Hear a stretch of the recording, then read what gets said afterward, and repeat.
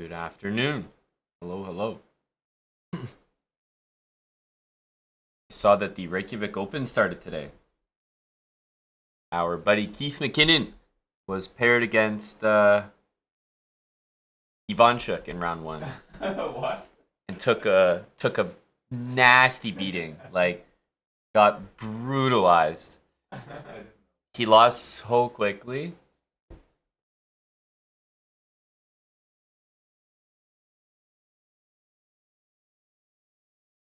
Yes, Ivanchuk,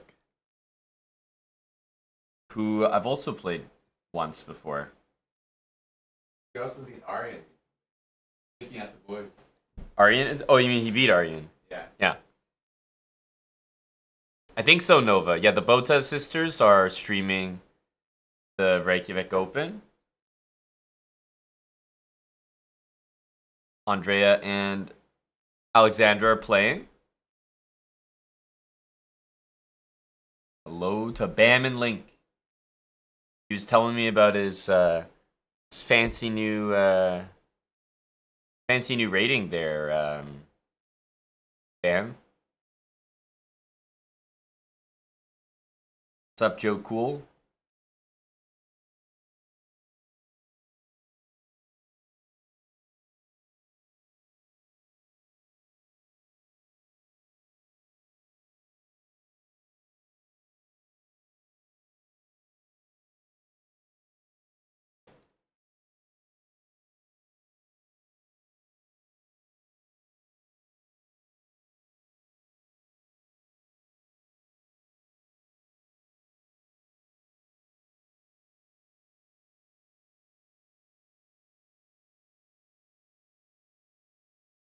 Night A4 next.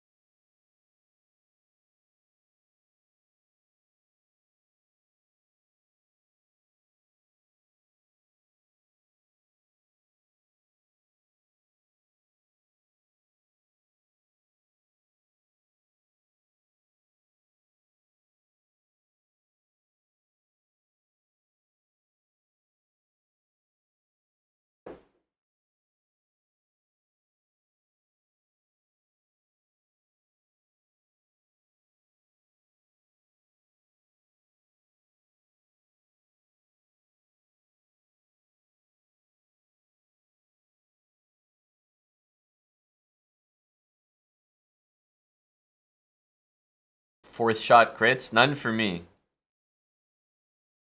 None that I can speak of.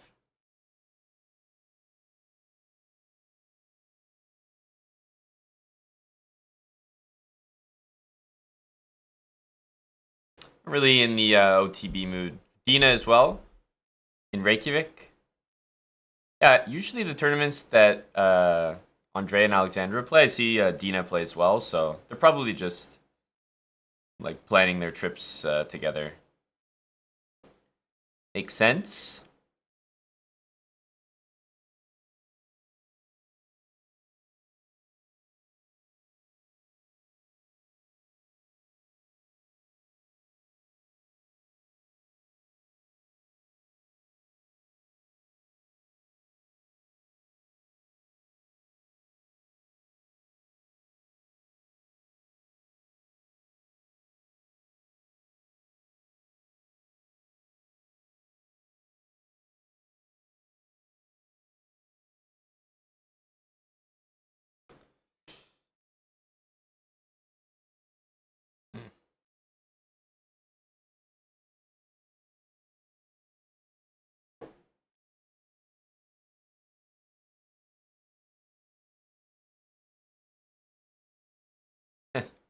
How did he lose that?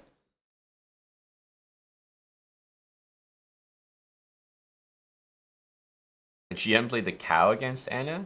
Okay. I didn't realize that. I saw that she was playing. I saw her game was already done, but I certainly didn't notice that.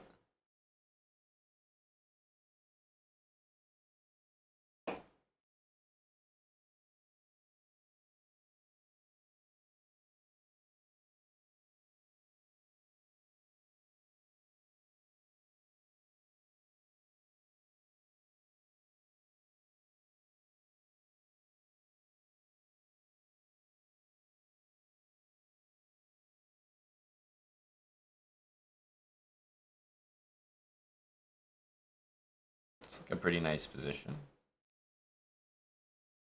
Knight on f4 will be really nasty for him to deal with. I think we just reroute here.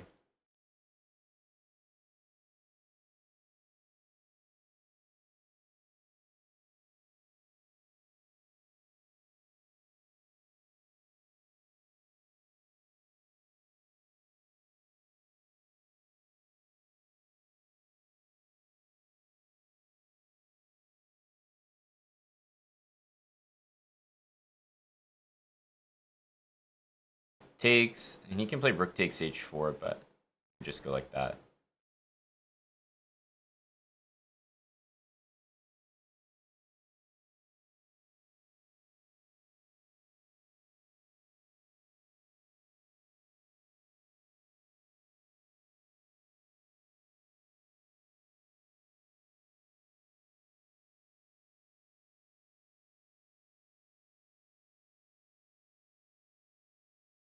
Quite an uncomfortable position.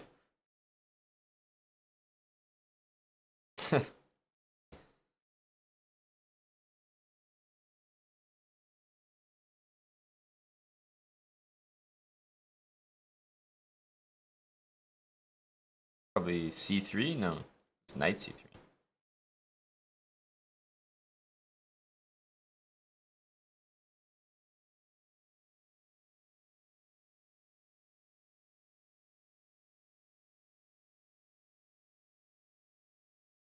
I think he wants to do that.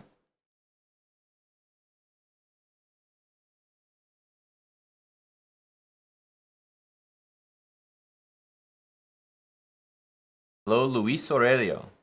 What's up, my friend? Let's defend that.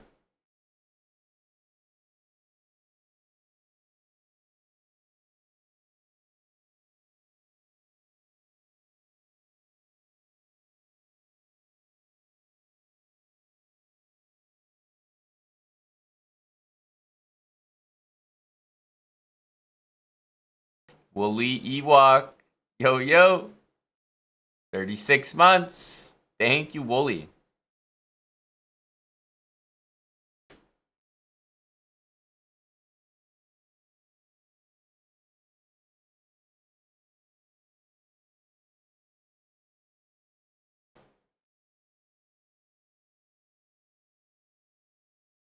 That knight needed to be there. It's actually bad now. Ugh.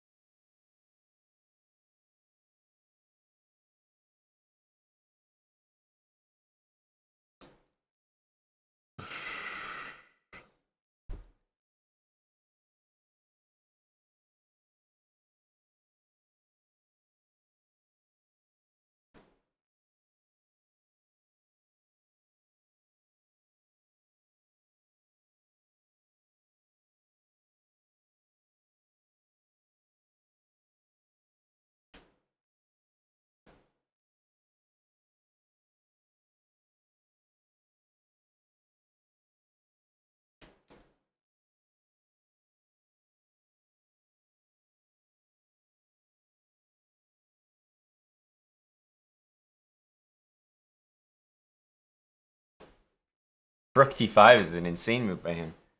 Almost like, I know I'm going to win. I know you have to pre-move, so I'm going to play rook d5. Like, how? You Casto, thanks for the 38 months.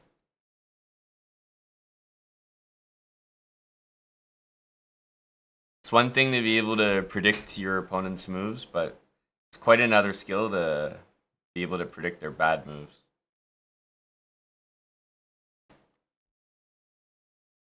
It's a lot easier to do with lower rated players. Because I mean, I can predict a bad move a lower rated player is going to do because you know it might be likely for them to do it. But predicting a bad move that a higher rated player does, it's quite difficult. Because you just never expect it.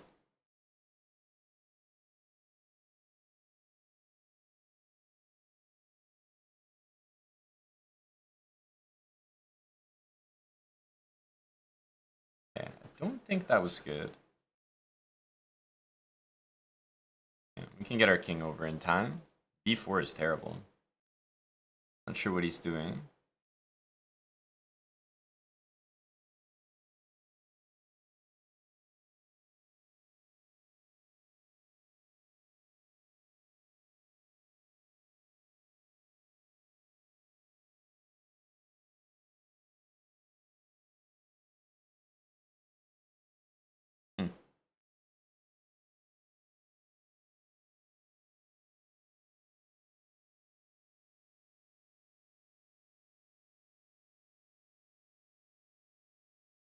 Hmm.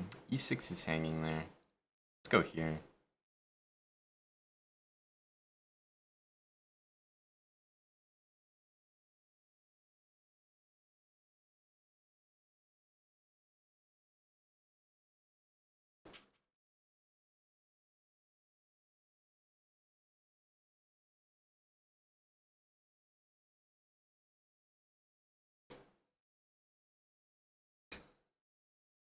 Can I make a speedrun Queen's Gambit in the Alekhine defense? Alekhine's a little bit boring. But the nice thing about it, which I give you credit for, is it will probably be playable against almost everything. Not everything, but almost. At least openings against e4 are usually good.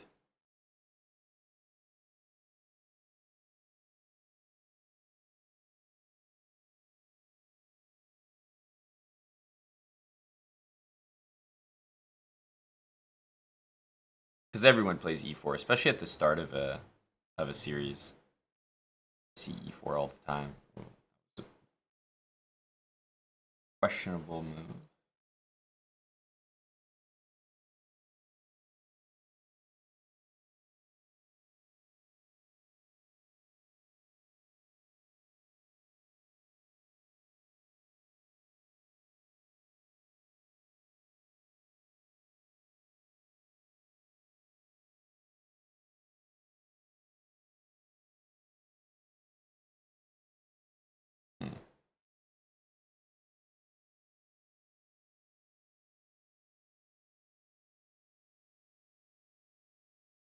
Could have taken on d4 there. It was a mistake.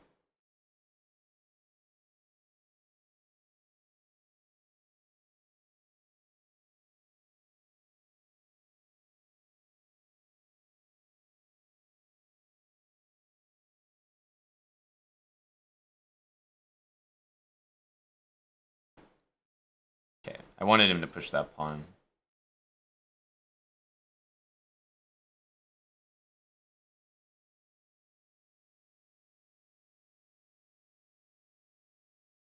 Just cut the king off and should be able to win easily here.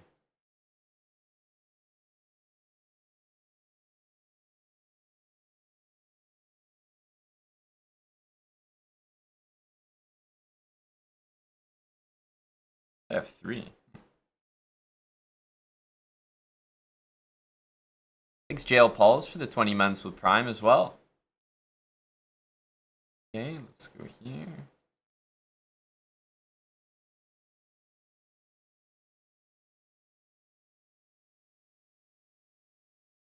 I don't want to trade these two.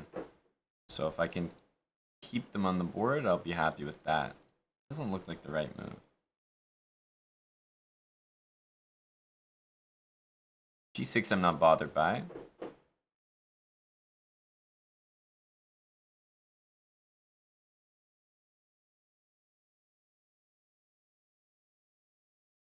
H2 is hanging. He's probably going to go H3.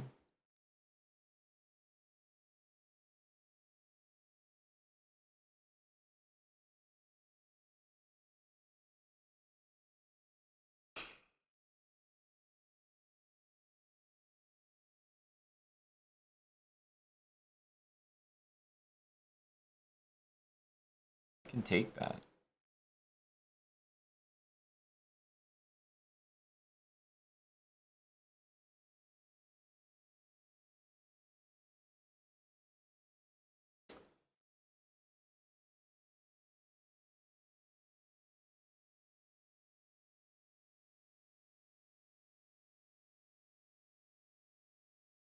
I guess we'll play on.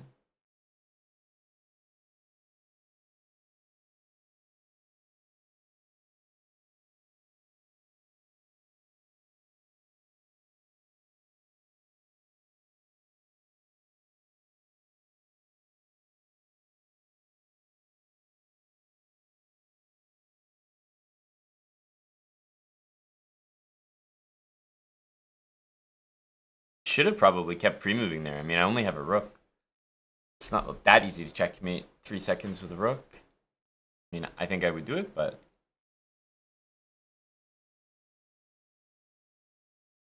I don't think I would do it every time.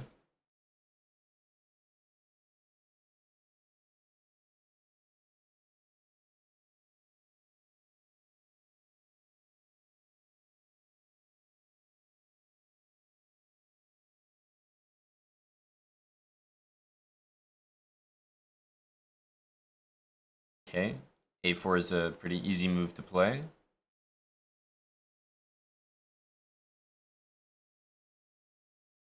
I think in this case, we're just gonna like open everything and kind of see what happens.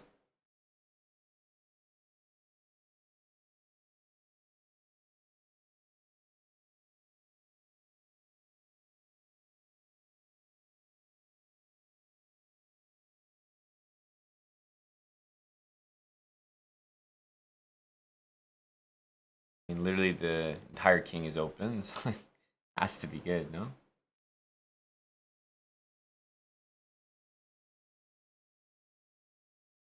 I mean, this is ridiculous.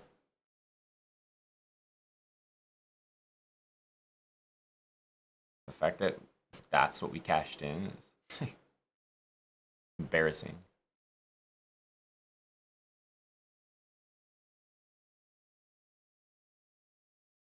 Embarrassing.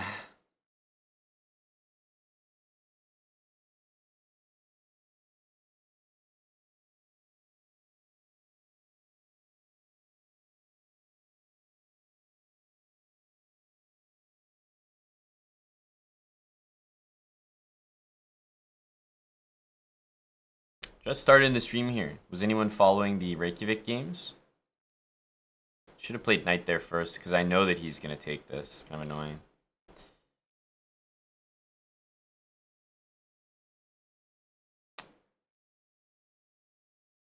Oof. These guys are full senders.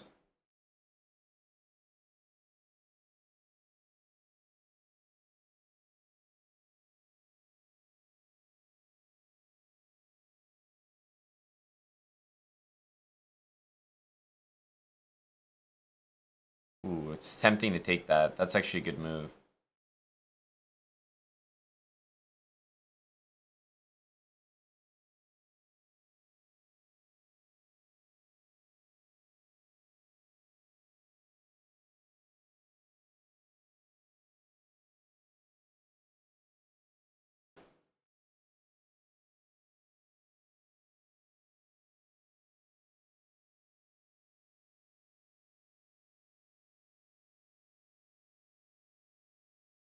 Okay, I wanted to go here, but he has bishop a6.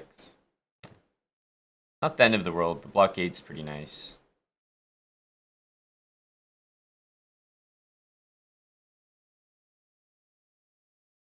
Not sure what that move was.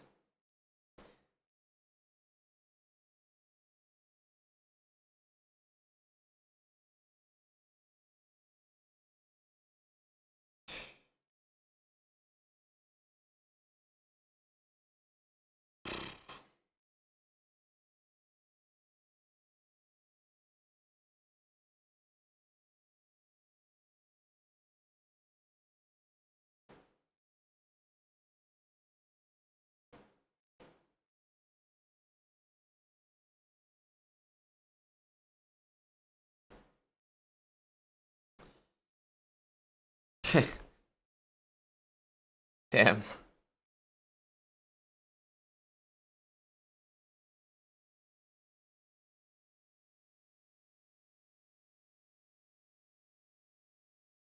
I was ready to do it, Monsieur Gatto.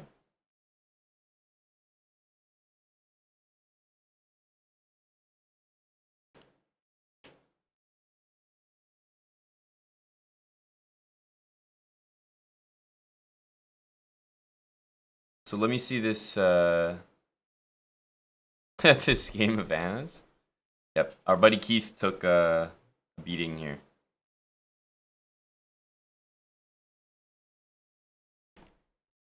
Oh, it's a Swedish GM. Okay, that makes more sense.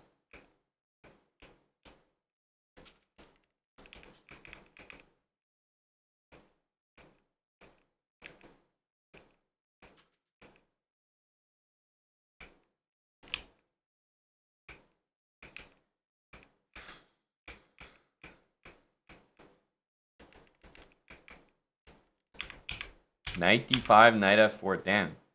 This looks pretty scary, but having bishop g4 in your pocket is quite nice.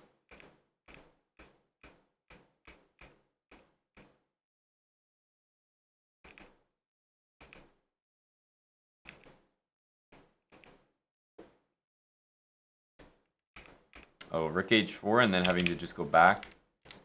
That pretty much seals it. Although black doesn't have any other pieces participating in the attack here. Oops.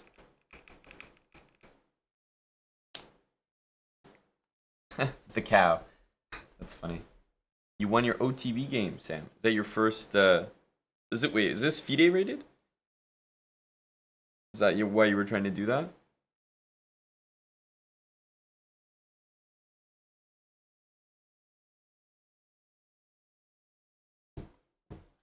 You won your first ever FIDE rated game. Congrats. Maybe your first official rating will be 2300. They'll just slot you right up to FM. If you never lose, then yeah, maybe some great provisional gains.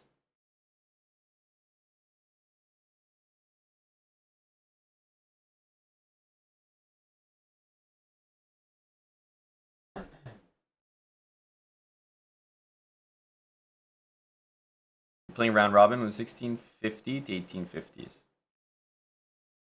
That's great.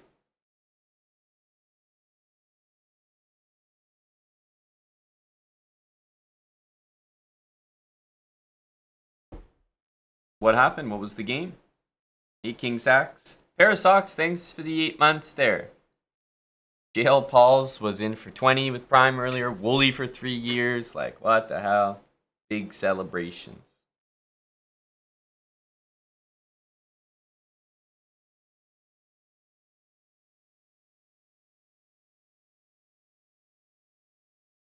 You be getting killed in the opening, like, no matter what they play? Like, you mean people's openings are just a lot better than a 5-minute pool on chess.com? I'm shocked.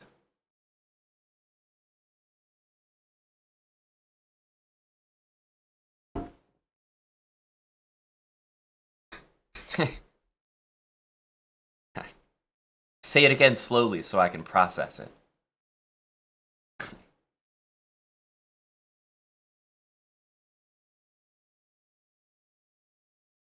Guy plays c4, g3, bishop g2. Oh, so that's why Fish was writing something like check what Kurtz plays.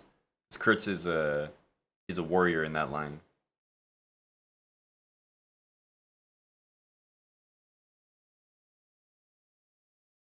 Well, it's in my it is in my Chessable course, right? Because we had to deal with that.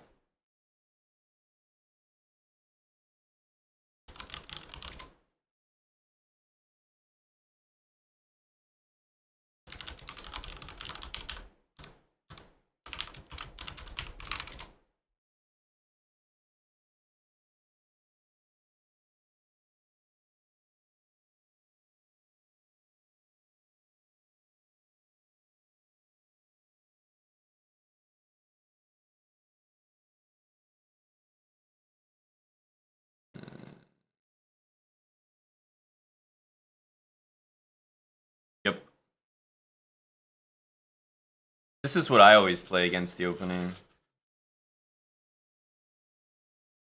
Play for d5. They should play like knight f3 or d4 mainly. Most people play this, I feel. Yeah, but it's a whole bunch of theory as well. If you just want something simple, I don't know. I play the symmetrical sometimes. That can be pretty easy. Just playing the two knights like this is pretty simple as well. You'll beat down some tempi, but it's basically the same thing as white playing playing this, right?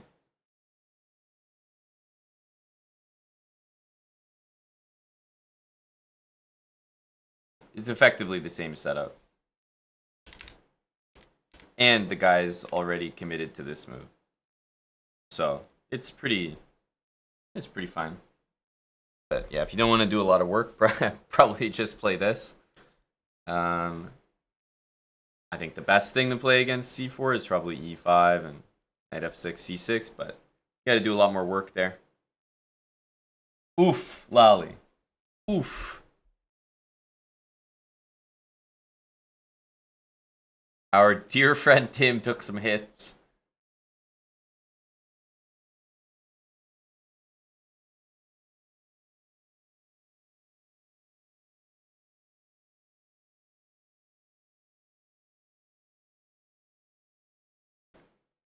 Interesting gambits. Dude, you're talking about c4, man. Like, c4, why do all the old chess players play c4? Why does Yasser play c4? Because there's no gambits, dude. You can't come out like playing some suspicious stuff. It's the most solid opening, like, in chess, period. Most positional, most chill. There's definitely where does it go?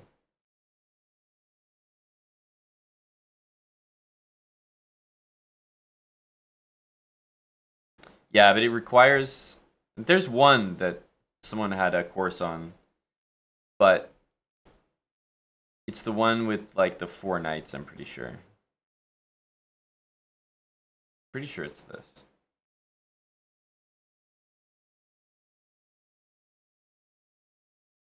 Is it this?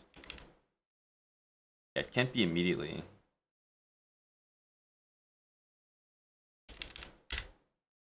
How does it go? I think it's this. Then c6. Yeah, and then the knight like gets kind of kicked around. But it requires them to play 2 knights. Sounds like this guy doesn't, which makes sense. I play c4 as well. I play g3. Like I play exactly like this. I don't think you can really be surprised. The most aggressive way to play against this for sure is like just f5, like trying that stuff.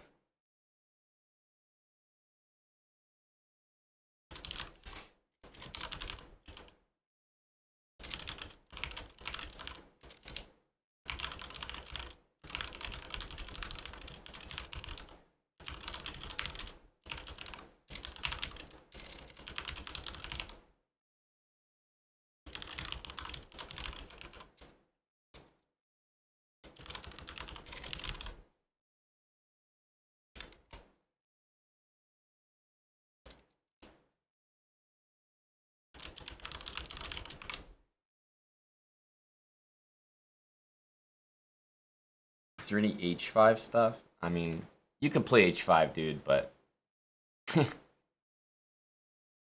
as your funeral.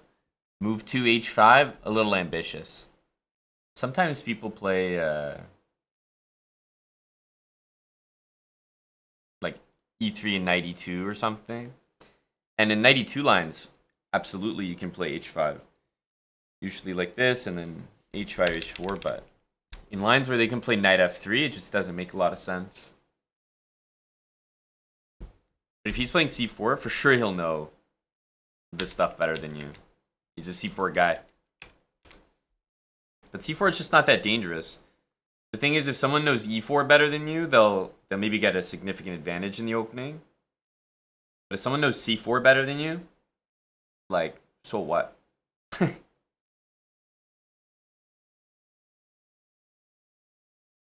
Nothing's really going to happen to you. The English doesn't yield like a massive advantage.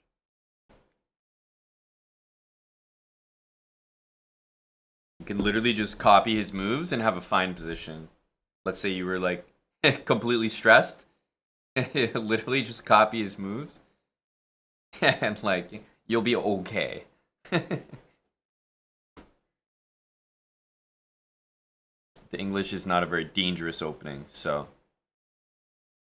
you might not have an opening where you get to have like a gambit or that you know exactly what's going on, but you still know how to play chess. You're just going to be in a chess position. It's not going to be very tactical.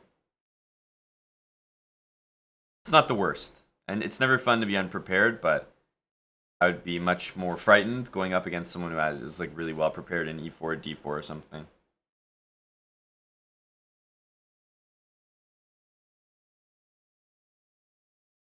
You hung a piece on move 8 and you still won the game?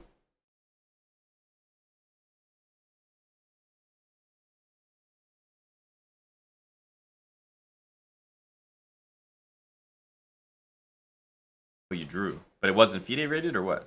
I thought you were saying... Oh, you're saying you just had your first FIDE rated win.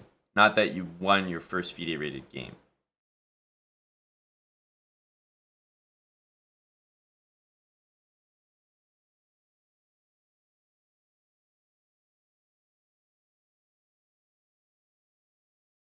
Your opponent does bad moves to let you copy him. You can bail out at the right moment.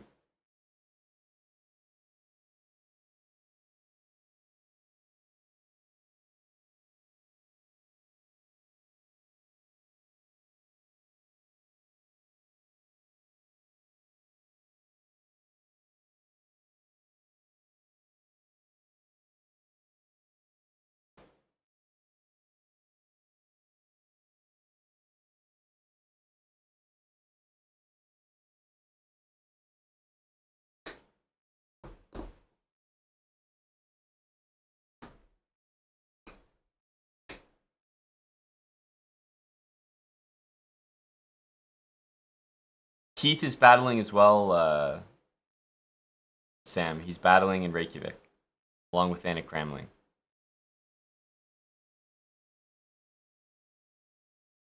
Unfortunately, first round L, but Big Keith is active.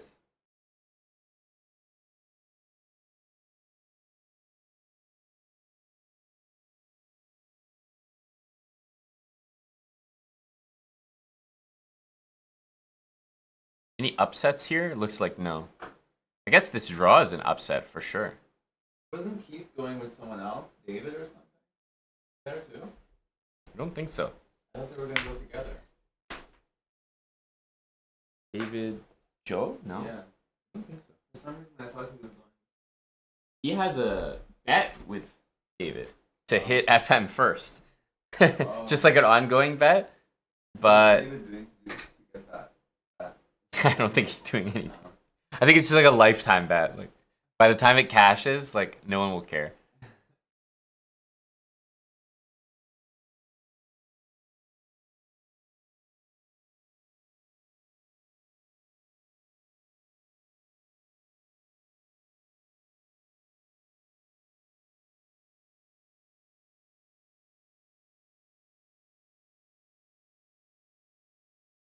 So I think this is the is this that kid or no? No, I guess he's a GM, so it couldn't be. There's like an IM on chess.com who just has a killer stats page.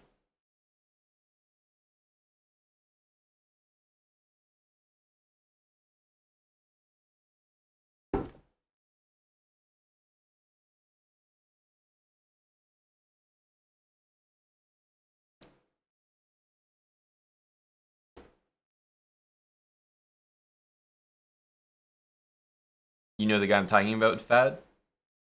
He's like, yeah, like 3,200 or something. I think he's an IM, but he might have all his GM norms. I'm not 100% sure. Last time a chess bra made an appearance at Reykjavik Open. Depends who you're referring to as a chess bra there, Coolby. Myself, 2017. there's only one answer. I've actually played the tournament. Oh, 2019. Yeah, so This I've is actually long. played the tournament 3 times. I played, I think, in 2013 or 14, and then 2017, and then 2019. Um,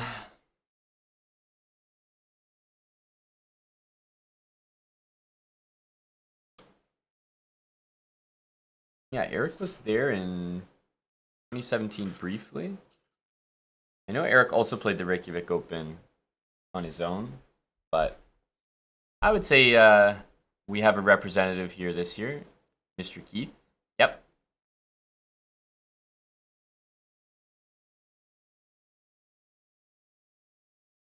Is that the vlog? Yeah. Yeah. Oh, good memories. I can always rewatch stuff like that. Yeah. Very cool. Is the 17 one the one Yeah, you did? it's vertical, yeah. Remember? Vertical. I did it in like on the on the ground, I was gonna say on the floor. on my phone. Crazy. The days.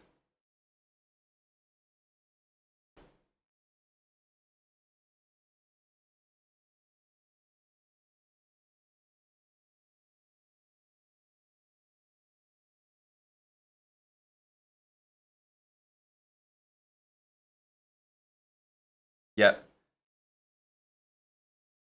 Just just the boys.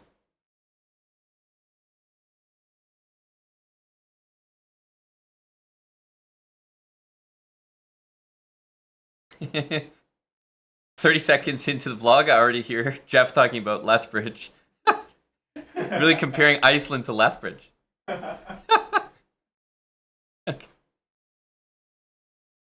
Actually, it's nothing like Lethbridge. Actually, I'm surprised. But by the way, this is the first time I left the country.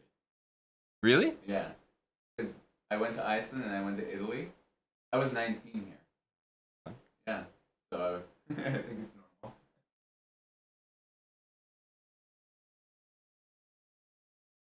I followed your opponent, right? I was gonna say, is this the sped up opponent part? Yeah, I followed him from the hotel all the way until he shook your hand. I think maybe it's not. This is just a walkthrough, but I know what you're talking about. Yeah. Oh, Fiona. Yep, Fifi.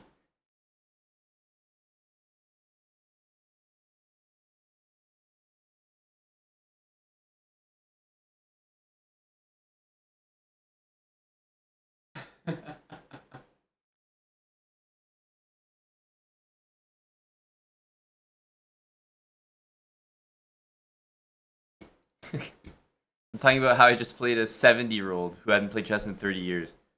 Came back 30 years rusty and gave me a big sweaty game.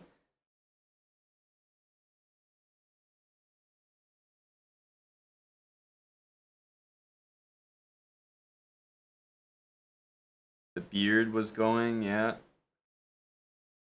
There we Oh go. wow, I wasn't even here. This is Jeff's expedition. What the fuck? And this is with our friend. Mickey Kleinman? No. His mom and our friend that often frequents pub chats. Oh, yeah. Not really self. What? Wait. What's that?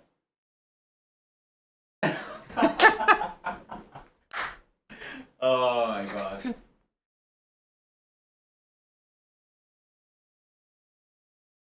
It's great. We're getting the updates. That's an exclusive shirt. The blue. Jeff didn't age at all. Okay. I think this was post Shira. Yeah, it was. Yeah.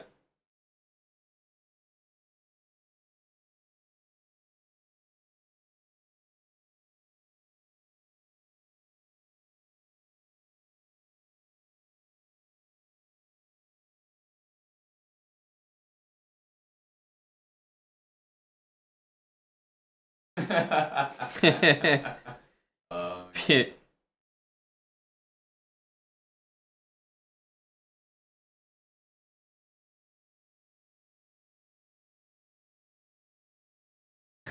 Dalgor?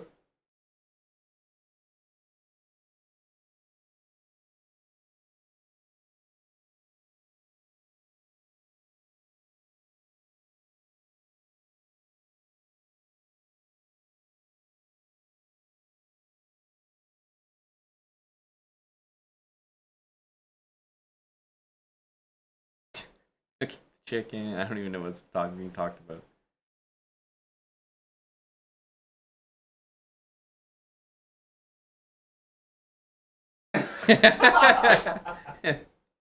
stiff. Man, but this was the room. Like, there's just like one bed. Like, these were the days of sharing a bed and editing on the floor. Like, this is only vlog number 1. Jeez. Oh, yes, soccer. It's vlog number 2 with soccer.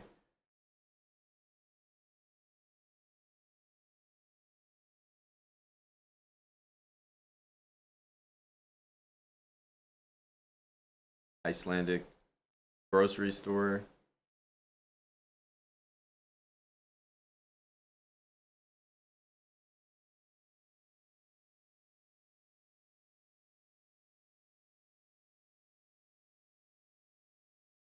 You look high. High. Yeah, I do. So I think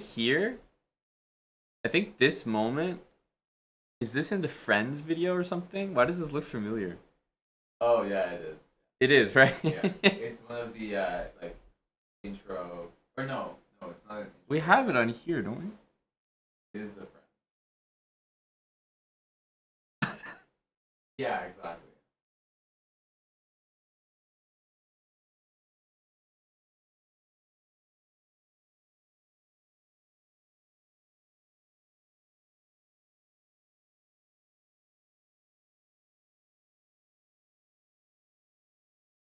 Definitely toward the end. Mm-hmm.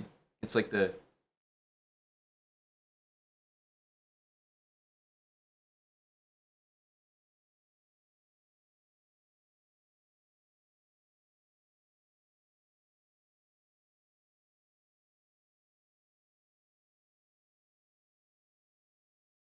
yeah, there it is.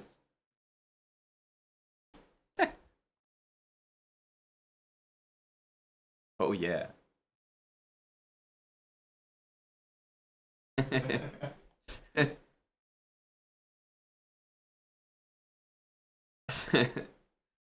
Oh yeah, the days.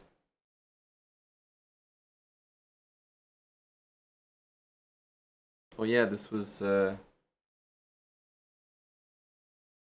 Bobby also, Fischer. Yeah, yeah, I went to that. yeah. Hello, Dr. Lord. Wasn't there a photo of Hans? Yes. That just posted. Yes. What did he say? Something like I can't even remember his Oh, I just caption. saw the Discord. Someone posted it. I didn't see his actual. I have a lot of phases, Dr. Lord. Robert James Fisher.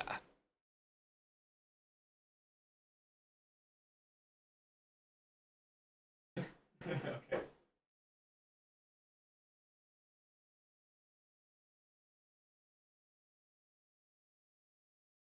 Is there 3? Yeah, Or there is. there is, right? The third one, I think, is where I followed your opponent. Because I was wondering. Third one is the best one. I'm wondering. Yeah, it's just not like linking.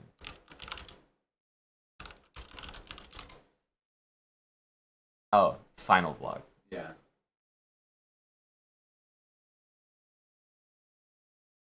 Oh, never mind then. Maybe it's not the third one.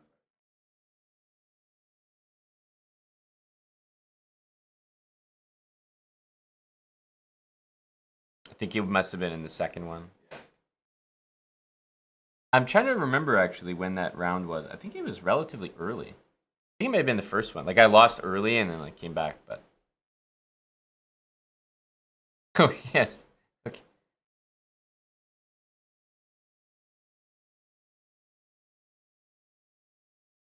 Oh god. I almost. Oof. Wow. Huh? Oof, the man behind the scenes.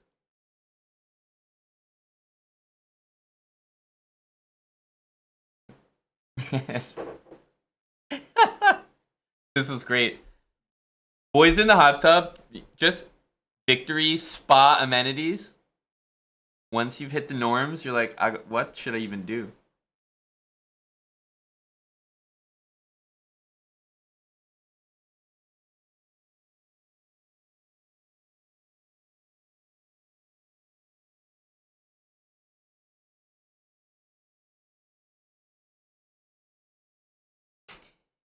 You guys can visualize the position, right? You guys can all see the board?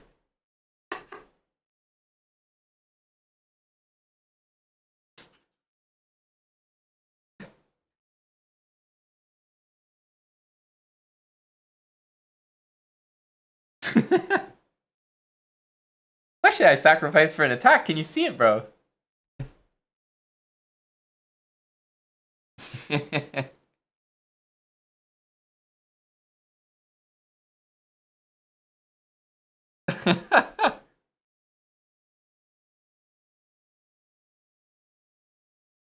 Really a rose? Yep. Okay, Joe Baba. Yes. Cool cat. Joe Bava's a funny guy.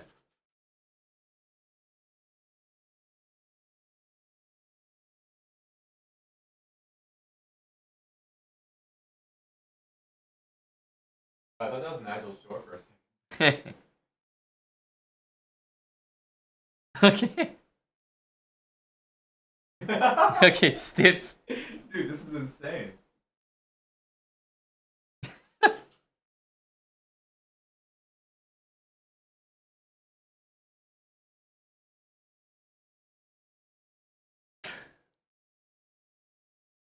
Arya does something like this too when you put the camera on. It Yes. just looks at you. Oh yeah. I lost him in round 6.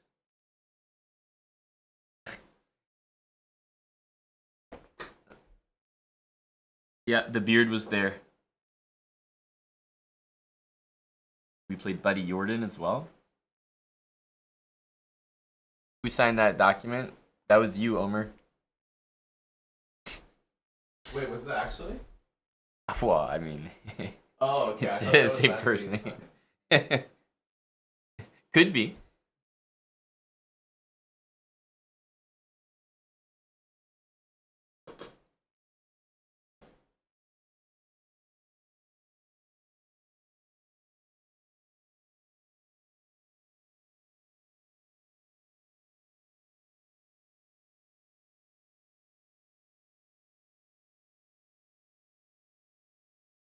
Signed Omer 4406. That's the life, though. Get your chat to um, get you to the GM title.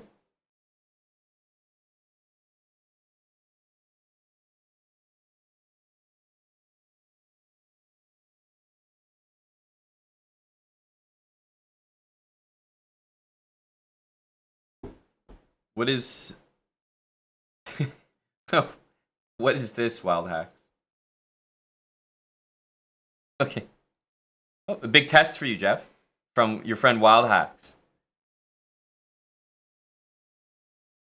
Close your eyes and picture a red star. How well can you see the star visually on a scale of 1 to 6? Close your eyes and picture a red star. Okay.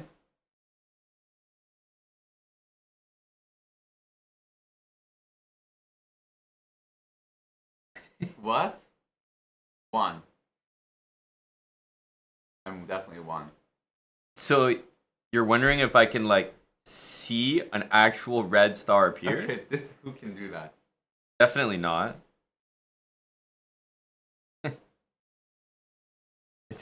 Definitely not. No way. Whoever said But six is I lying. can like I can picture the concept of six very clearly. Yeah. But like it doesn't just appear like fucking like a dream or something. Lucid dream rap. Yeah, well, actually, I'm surprised that you can't see it, Jeff. As a lucid dreamer. Yeah, it's just like it just depends how you think about it because technically, yeah, I'm a six, but like depends how you think about it. Conceptually a six, but not like visually. No? Yeah, Like even when I play blindfold chess, like not saying that I'm good, but like I can play like 30 moves or whatever. yeah, It's always a one, but it's conceptually a six. yes. Like it's not like I see the actual board. Like Yeah. I'm not like it's like an intuition. I'm not like observing myself at a board, like out of body, bra, or Yeah. something. OBE bro. No, definitely not. Oh, Wild Hats really teach. Actually, it's like people seeing a chessboard. They teach. Actually, thank you for telling me that.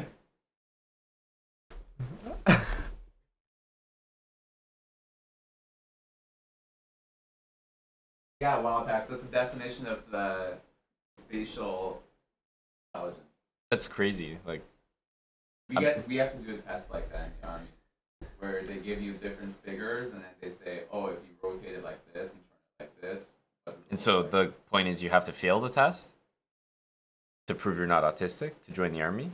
Oh yeah. You can rotate the shape. All right, get the fuck out of here.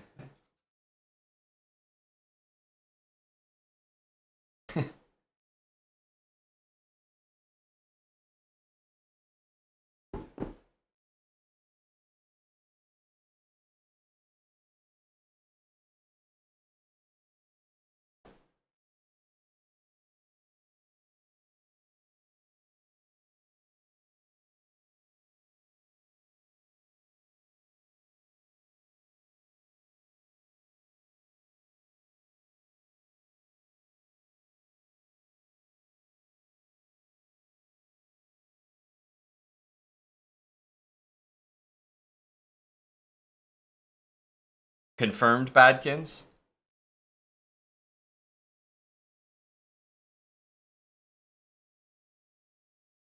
Oh, the kid is playing.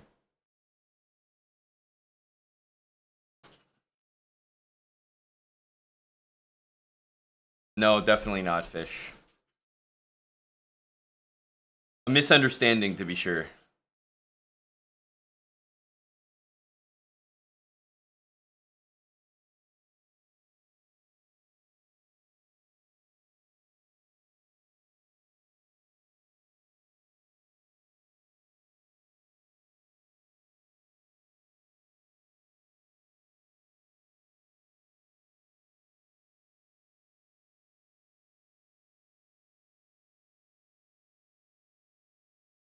Bishop c7 is a funny move.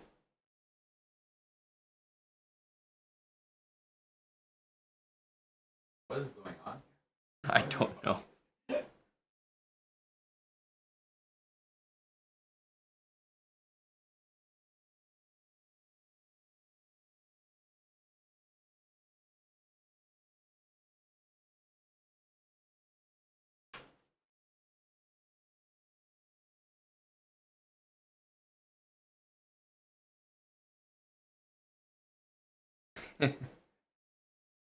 Unfortunately, they don't help with chess.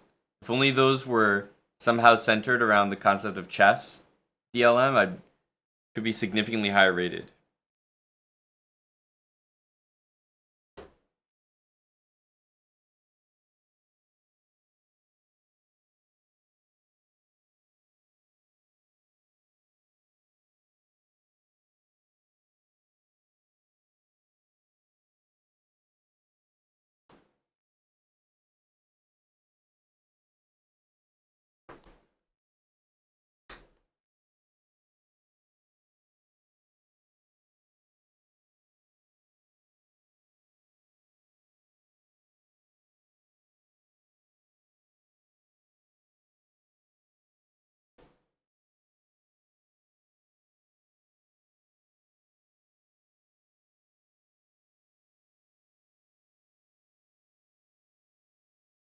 Arctic bear. Yurei Kilich. I don't know who these people are. Starting to get to the point where I'm unaware who all the talents are. Getting old. Truly. Is it more impressive than Tim Cannon's graph Force to Draw? I mean, I know it's good, but have you seen Tim's?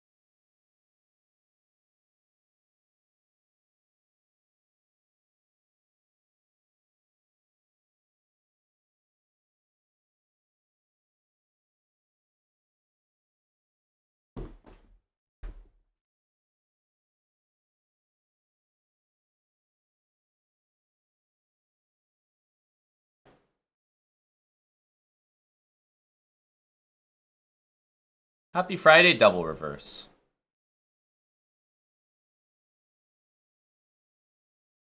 Space.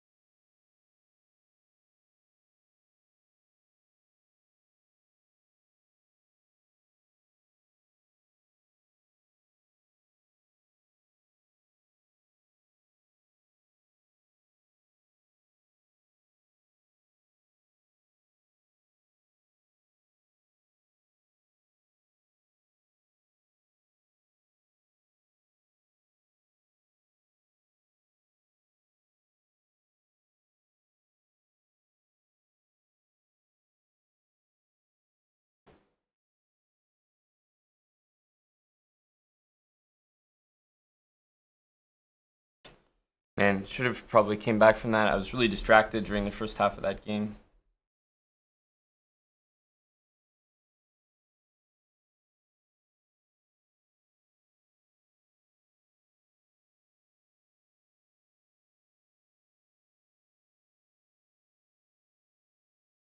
Okay, I wasn't even looking. Oh, you got it?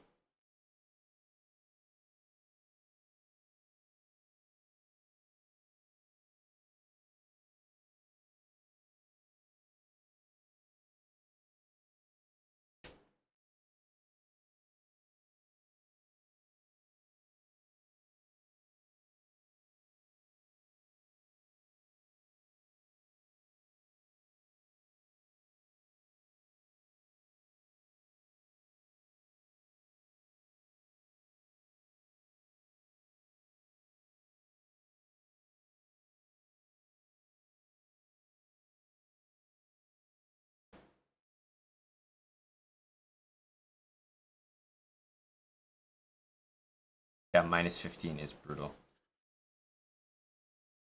Which is why he's gonna stop. It was a bad time to be distracted, but I really wasn't paying attention during the first half of that game and got punished for it. I don't think we're expected to lose more than one game over a course of like maybe 10 or 15, so it happened right at the front. He's very strong, Ahmed. Definitely a weird player. Have to get used to his style. Yeah, I haven't seen him playing Bullet so much, and I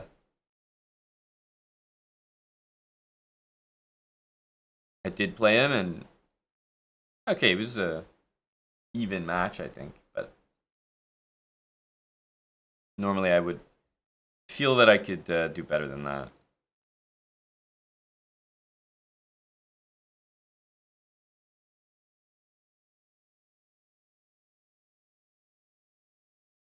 I'm not sure, Twink Time. They're always up to something. Oh, jeez. Okay, this guy's really playing fast.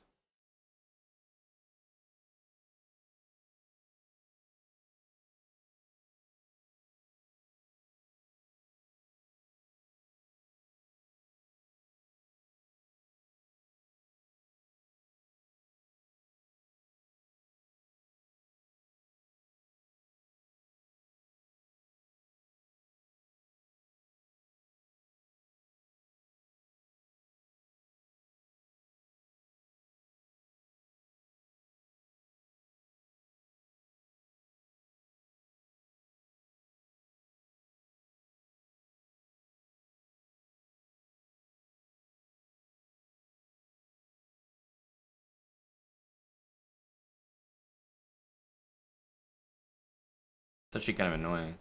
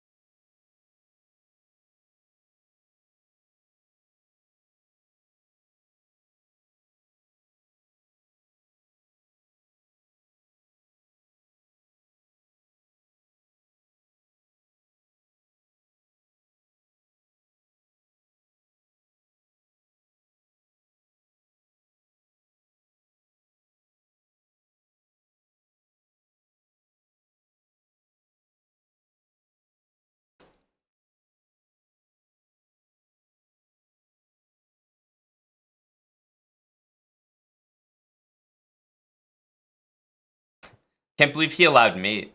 I have to get better at assuming my opponents are going to blunder, especially some of the stronger players. So many of them make such bad moves. Damn, this line is... This is the... Speaking of that Ahmed... was it Ahmed Fauzi or something? This guy...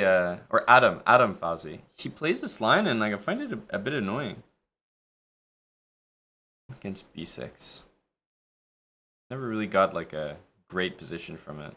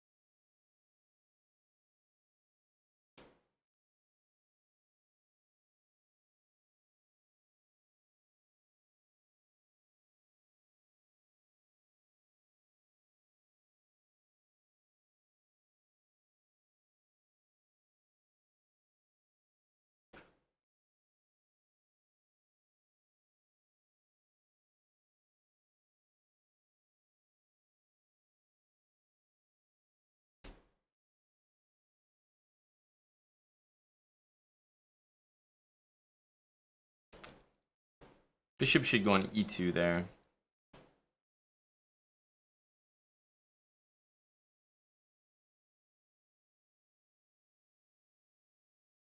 Just needed to play knight d2 first. A little bit lazy.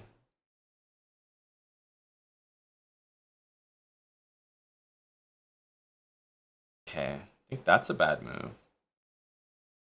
Let's take this.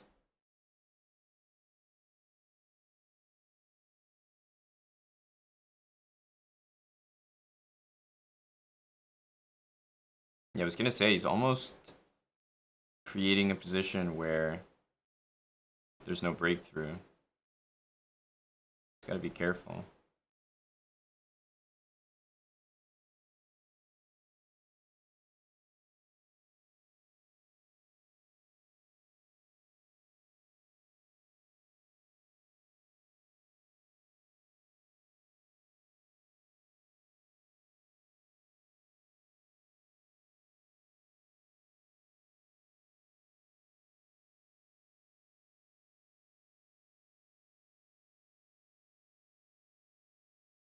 Oof.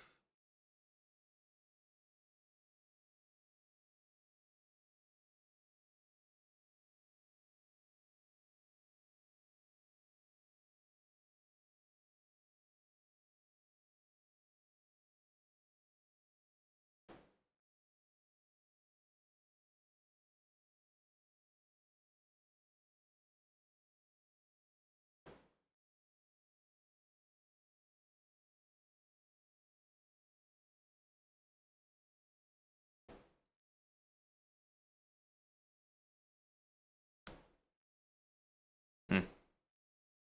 Hello, Hiva. There's an old name. How are you, my friend? It's a key move order.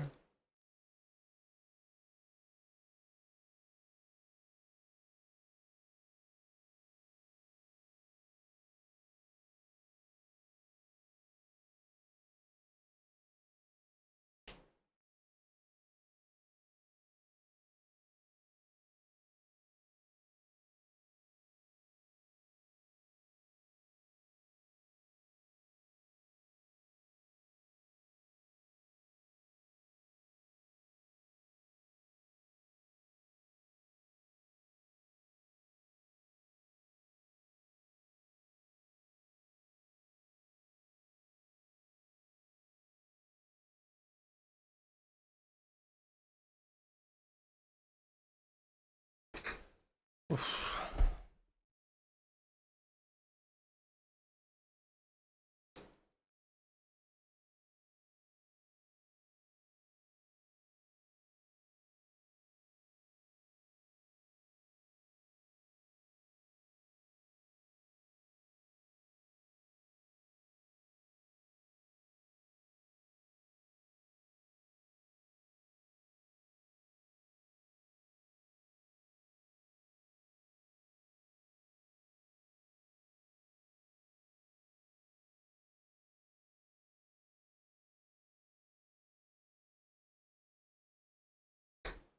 You're free, like you're no longer in one? Is that recent? Eva was a big representative of COVID energy.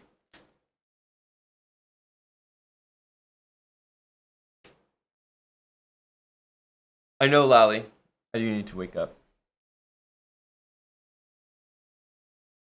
Thanks for the 55 months there, Kiva Lol. What are you planning with your newfound freedom, Hiva?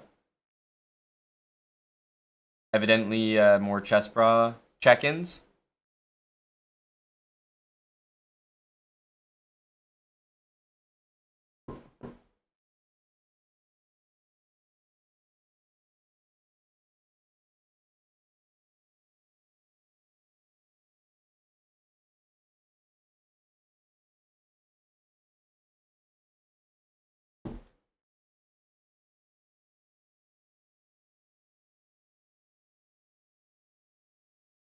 Only a couple games. A little 2-2 draw.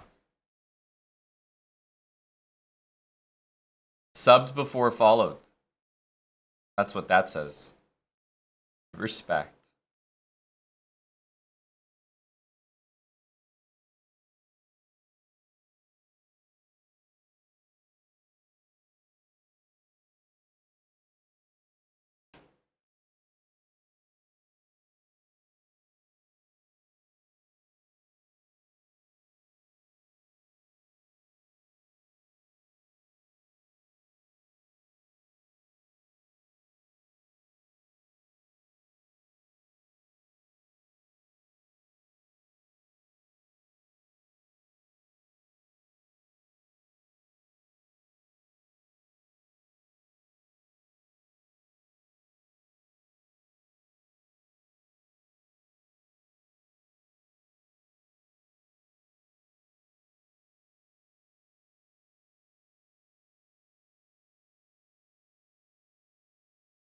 You can just take. Uh,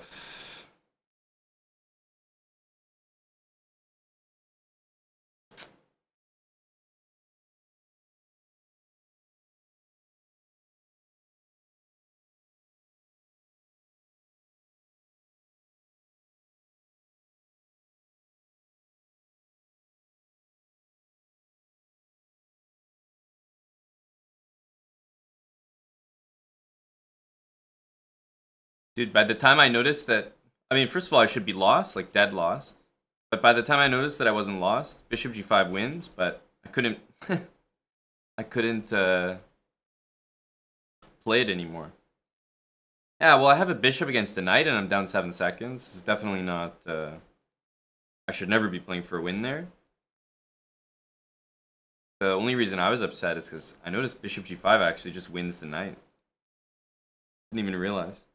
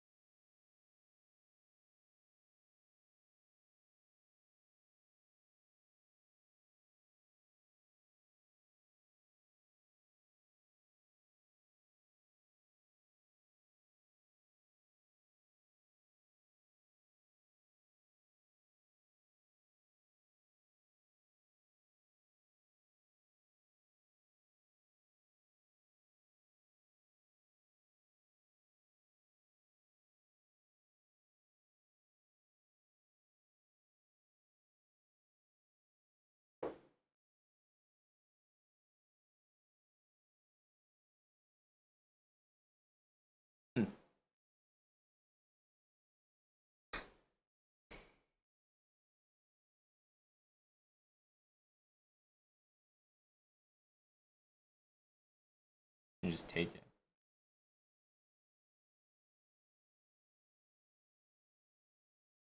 King G3 would have led to the same thing, I think.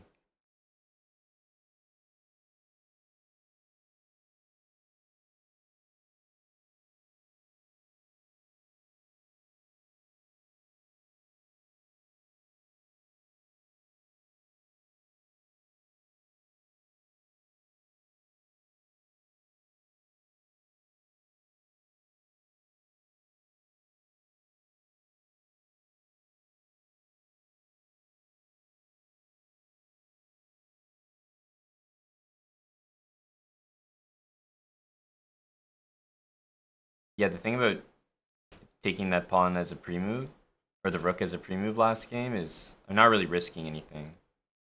Like, if the pre-move doesn't go through, no problem.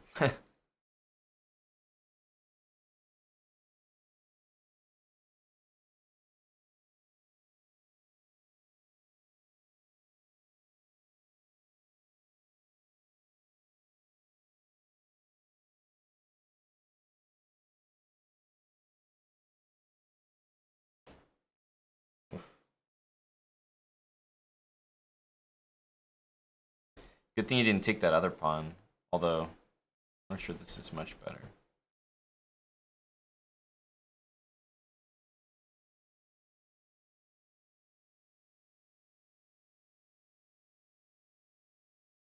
This endgame is winning.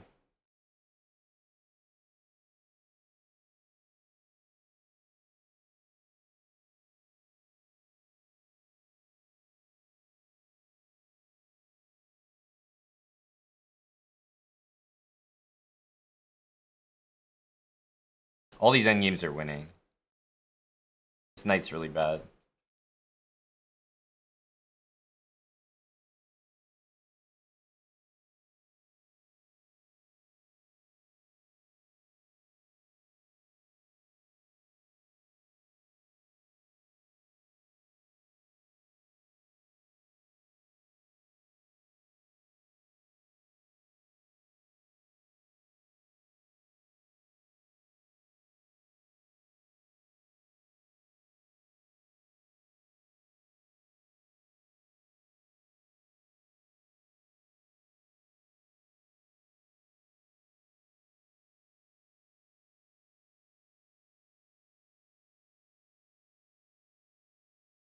A5 is weird.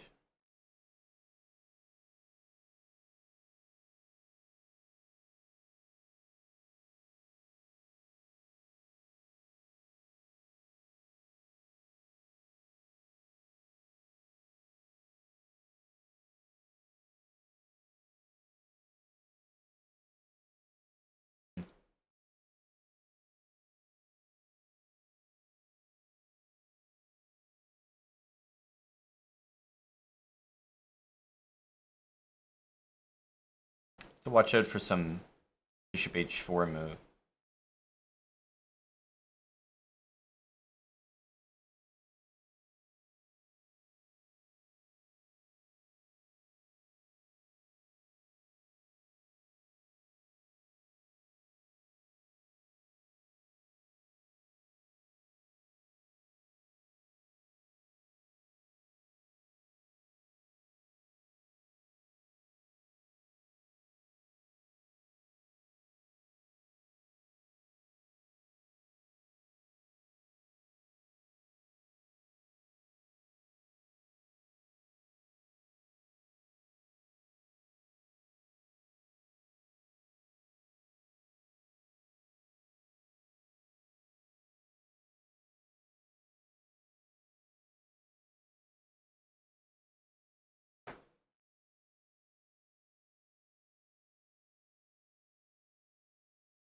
I think it's not smart for him to take that pawn. So he can take it and make a draw, but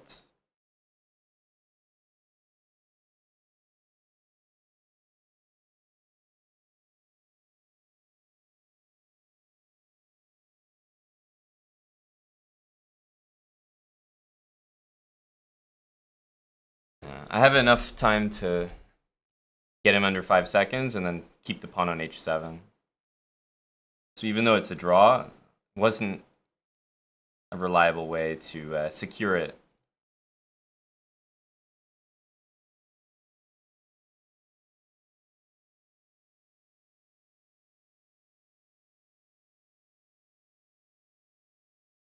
Should have probably gone bishop f5 there.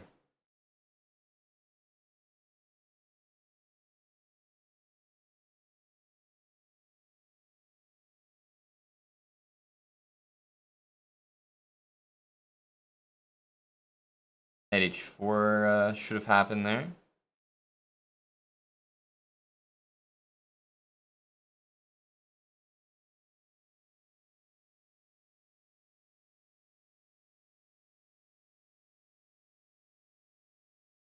He wants to like play an opposite bishop position. I can feel it. I actually don't think I should be opposed to that.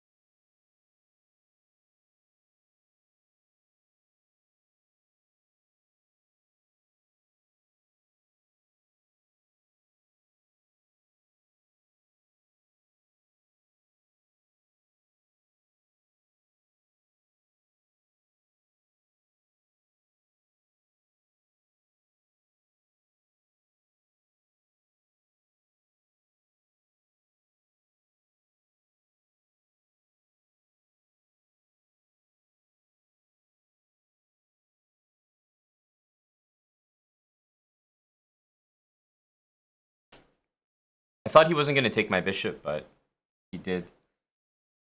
Taking the bishop makes it a little easier not to stalemate.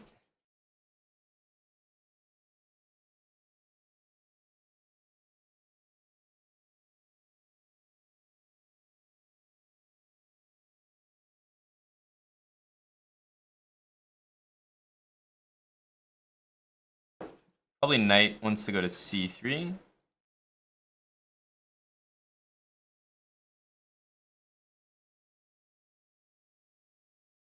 Yeah, the pawn's gonna be under a lot of pressure. Takes, we have g5. I'm hitting h4 here as well.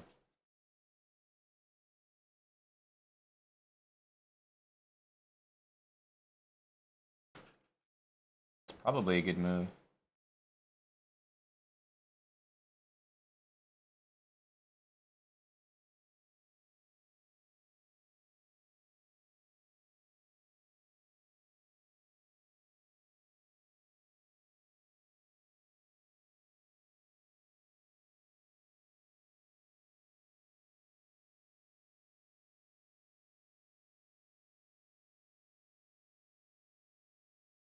It's a bad move.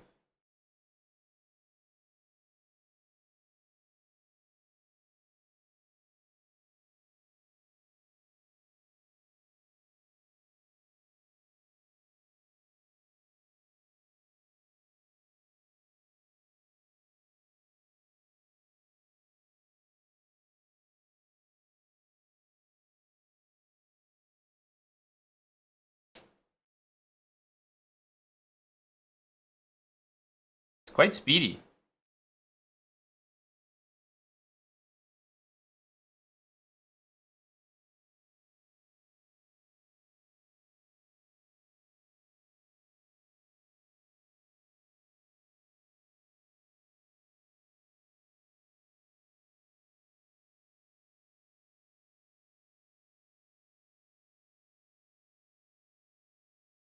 It's a really weird decision. He's gonna go 95.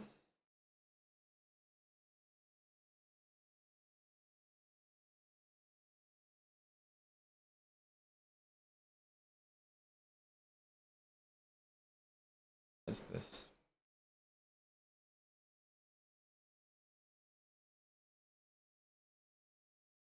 Rook's the one we can take.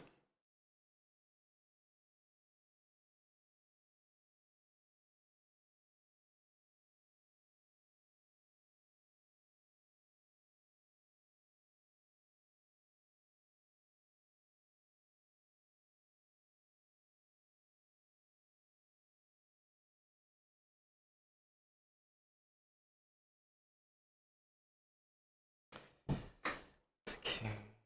It's a bit annoying.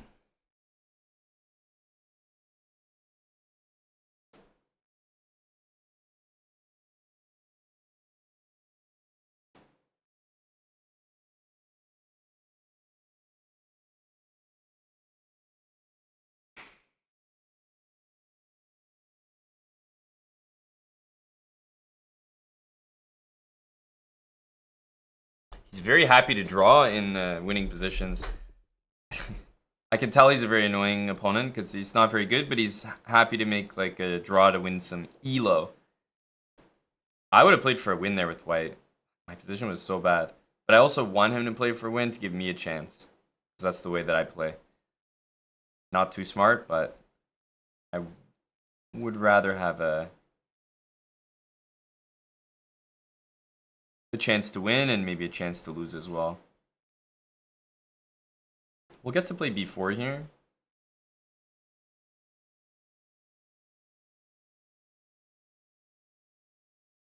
We can just play bishop c6 and kind of trap that rook there forever.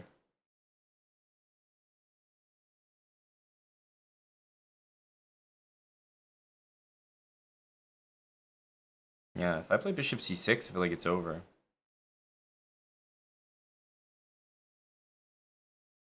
I mean, the rook is just not participating.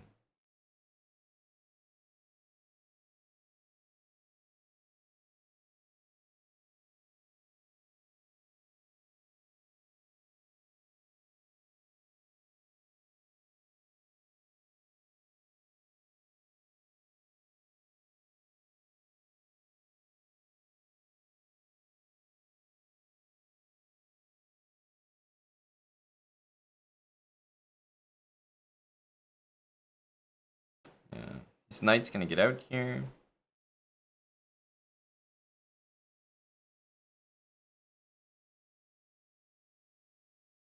He's also gonna get mated.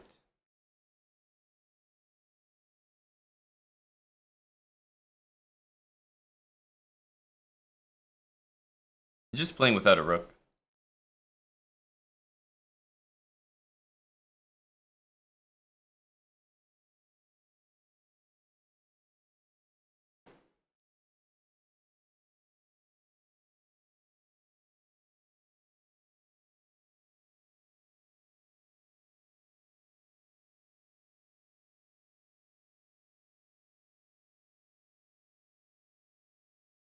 Double pawns look pretty bad, but I think they're actually alright.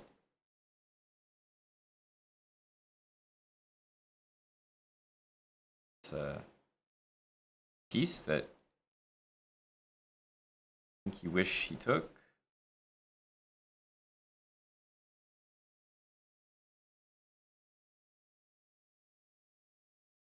Okay.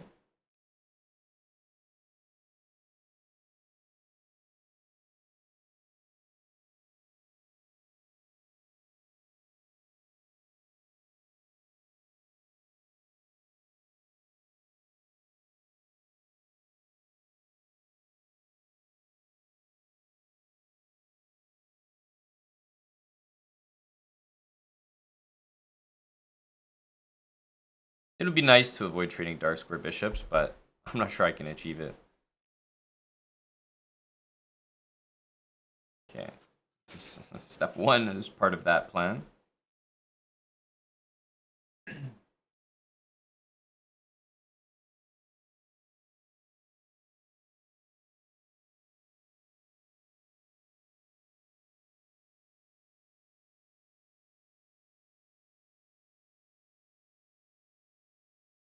Need to stop knight b4. King f3 is great.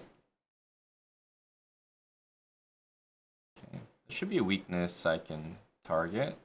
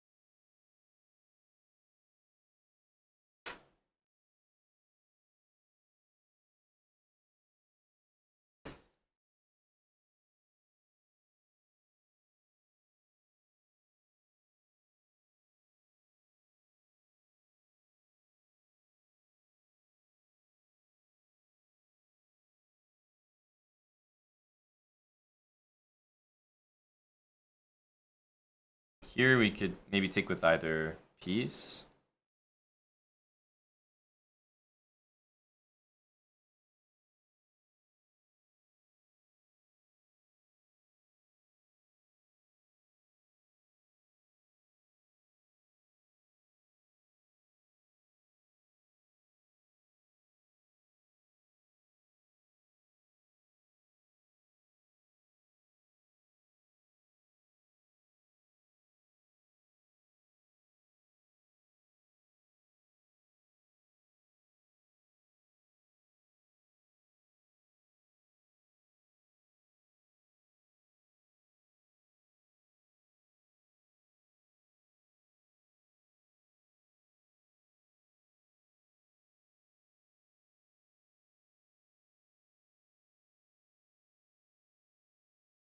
Didn't even realize this could be taken. Oops.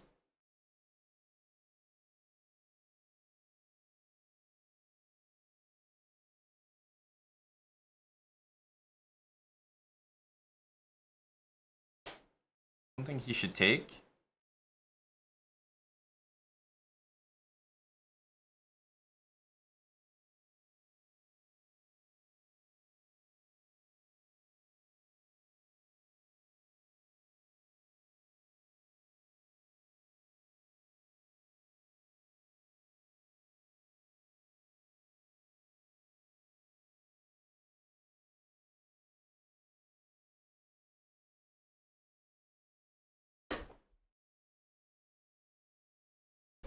We didn't actually lose a game to him. We only drew 2 games.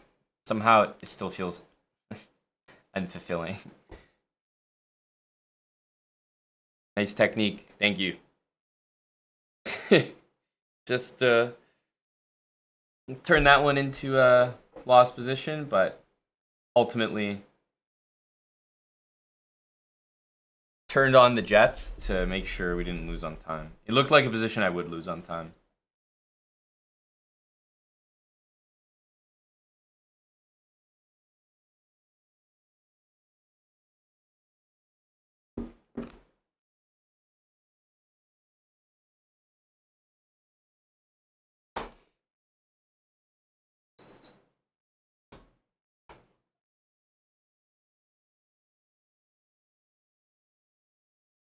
Who are you guys looking up there? Clay Hacks? Yeah, Buck81, I think Twink Time got it. But, yeah.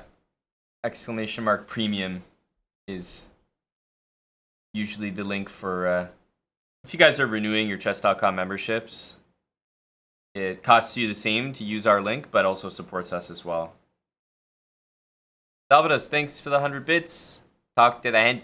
Thanks for the Prime sub and 57 months from Abe Froman. Welcome back, Abe. You can do that, Dr. Lord, but I wouldn't recommend it. We got guys like you supporting enough. There's a coffee in the fridge. What? Okay, iced coffee. Be a cold brew. This coffee has been distilled over 24 hours.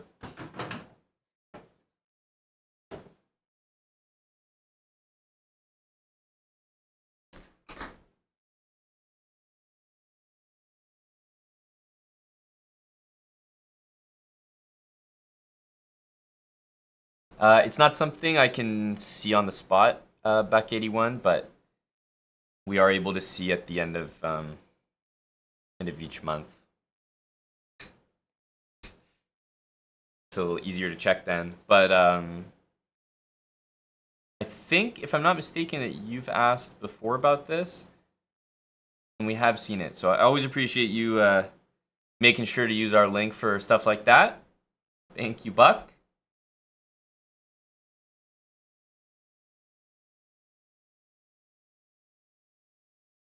Dr. Lord, that's why you keep coming back here.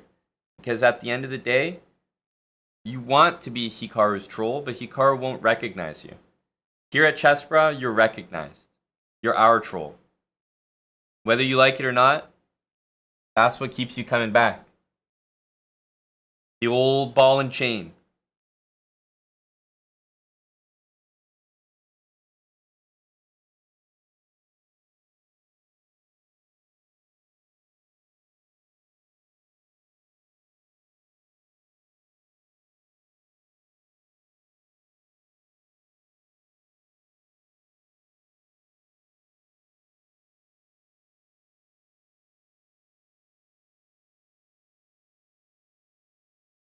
Here at Chessbrah, trolls are family.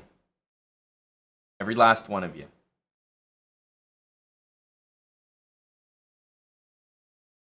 What type of plan are you on right now, Tommy?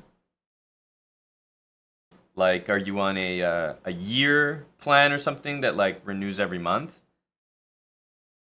I'm not sure how exactly it works, but I do know that if you're on any type of plan and you just cancel it so that it'll expire at the end of the month, for example. So let's say yours runs out in 2 weeks. You cancel it. I don't know if it will auto renew, but cancel it so that you keep your subscription for 2 more weeks. Then after 2 more weeks, it would just stop, and then you re-up using the Chessbrah link. !premium. Because yeah, it definitely won't count unless you specifically sign up like through the link. So you'd have to like cancel and then restart an existing membership. That's right, Scorelli. Code for swinging. We learned that recently. Brought to our attention.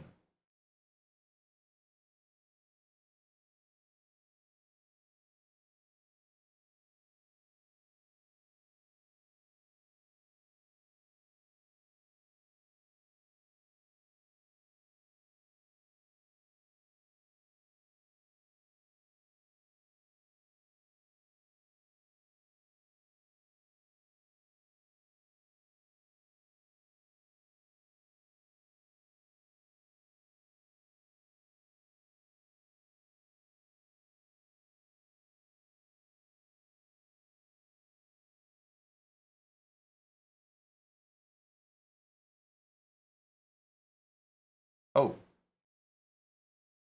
Didn't expect that. Kind of worked out though.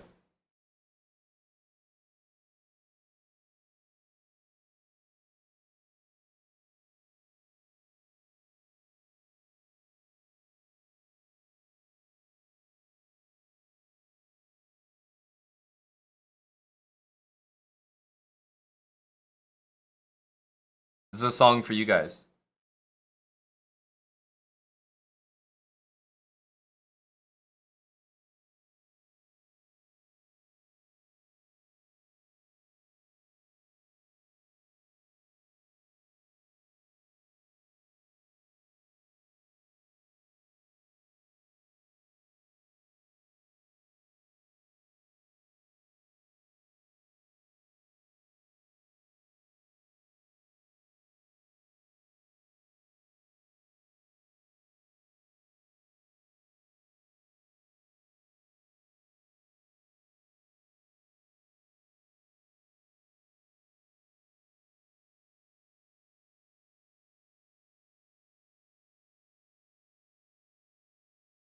Here, then h3 wins.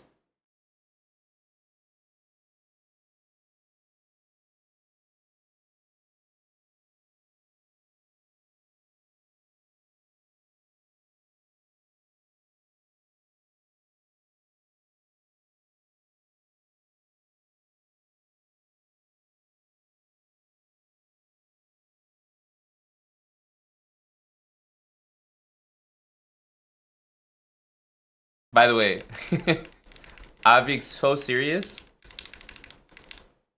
I have a renewed confidence to play this line. Jeff, did you see Hickey's team chess match where he played this line with Levy? No, I didn't. So they had this against Danya and Robert Hess. Mm-hmm. So like Danya and Robert Hess are playing with the white pieces. And if I'm not mistaken, like, and me too, prior to seeing the game, this line just in general is like kind of disturbing for black. Like I don't like to face this with white, right? Yeah, h5. Yeah. And so I saw Hickey and Levy play, and of course when you're watching Hickey and Levy, you're just listening to like Hickey explain the opening. Yeah. So I was literally like noting, and he was speaking about it like every line was a draw. As black? Yeah, he's like it was nothing. Like he couldn't care less. Like, yeah, H5, H4, you put the knight on F8, and Levy like was asking questions that I would ask. Like, he's like, oh, but like then they put the queen back to D1 and like go queen H5, and like don't you just like lose the pawn? And he's like, yeah, you know, but like here, and of course like queen H5 is like, yeah, but you take and then you just go here or something, and you're like down a pawn, but then you just play like with the opposite bishops and like make a draw easily, like hit. And sure enough, the engine was like, yeah, Hickey's right. Like you play the line and you play it out a little bit, and it's like, yeah, no problem, yeah, Hickey's right.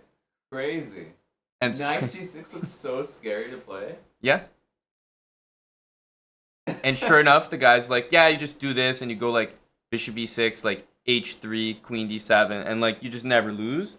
And white's pawns can never really like get mobilized because you just have the bishop here and like. Wow, really a bunny note. Yeah, as like he said that, and I was like, huh. And literally in their game, I think they actually made a draw in like this team format, but it was the type of game where white's up a pawn, but like Hickey would win every time. Yeah. That type of game. I was noting. Exactly. Yeah, you can play whatever you want, but it's all draw. It's all equal. It's all zeros. So, yep, I have renewed confidence to play this. Now, of course, it doesn't always work out exactly like that, but...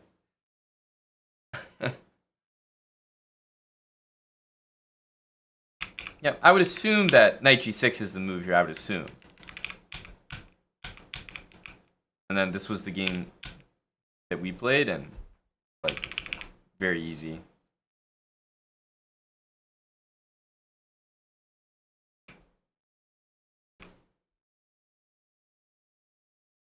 Go Hickey.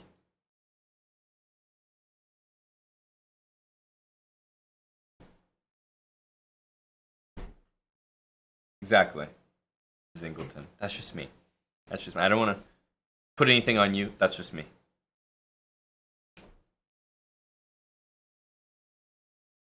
Oh, Jeff, do you mind actually bringing one of these things that Eric was saying you had? Yeah. Do you want to bring one of them up? What flavor? Yeah, I don't really mind. Yeah. Thanks.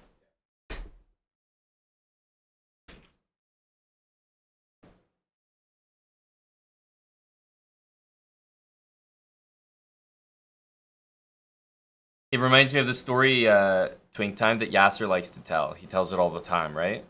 I think it was Ivanchuk who had just like played a game, and Yasser was commentating and therefore interviewing him after the game, and he was like zooming through a variation, like, yeah, knight g4, bishop e3, knight takes, like f3, and you know, and white's just winning there, or like white has a clear advantage. And Yasser is like not really following the line, like, or like didn't, or thought that this was a problem when he was like commentating. Meanwhile, the exact opposite was just informed to him, like by Ivanchuk in the post game. Dude, what? This looks so good. I'm keen for you to try it. Really? Oof. I want to Keen. know. And then, of course, the story ends with Ivanchuk, before Yasser had a chance to weigh in and say he didn't actually see it, was like, any good grandmaster would understand that, or would be able to spot that. He's told that story like quite a few times.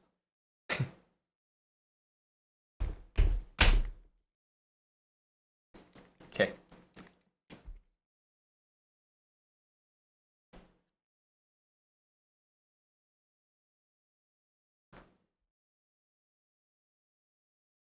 By the way, this is exactly what I was ranting about yesterday. You see this?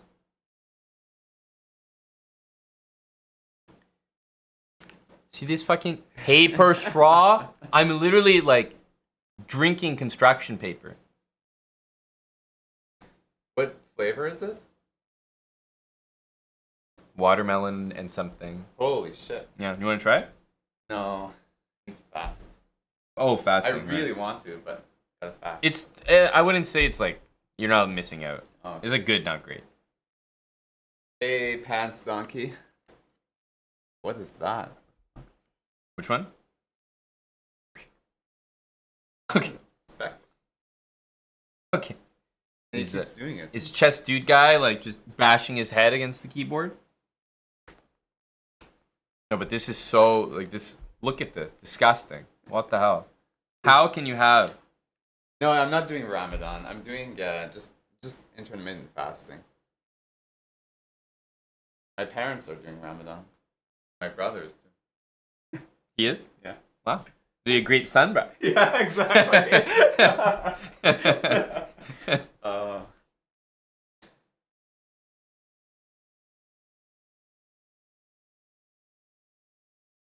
Hello, Gory. Gory, look at this. Doesn't that just irritate you?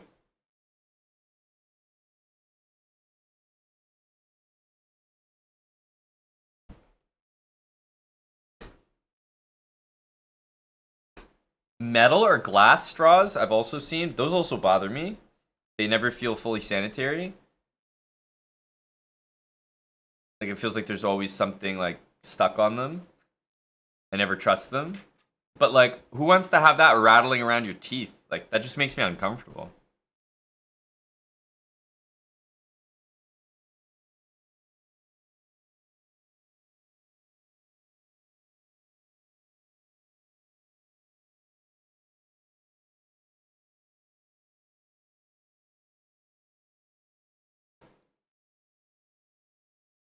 And no, this is not boba. I don't do that. I don't play that boba stuff.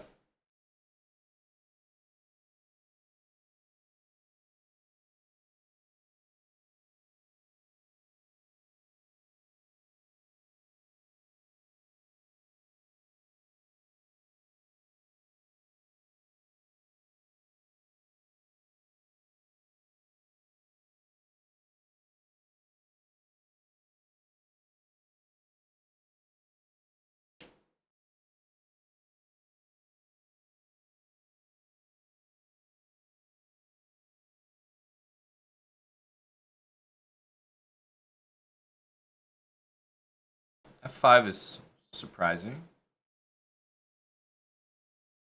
Oh. Played 2 automatic. Was completely winning. It's a really bad position for him, though. Can't even take that. Okay, this knight needs to be on F4. It's on a really bad square right now.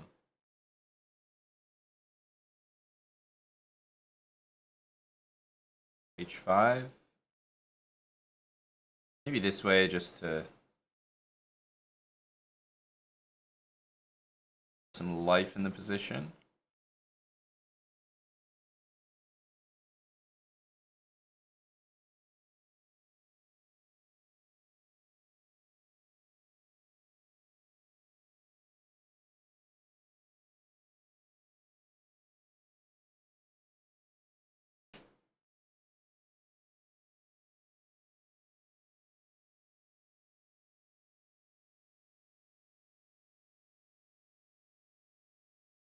Let's see if we can get a good endgame.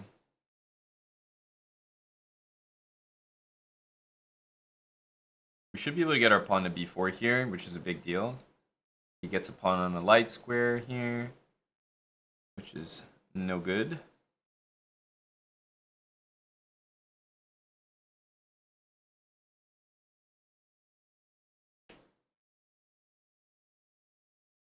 Yeah, now we get our king in. This is Yo, man, he really offered a draw here. Oh, man. A draw.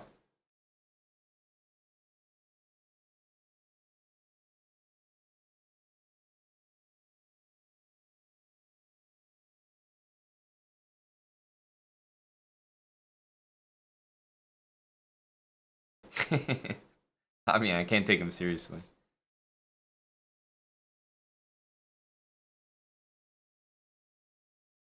Offering a draw and losing the endgame like 4 moves later is some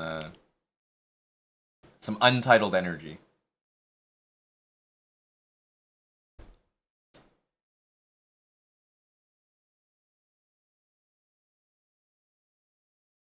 This beat sounds like a piece being taken.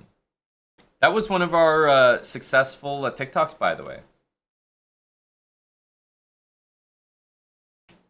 The one where Eric and I are just like taking pieces and it's just like boom, boom, boom. I tell you, the bar is low. The bar is low.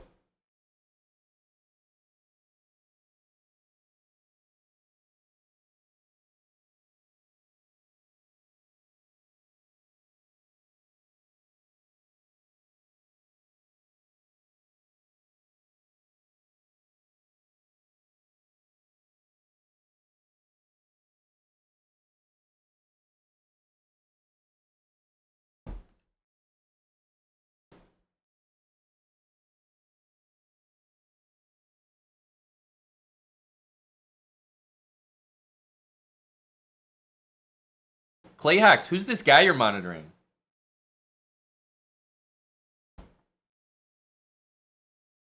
Where did this come from?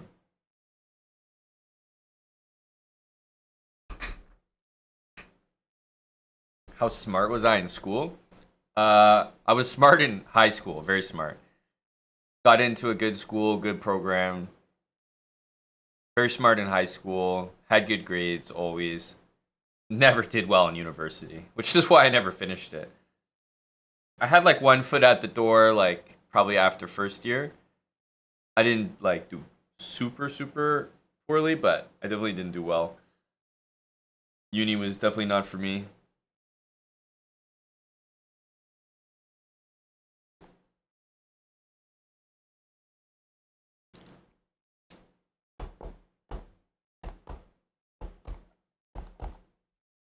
Yep, the nice thing about chess, best thing about it, everyone thinks you're smart. For some reason, no one is like, oh, he's good at chess, he's smart at chess. He's smart in this discipline, in this area. No, it just gets extrapolated to you are generally intelligent and smart. That is the greatest attribution possible.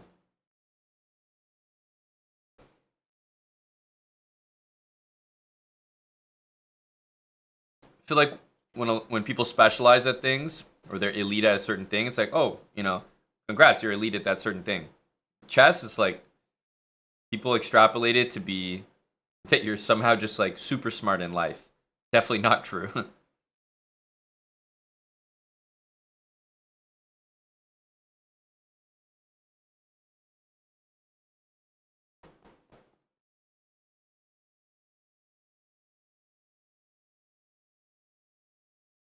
Your IQ is 129 and your ELO is 850.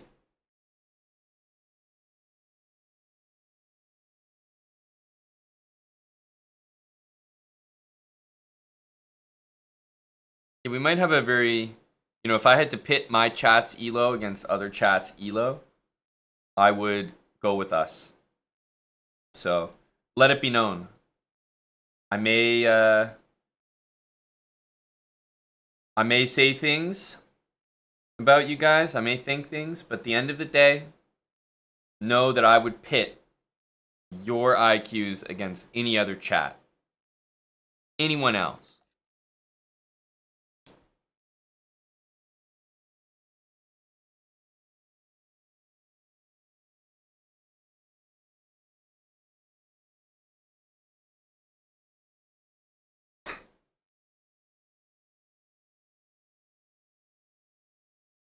Well, Dr. Lord, if you haven't played a game in 5 months, then you're actually bringing up the average.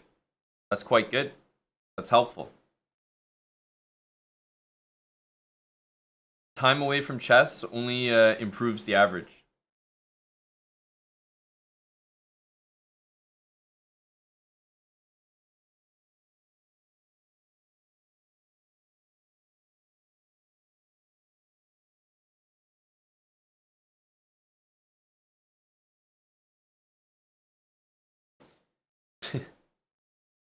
Oh, that's how I know you care, Tom Cruise.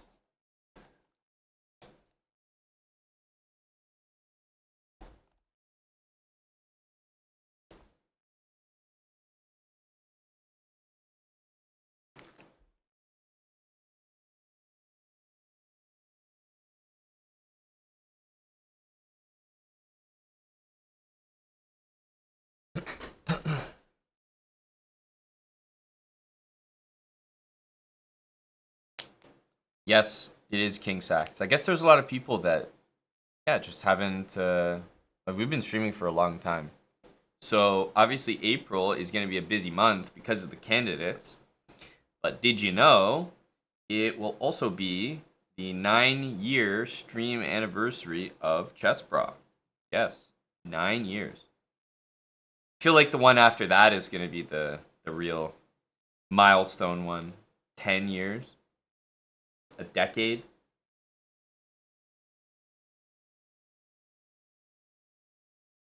But yeah, mid-April will be our 9-year anniversary.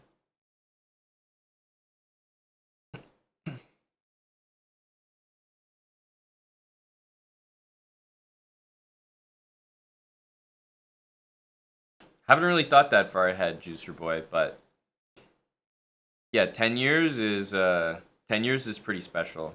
Be nice to incorporate a lot of people's favorites from the many years.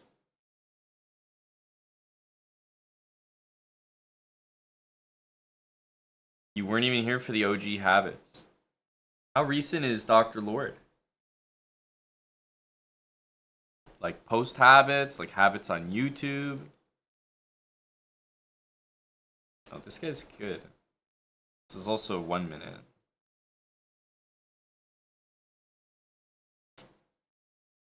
Yeah.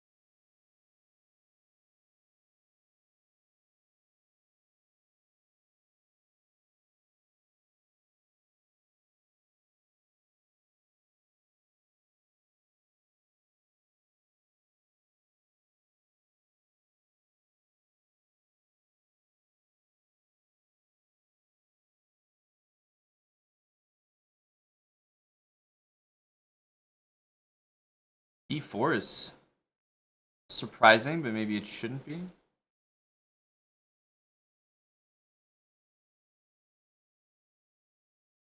This guy just let me have the pawn. What?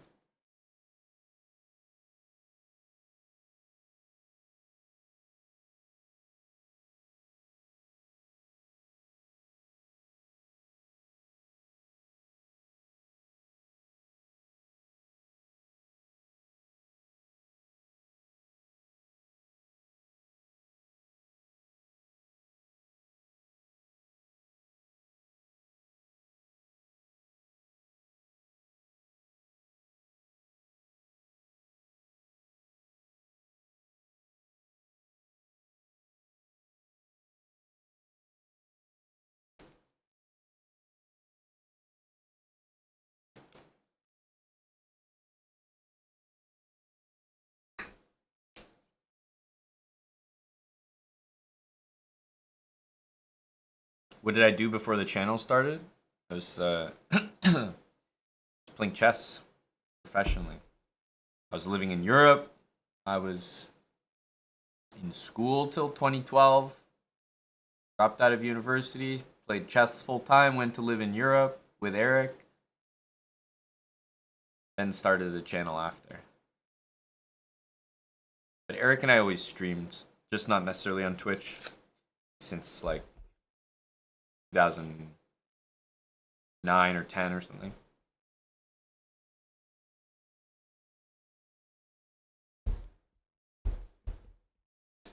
Yeah, I played the Friends thing earlier, and That featured a lot of faces that I think most people here wouldn't even recognize.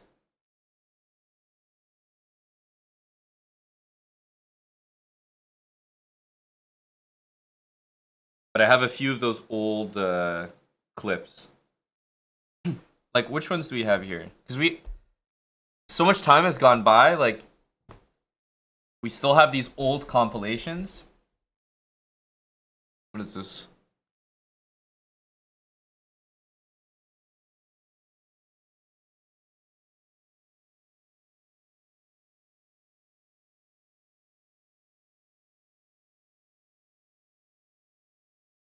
Okay. So we have a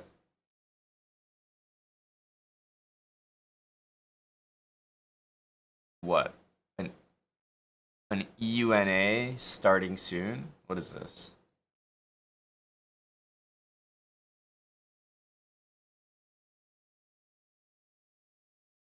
So it's starting soon, but it turns into what? Like a EUNA highlight highlight reel? I'm pretty sure. We have so many old clips. Yeah, big follow age from Gory.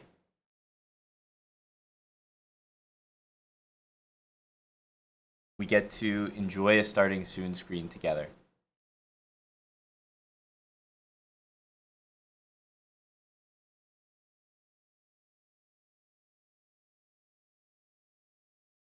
There we go.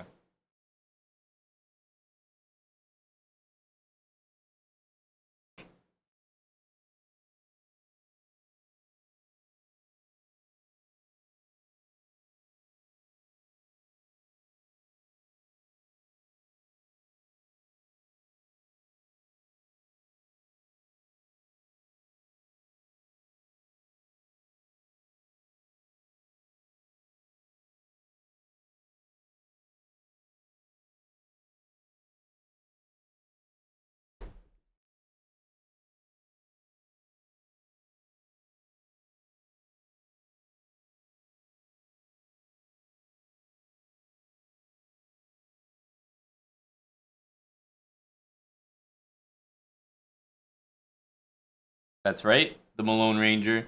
Corey 818. He's still around. Good guy.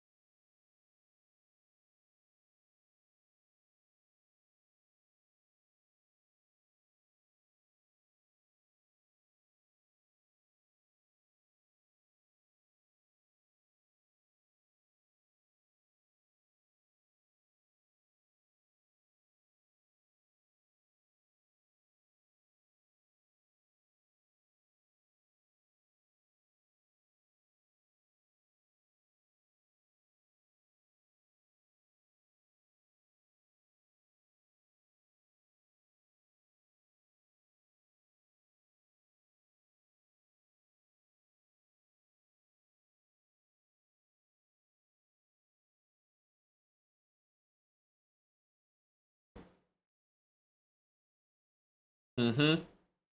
Mm-hmm. That's what I'm saying. Back in the day, man. We've been hosting Chads versus Weebs for a while.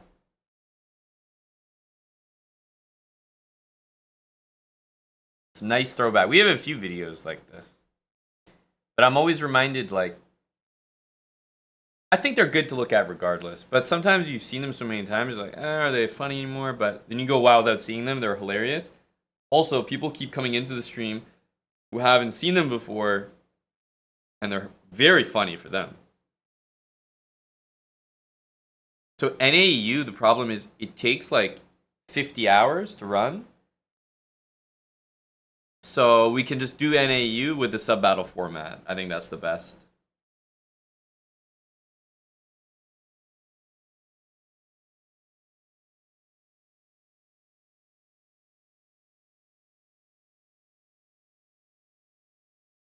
Yeah, the sub battle format has emerged as like the GOAT format for team matches.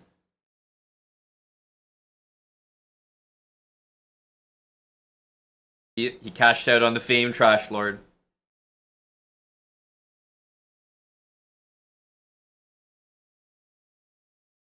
The old format, Jingo, was like 2 teams of 10 people, and the first guy, the lowest rated, starts by playing the lowest rated on the enemy team. The winner continues to play. So theoretically, one person could beat everyone on the enemy team, but obviously, it'll usually be determined by one of the final 2 or 3 players on each team.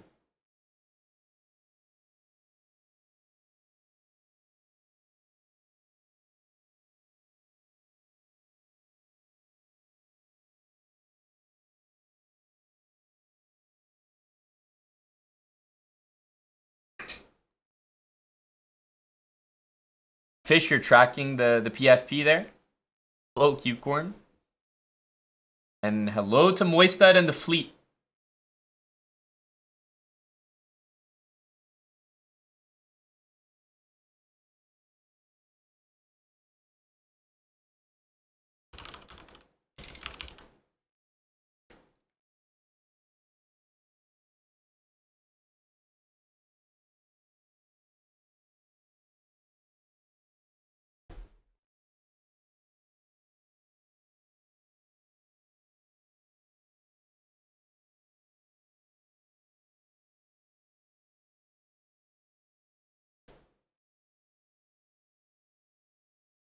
I see it, Fish.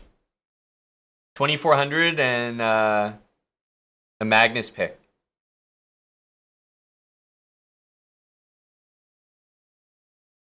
Wish we could all be like this. Wish we could all be like Jeff.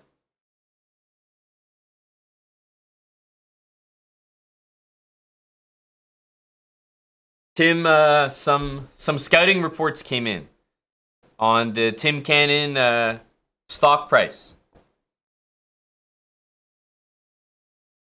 Dark Shear, thanks for the 30 months. You're building sub habits. Level 1, it seems. Building the basics up. 30 months. Got the first 2 years under your belt. Now it's getting serious. You're at 2.5. On to level 2.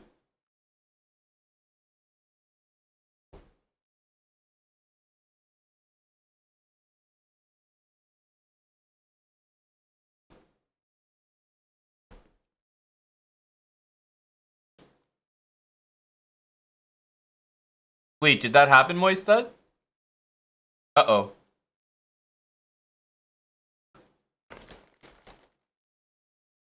Because I'll be fading your buddies, as always.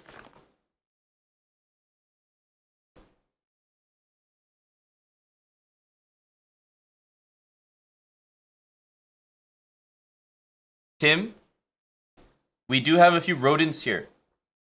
Are you feeling like a good session can happen? Because I'm seeing value in Tim Cannon right now. Recovered, tilt out of the system, exercised, and ate food. I'm sensing value.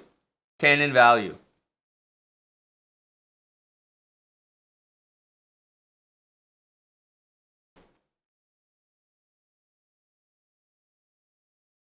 Moistad is here to short.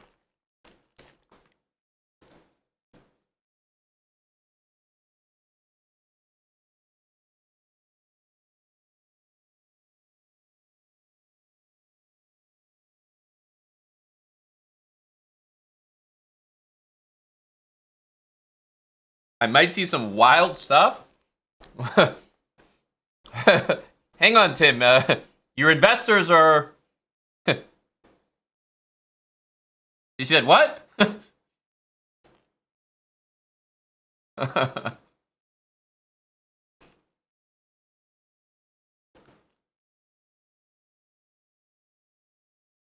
Something tells me Tim has been learning a gambit or something.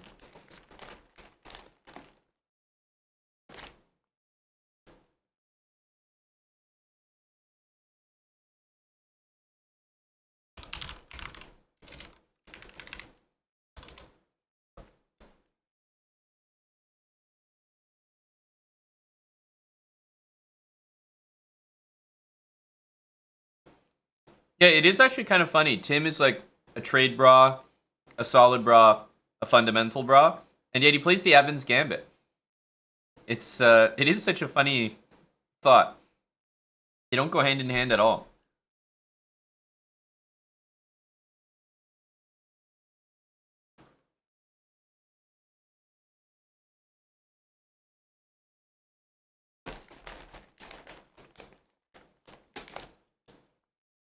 Tim Cannon 1640. Looks like he's also got some sends in today. Warmed up. We love it. Might need to check the insights.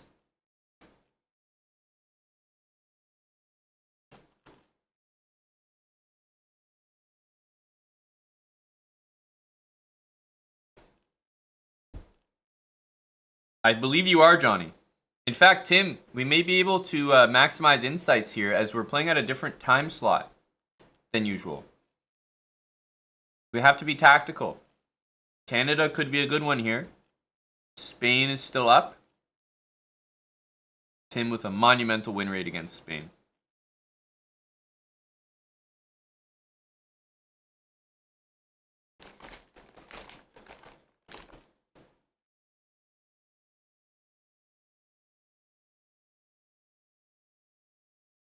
France, just demolition from Tim.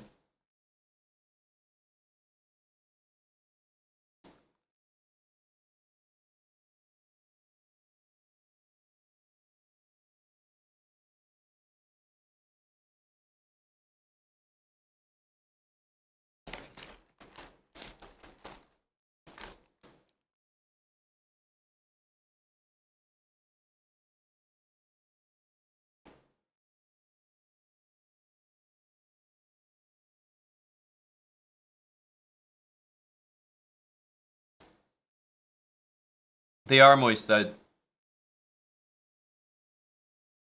I think it's either 0 or 100% DLM.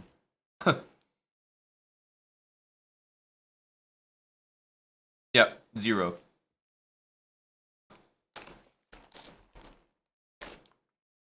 Peanut M&Ms.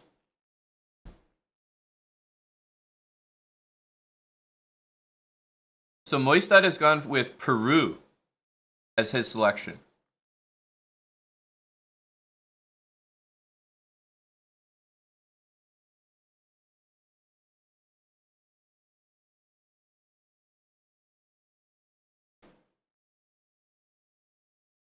Moistad is going for a country that Tim wins more than he loses against.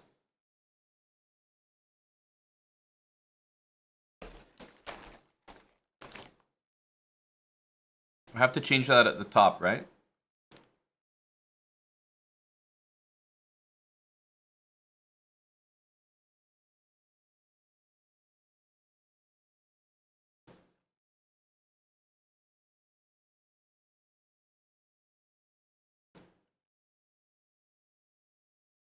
Win percentage in the last 30 days. Dude, I told you Canada was freelo. I've been calling this stat with no statisticians on call. Like I've been like Canadians are trash. I've been seeing that for years.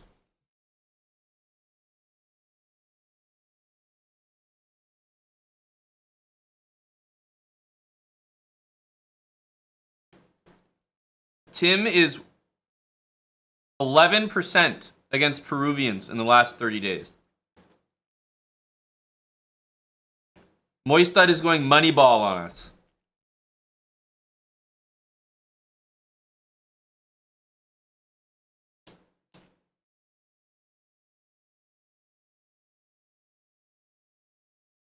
How are we going to combat that? Honestly, I say we go Canada. I've always been a big Canada fader. It's Canada or France. Canadians are just freelo.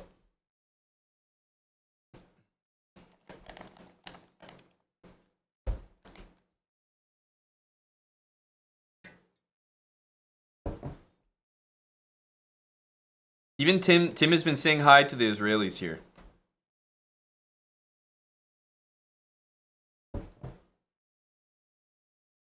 But Tim, nothing was on the line.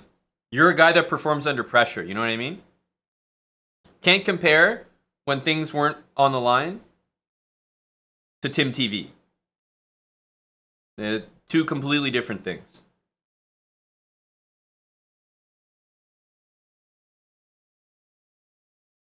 All right, Moistad, I'm locking in Canada. We have received your official selection of Peru.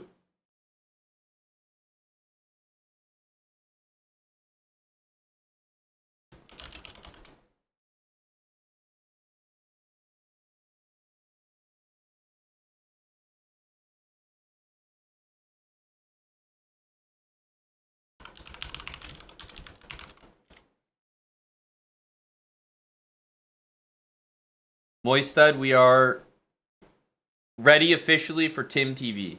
Johnny DJ made it in time. 100 ELO is in effect. 100 ELO rule. Yep. Tim, let you regroup when you see fit. Maybe 3-4 losses in a row, you know? Hello, Hella.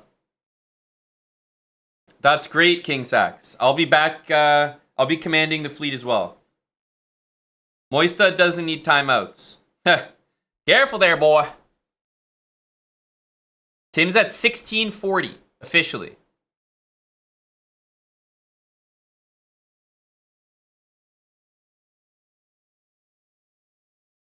$16.40 for the cannon. 5-minute games, Tim TV. Good luck, Tim.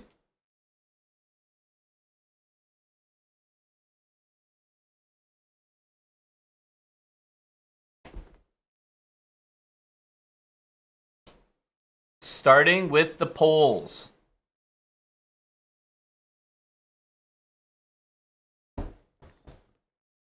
And because this is an official segment, I can bring you the up-to-date statistics. Tim Cannon in the last 30 days has a 75% win rate against Poland with an 80% accuracy, folks. My goodness, I can't wait to get locked into this one.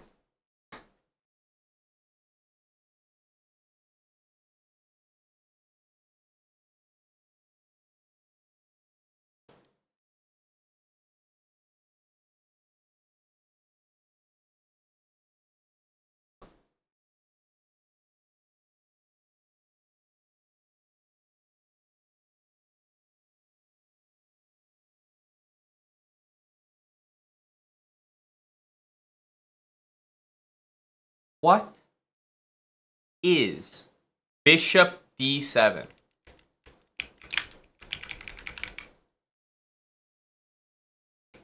And what is B5? What?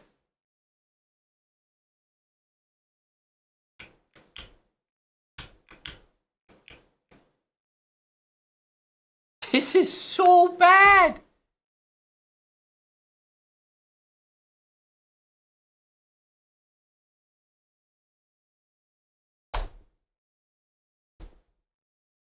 Crazy.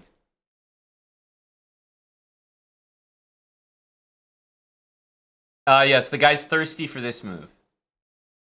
He's probably gonna like, this is nasty. Ugh. Ugh! I can't watch.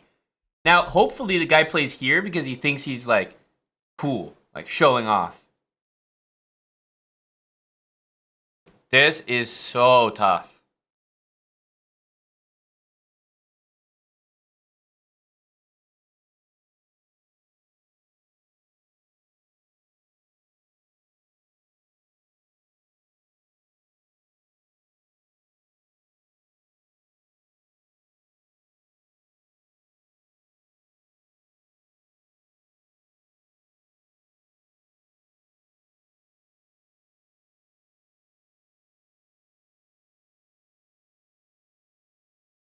But let's remember, guys, the statistics don't lie. You don't get to a 75% win rate for nothing. You know? Tim has been in this position before. He has had worse against Poland. And he has made it out alive. So before you sit there and judge Tim Cannon, why don't you judge yourself for not understanding simple statistical data?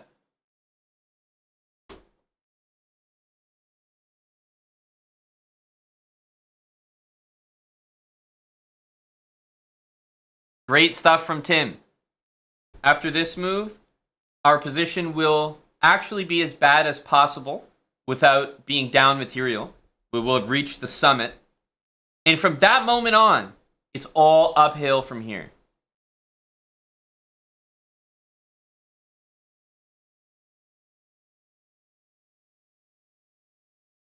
Yep, it's all uphill. Mark my words. What's the evaluation right now? Let's see. Almost +2. Almost +2.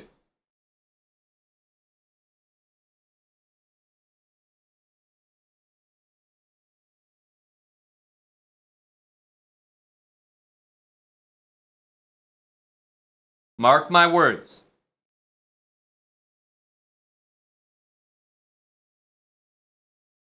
Okay, multiple plebs just type the same comment. That is very funny. Setting up for the next game.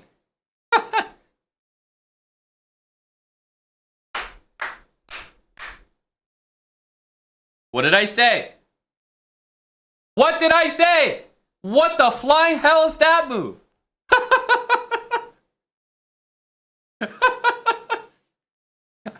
What?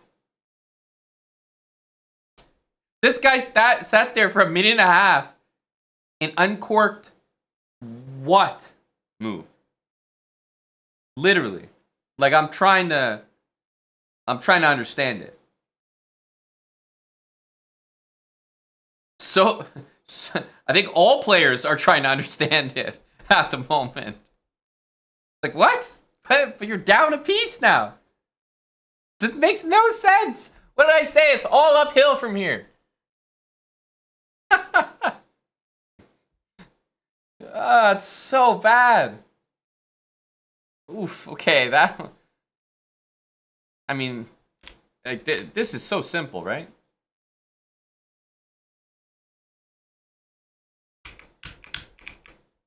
Okay, I mean, I guess we're better.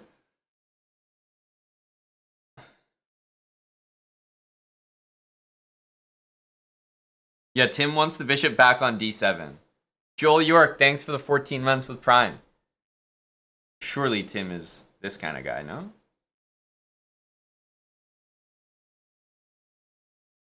It's a good one.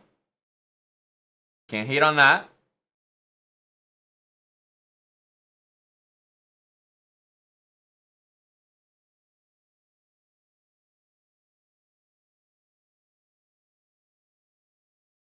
To be honest, even this. But all the above works. Joel York says, I won't let you call me a pleb again. I think we may have misidentified Joel. Concerning? Tim getting fancy here, whereas the guy set him up for failure with this nasty queen b3. And remember, rook f7 to block the check and guard the knight. You can just take the knight anyway. So in fact, this would be an even worse move. This is good. At least we're going to get the c file. And white is back on top here. But as I mentioned earlier, it's all uphill. The evaluation is still better than it was previously. As I said, I mean, there's big time threats here. Okay, rook takes c8, rook takes c8, queen f7. Big suggestion from Wild Hacks.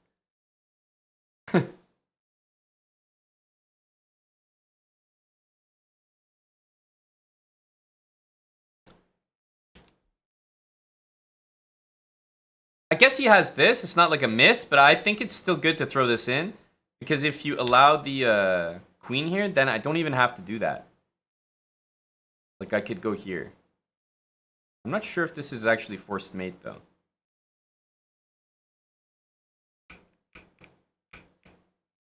Okay, wait. So Tim did what? H3. So the guy has his habits. Tim took the material and then offered a queen trade. The cannon! The cannon! Queen trade. Oh, yeah. A queen trade for those who fade. Great stuff. Just imagine how many idiots were there in the chat earlier. How many certified idiots thought that they were smarter than statistics? I mean, you guys embarrass yourselves.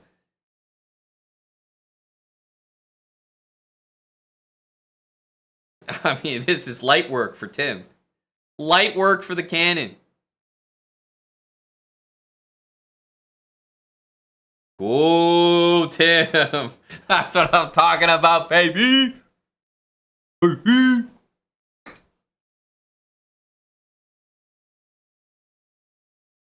guy has 4.7 seconds. Tim just needed like a legal move would probably be enough, but multiple I think are sufficient. That's the best legal move you could play. Get him out of here.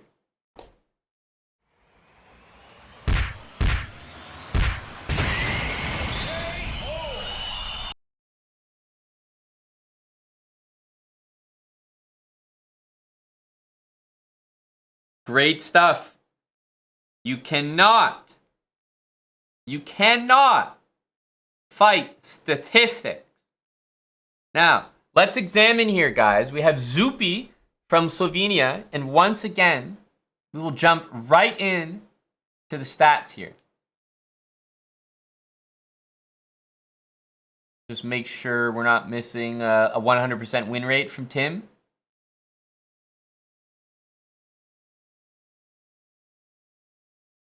Tim is 2 wins and 3 losses, a 40% win rate against Slovenia. Now, a 40% win rate is essentially a coin flip. Tim is very likely aware of this and wants to get this back to 50-50.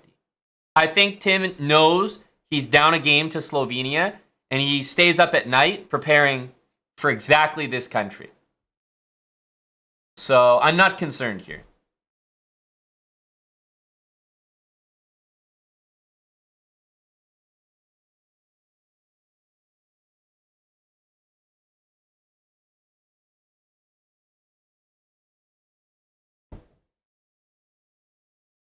Wow, A6.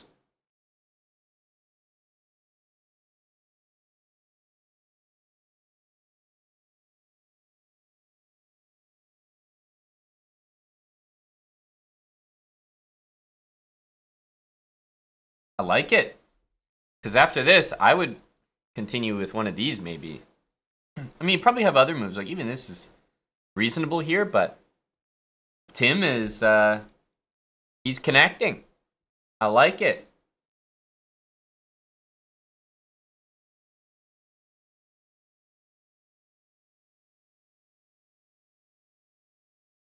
Tim is looking to even the stakes here.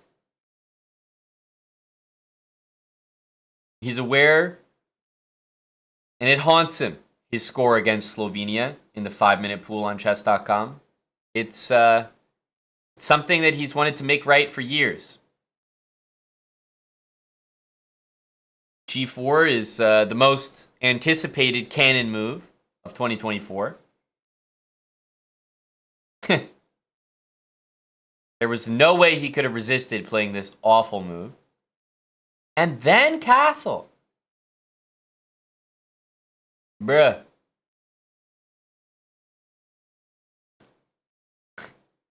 What are these decisions, dude? Oh my goodness. Tim's like trying to get mated.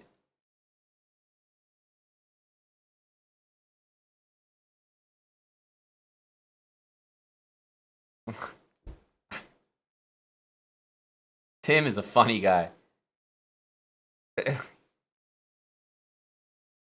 Actually, let me open things up into a checkmate. The guy didn't play bishop h3, so we're very lucky here. Maybe Tim's still alive and well.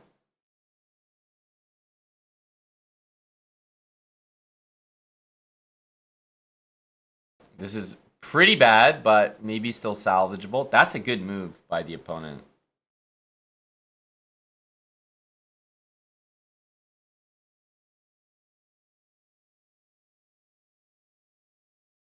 Just looks like the pawns will be annoying here. Yeah. Let's see what black does. Tim's got to move the pieces next. Like, he's got to develop.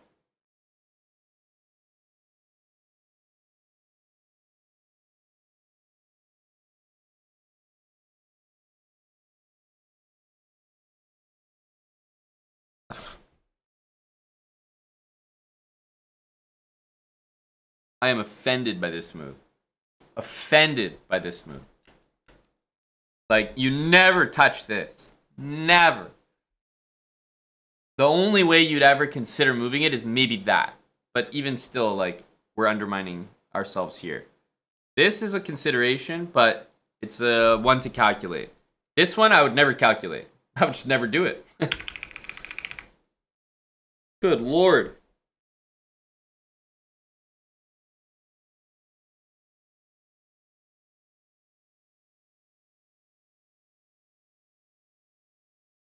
Maybe rook a5, just allowing b6. I could see that happening. Tim is now down on time.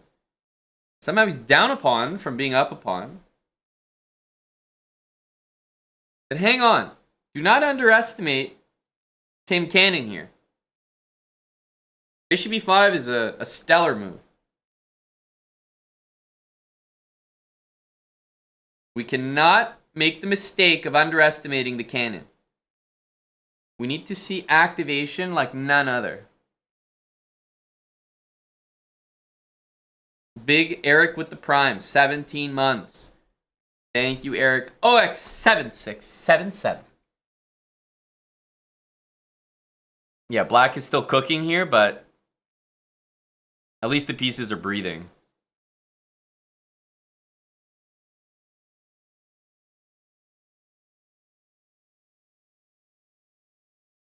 Ahmed Imad says, opponent defended the pawn with the rook instead of pushing it. XD.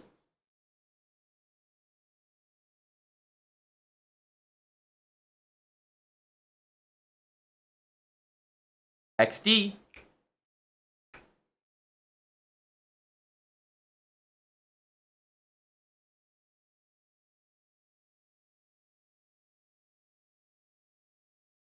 Ooh, we would have loved to have seen this. Probably last big chance, I would say. Because coupled with this pawn moving, I think there could be some damage to be done here. This rook move is... It's not a terrible one. It's just not doing that much.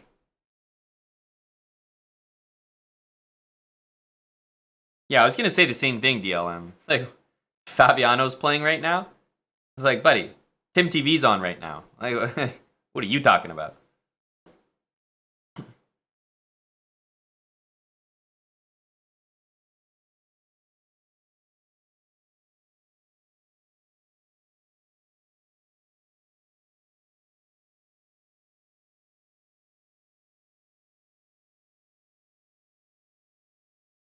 So Johnny DJ and King Sax were both trying to type the exact same joke. Both of them failed on their first attempt.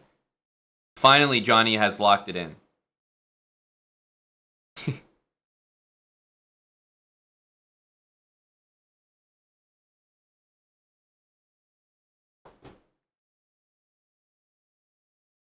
Man, Tim's position is so rough.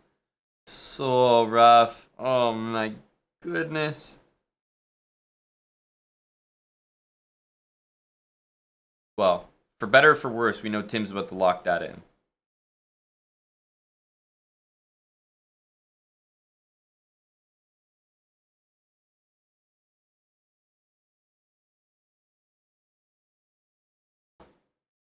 Or just don't lock anything in.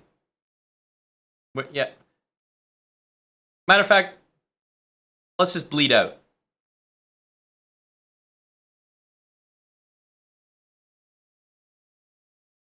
Is F4 a try here? F4 is illegal.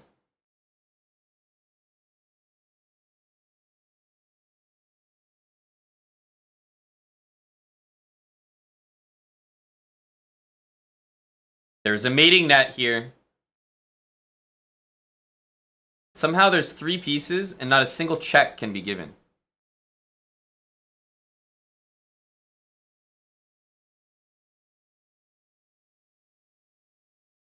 Yep, the 40% is dropping. The grudge match.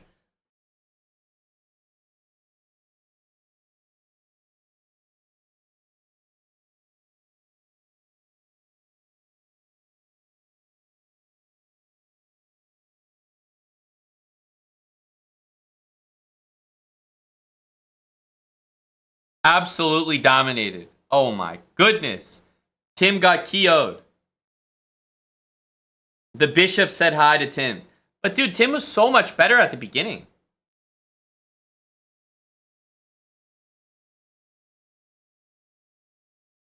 Spain. I need 2 tabs open here. I need the insights for 30 days and the all-time insights.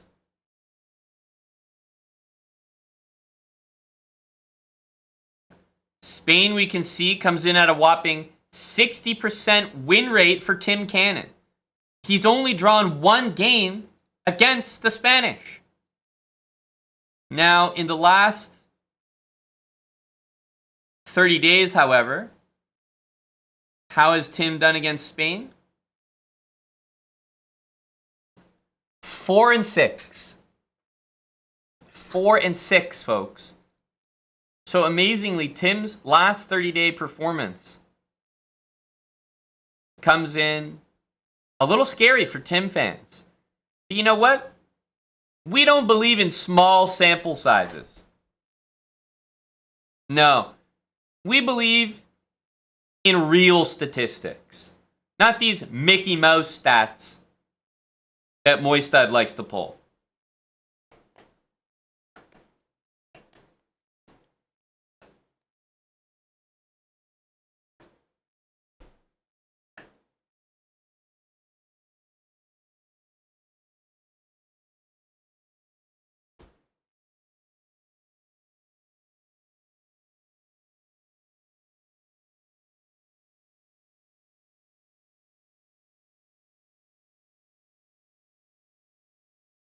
Ignacio Madrid. Is he going for 1600 here? He is. Dude, this is a big game for Ignacio. He has a similar profile picture to Jeff.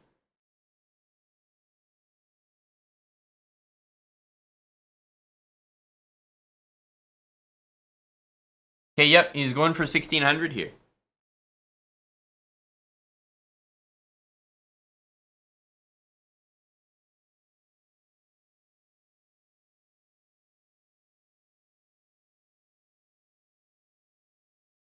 So this guy made his account December 2023, and he's already played 3,000 games. 3,000! What? That's crazy.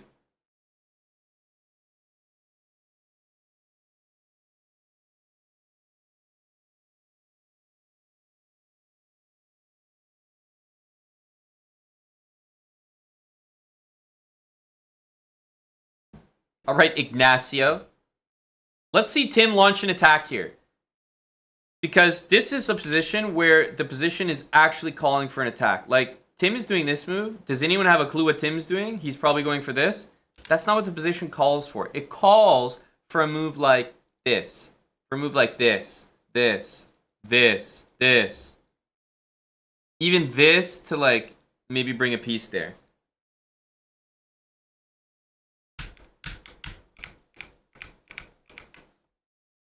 White is dominating here.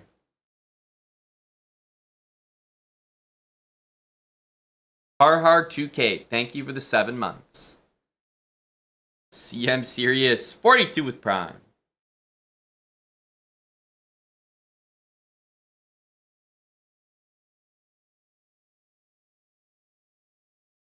This is a good bait. He's trying to encourage a Tim TV type of move. A pitfall that he's obviously baiting his opponent into. Very clever from Tim. Yep. Naturally, White's far too scared to enter treacherous tactical waters with Tim.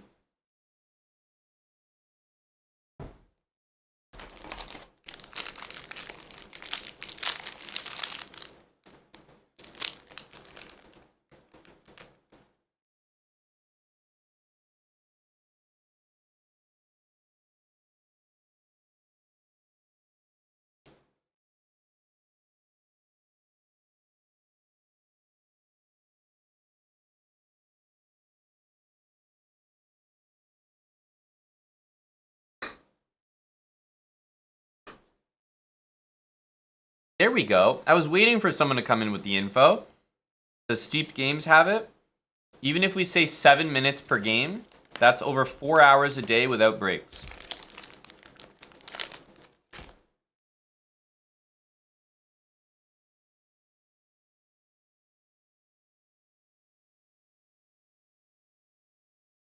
Four hours, 4.5 to 5 hours even, every day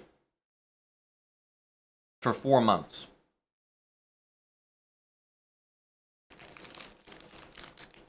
Honestly, Tonka T is, I mean, he's scoffing.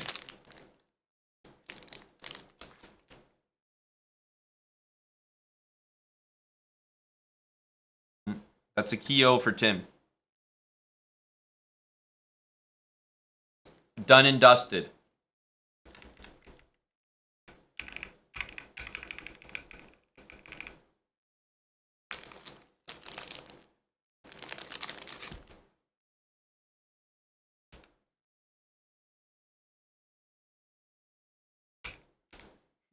This was rather simple.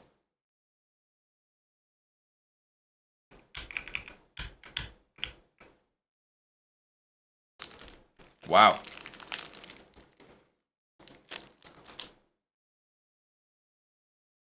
Dominant performance from Ignacio. Nah, I mean, we just got absolutely murdered there. Like,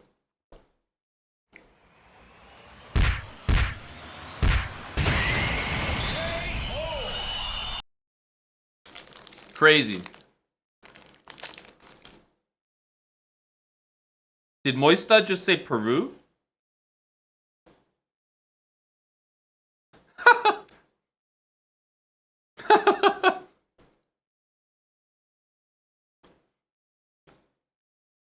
That's some good stuff. Good stuff from Moistad.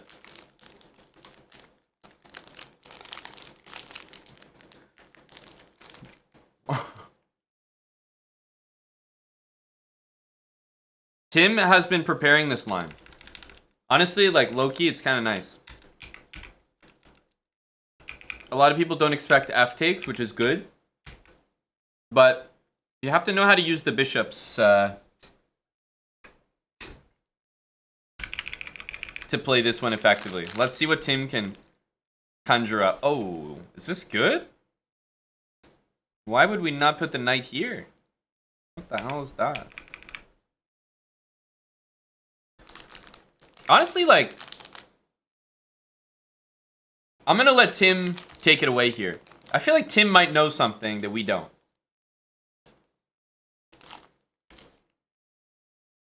I'm serious. Let Tim cook. Let Tim cook here.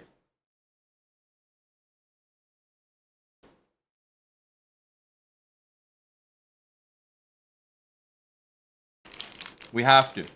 Apple broth. Okay, Tim just hung a whole bishop. Like I said, he knows something we don't. Literally just like a free piece. Okay.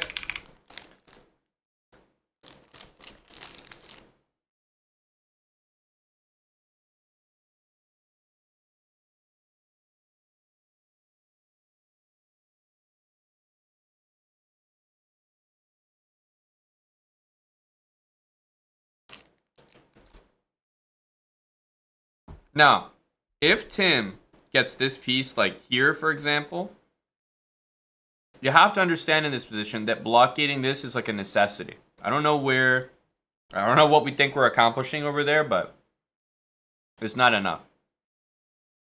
At least this is normal. But I'm kind of bothered by this.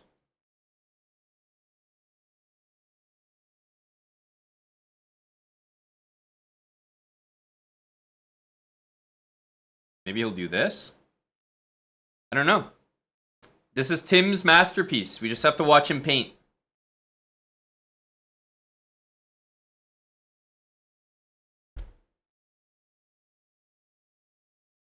If this piece was here, stellar for the black pieces. Because of that exact thing, I would probably do this, that, and then slide this here and here. And I think you can cook in that endgame because we can see dark square pawns, dark square bishop is going to be completely useless. But right now, you would already have to be the type of player that's able to identify what endgames are good. Knight against bishop, killer endgame. Bishop against bishop, killer endgame. Even though there's a protected pass pawn here, it doesn't go anywhere. You can't actually use it.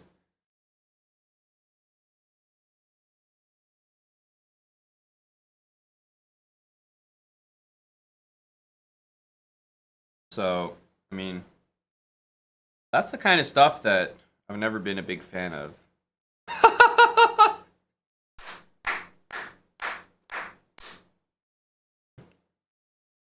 No, but B3, A3? No, what? No, what? Huh?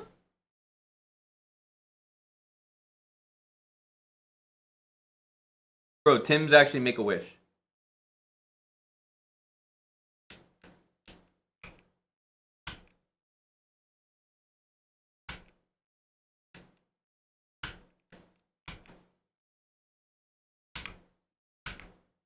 Bruh! Bruh! What's going on in this game? How are they both playing? What the hell? What is Knight H2? There's no way it sits there another move. This is insane!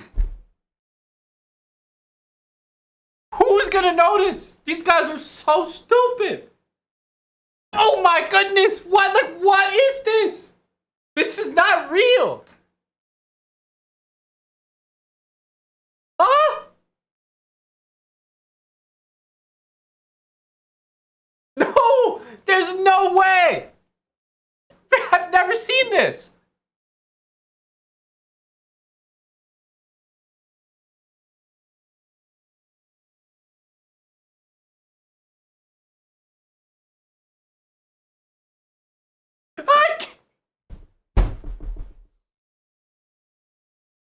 No! How is this possible? How is this possible? No! This is the craziest chess game I've ever seen. The fucking queen is hanging the entire game. How many moves has it been, actually? 1, 2, 3, 4, 5, 6 moves. 6.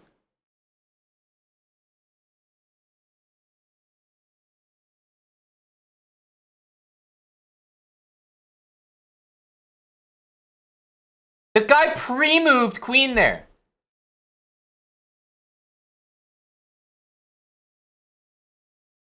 And then as soon as the guy moves his queen, Tim immediately wins a piece. What the hell is this game? Tim was just baiting him. He said, save your queen, pussy. Save it. Yeah, save it. Try me. Good God. Why do I feel like Tim's about to play this move or something? Just some weird energy. Okay, that's better. That's better.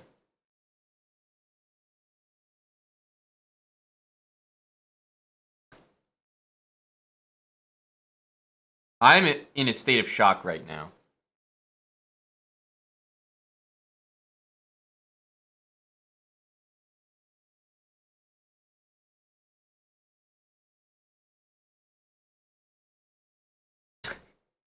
Is this Tim's masterpiece?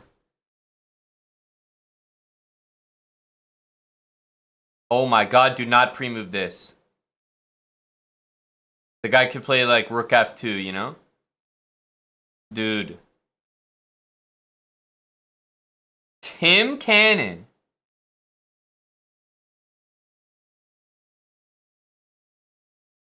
Just played a game where the queen was hanging for 7 straight moves.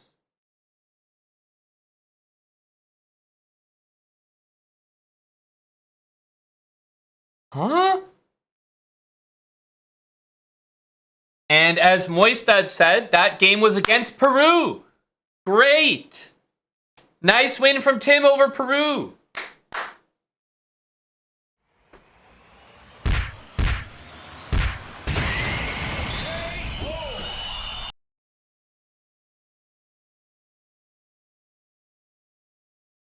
Nice. Tim's playing against Peru again. Hopefully he can get a win here. Another Peruvian flag.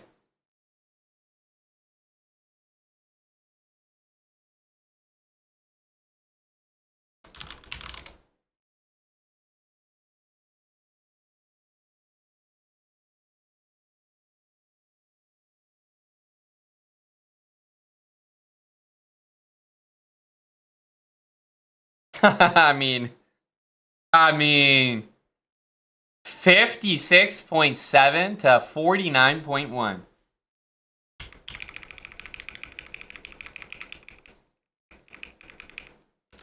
Bishop G5 from the cannon, let's not forget.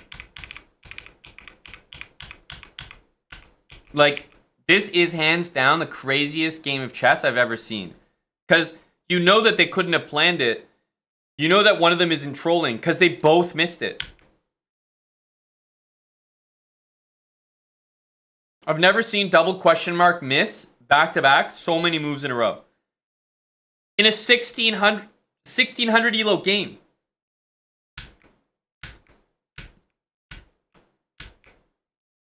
Like, just imagine for a sec that this queen is on b1. These guys are playing interesting moves.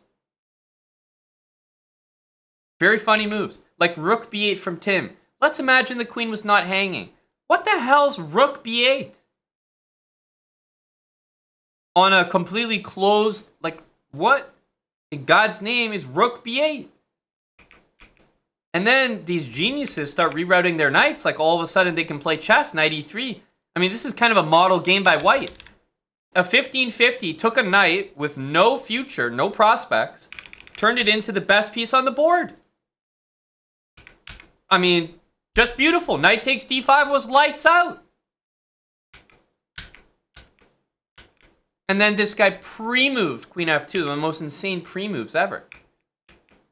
And then all of a sudden, Tim hits us with the best move in the position, wins a piece, and wins the game. Like, what is that? 50% accuracy. Jesus. Tim's immortal. Now let's catch up with this.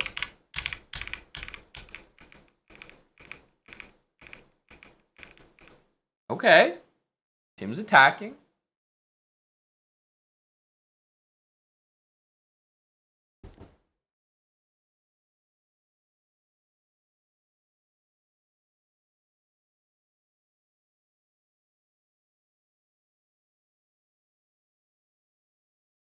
That was remarkable. Anyone here watching that game, you truly got to see something that could be once in a lifetime.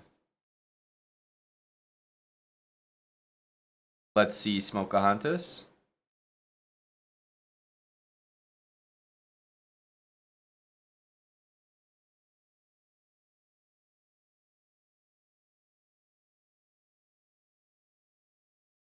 Has Tim even played Indonesia in the last 30 days?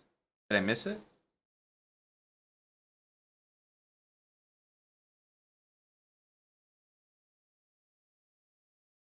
Here.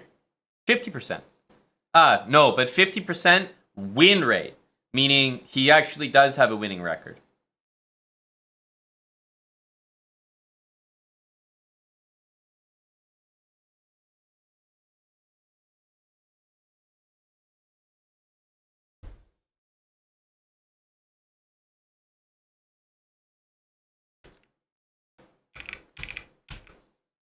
Wild Hacks, this is your buddy Tim, a natural attacker. C6 takes, rook c3, hanging the rook. d5, an equally good move, if not better. Tim now has 2 hanging pieces on his attack here. And no threats.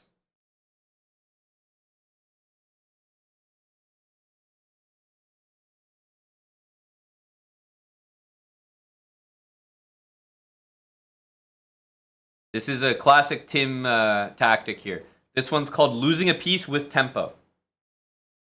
If you follow the variation, you'll notice that Tim is losing a piece, but with tempo.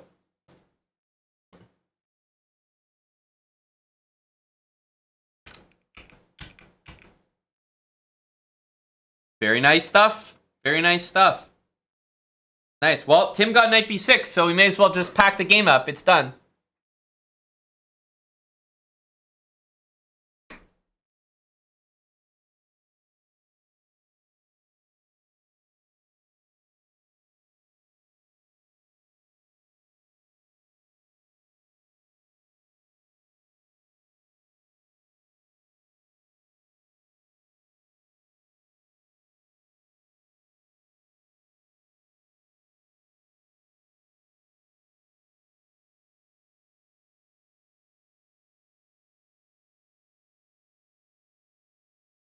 So this is Tim's attack, by the way. This is the end of Tim's attack. This is the start of Tim's attack. And 10 moves later, this is the end. That's Tim on the attack.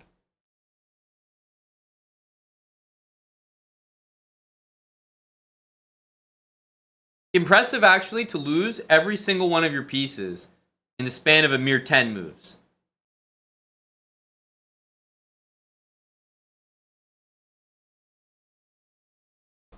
Possibly the worst attack we've ever witnessed. Tim, I have a game I wanted to review.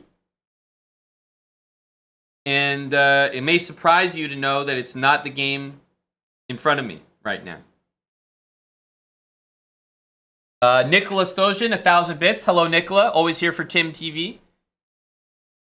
Nicola, I'm curious your thoughts on Tim's game here as well. Maybe you could shed some light on whether you think Tim played it well or if you could have improved on anything.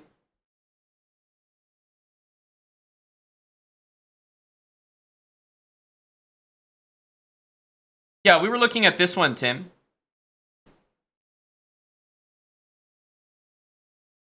This was an exciting game. I liked your opening. This was good. Knight g6. This is Tim's opening. F takes. Pawn c5. Yep. Okay, bishop there. You know, not the best. Thought we'd see stuff like this, but you know, gotta let Tim. Gotta let him work. Gotta let the guy work. c4, b5. You know, clearly going for a plan. Okay, hanging an entire piece. Maybe something to improve on. Okay. Takes.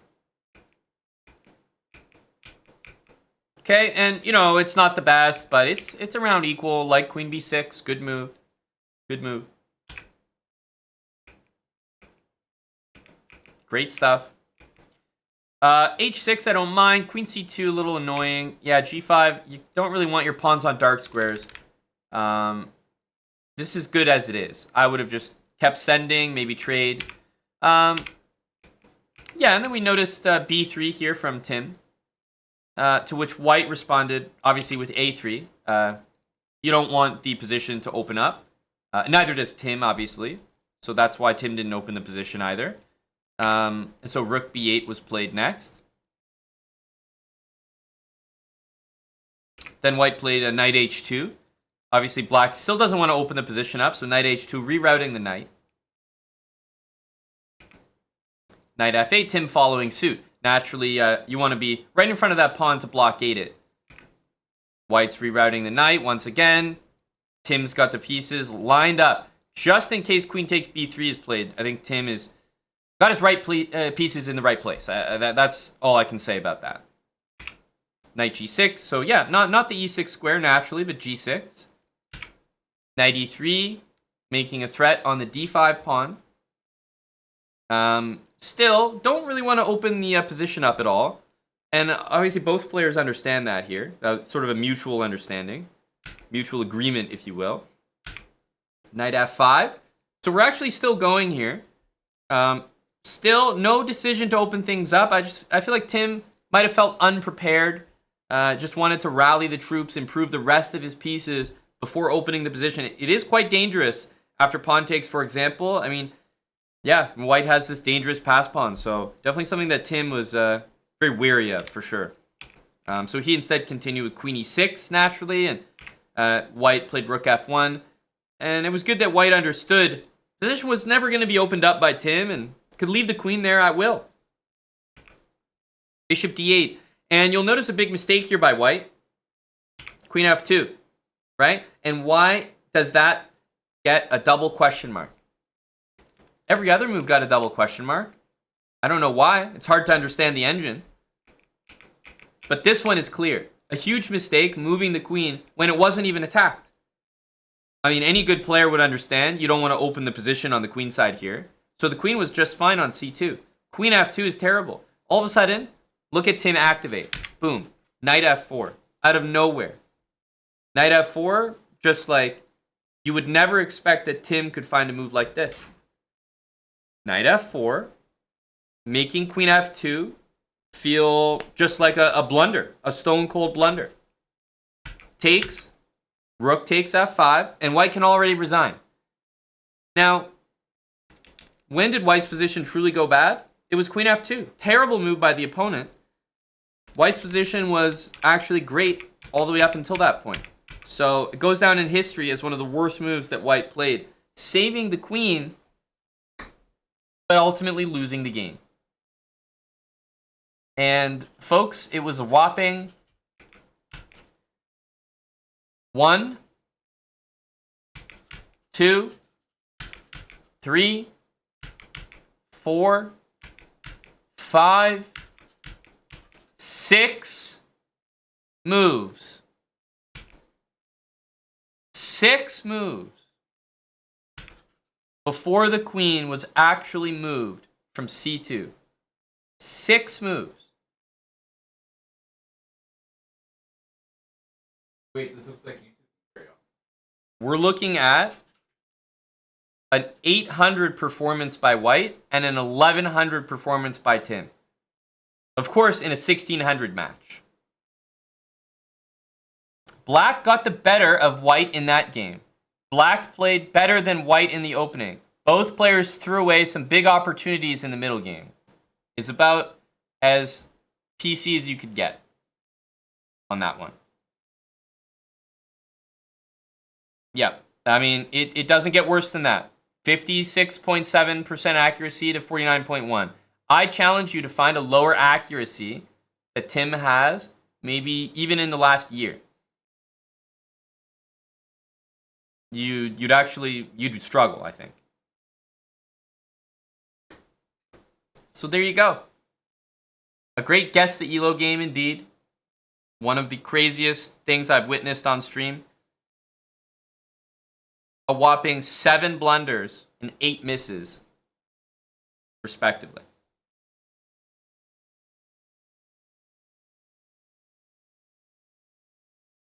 Okay, I'm gonna upload it right now. Okay, man.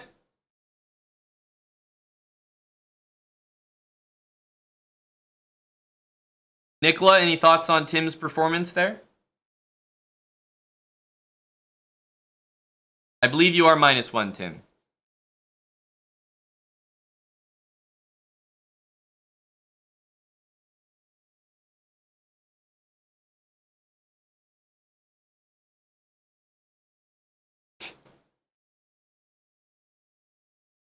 When did it start? Here? -1 from Tim. Thank you, T. Kepler, for the 40. Numeroid, 98 months. Can you believe Numeroid resubbed during that? Good lord. The guy might not make it to 100.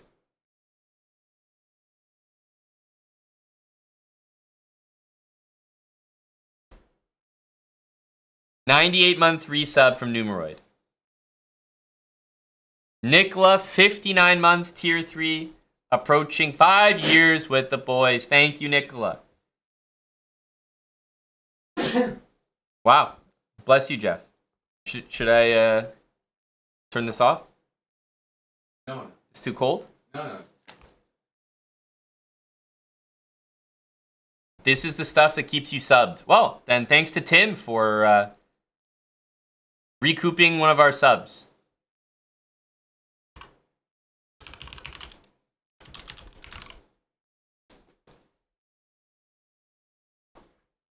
Nicola, I missed it, said, half the chat would lose a match against Tim.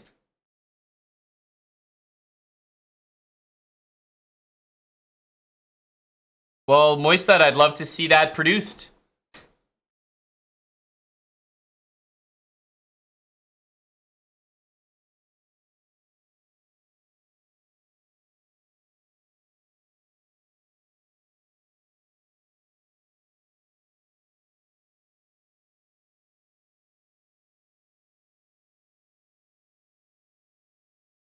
Ah, yes. Well, it makes sense. Tim taking out the polls again, I hope. It's a good thing we have these statistics on our side. Wildhacks has already located a lower accuracy Tim game. How long did that take, Wildhacks, and when was this game played? 52.1%.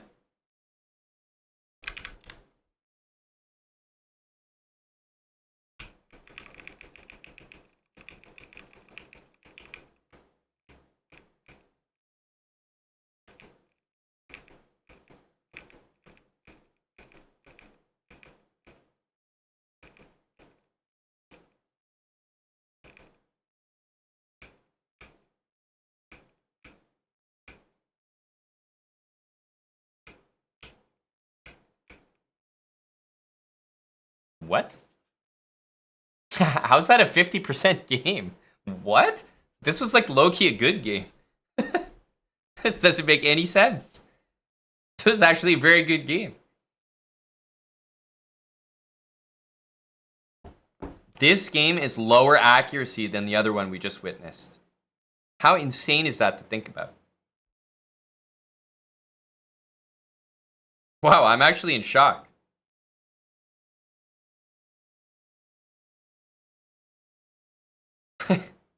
I don't know what to say. That looked like a fine game to me. He even spotted rook takes d6, winning the piece at the end.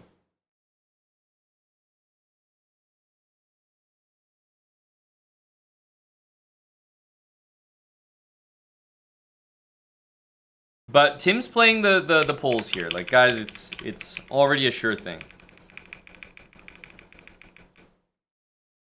We already know what's going to happen. No need to fight it.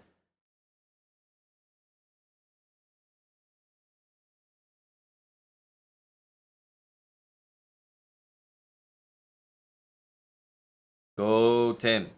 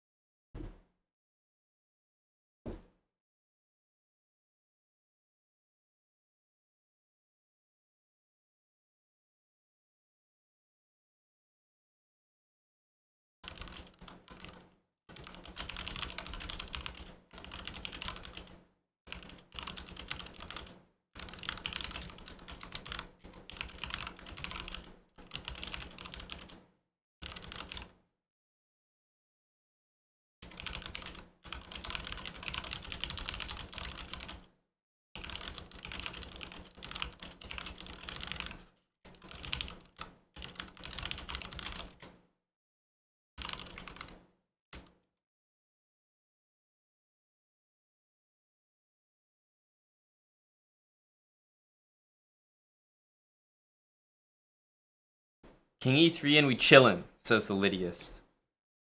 Opposite bishops are one of those types of positions, types of games, which I think people assume are drawn. But this position, like, without a doubt, I would assume I would win with black. Not because it's winning, but I would assume I would win. For example, I can imagine black plays this and Tim plays this and, catapults the queen side. There you go. So my point is, like, people assume opposite bishops are just draw, like nobody needs to think, draw, like the most obvious draw you've ever seen. It's so not true. Strong players will make it look easy, but I do not think opposite bishops are an easy thing to deal with. Like right here, I don't even know what to say. This bishop cannot help guard the h-pawn. It's in the worst spot. So I don't know what Tim's calculating. I assume he's not calculating. But opposite bishops will make everyone look like a complete infant at chess. There's absolutely nothing being shown here from Tim in any redeeming way.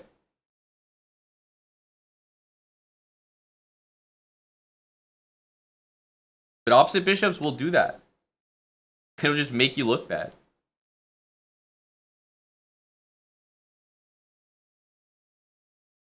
Yeah, that's actually a really good move, I would say. King f4. Tim has to play this because it's the only way around. I would say the classiest move here is probably this, because then if the bishop chooses this diagonal, then you go here. And if the bishop goes here, you push. Whereas now, you could go back. So, not the classiest move, but still good. And yeah, it's not even close.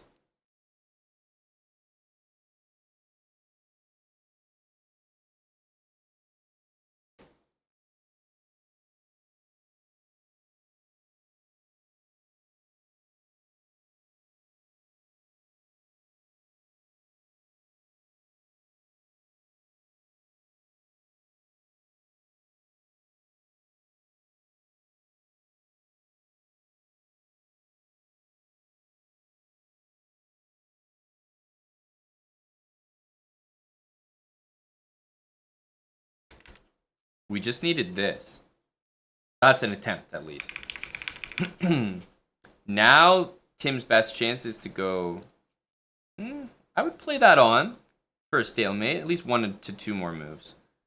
But yeah, hopeless. Like, Tim looked way outclassed in that endgame.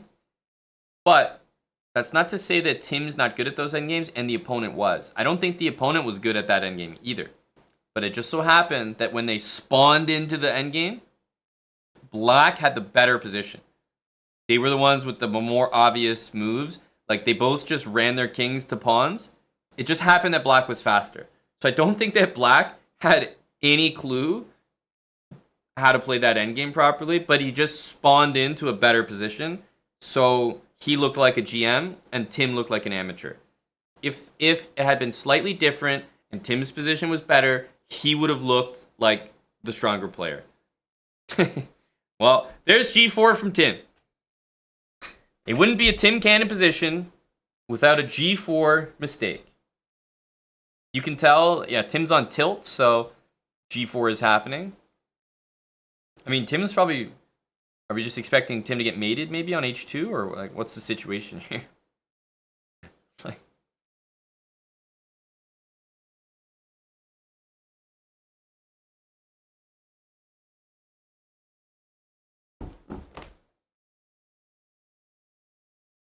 Just terrible. Tim's expanding on his own king side here. Jesus.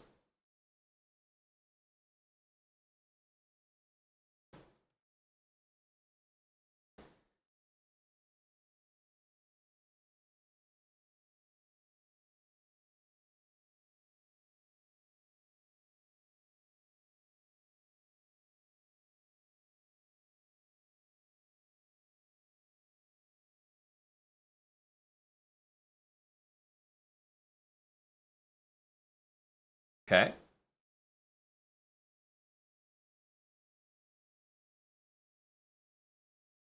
There we go. Finally. Some semblance of a safe position. I would probably want to get out of that. I don't know. Even like double. Hey, this is a good one. Especially if it makes it all the way there. That would be pretty strong. Tim, we need to maximize our chances here because this is a Tim move. So when you think about positions that Tim can actually come back in, this is exactly one of them. If Salty was playing this position as white, he would play this. And who knows what could happen after that, right? So this is a moment where Tim's brilliance is spotted. Now, for example, likelihood of this is quite high. You know, stuff like that. Oh. For example, Tim graciously plays King G2. Oh, okay. So just facilitate the entire thing. Perfect. I failed to recognize that that was a possibility as well.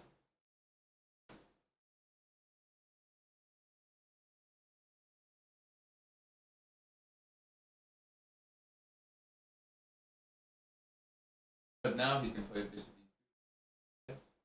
But Tim will naturally want to trade the queens. The only other consideration for Tim is King G3 and just getting mated on the spot. But Tim's a queen trade guy, so Queen E2 for sure. You just have to think about what goes into a Tim Cannon win. And I believe we have a few of the ingredients right now.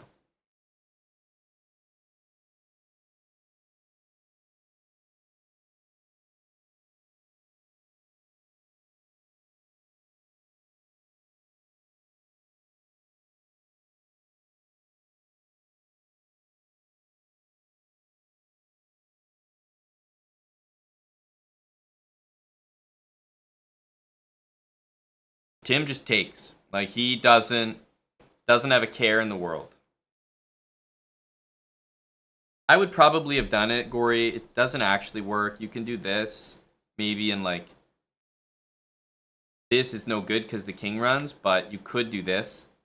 I know it's not like pretty because you don't even win material, but I guess yeah, you can't even take this. You have to take that. But there's a couple pawns loose and king's running around. Yeah, black's better there. Okay, wow, queen takes f4. That's a super sweaty move. It looks quite good to me as well.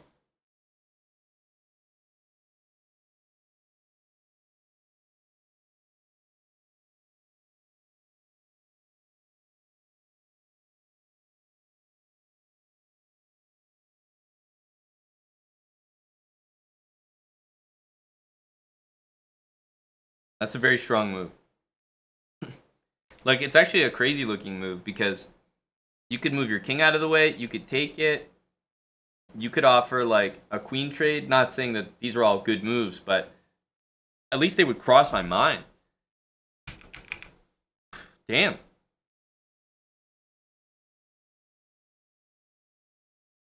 Yeah, I feel like you almost need to full commit and just send it. Because you do own this possibility, right? So it might be like worth it, but it looks like we're drawing dead, to steal a poker term.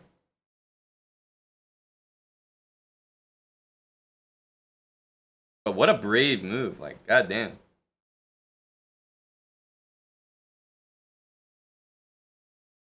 Man, I just thought, what about this? Like I know it looks crazy, but after this, you're cooking here.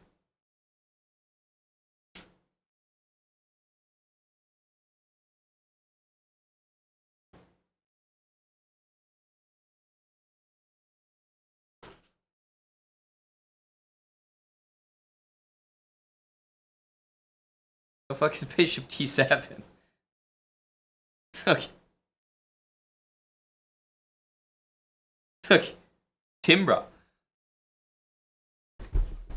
Now, I'm not saying you're supposed to find whatever we just looked at, but you got to keep removing shelter from the king. Like, let's discuss. what was really happening after this? One check? At least you're doing the same check, but better in that case. So you know what? You know what? Tim did it because Tim only saw h3. I understand Tim now. So I think he only saw h3 to defend that and noticed that rook d2 was available to win his queen. So he played bishop d7 to block rook d2 and then h3. Of course, completely losing, but I believe that was the intention. I believe that was the idea. Tim, I wouldn't quite say that. I can point out a few... I mean, after queen here, b4, rook d2, like something, and then a5 is killer. But let's say here, given this position, your opponent played a nasty move. Why aren't you trying this? Why aren't you trying that? Like, isn't it just the same idea? Because I'll tell you, you have a few interesting attempts. You're lost, or at least worse. But if the guy takes it, you have checkmate, so that's always nice, right? And he could take it. If he doesn't take it and he goes here, yes, in general, we are lost. But I feel like the main way you were expecting to lose was on h2 or rook d2. And okay, you have like king g1 moves that you can play. h3 is not the only response. There is a cool line here that I was noticing, which is rook b1. And even though it looks like you're getting cooked here, I mean, queen g3 fails, and rook takes your queen also gets mated to any bishop move, which is kind of cool. But I don't suggest this as you were supposed to see it. This is just something I noticed. But it all comes off the back of just playing the best looking move. Like bishop d7, I mean, I could take it, run away. I mean, king b8, bishop d7, you know you're lost. At least bishop b7, it's like they can still mess up. You have to just give them a chance to mess up. Bishop d7, any legal move wins here. Bishop b7, well, maybe this is the only one.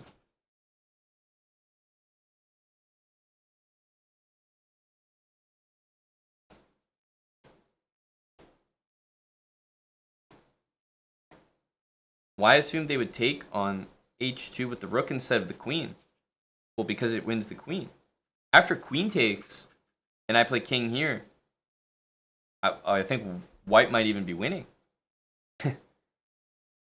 So, yeah, I did make the assumption that black would make a good move instead of a blunder.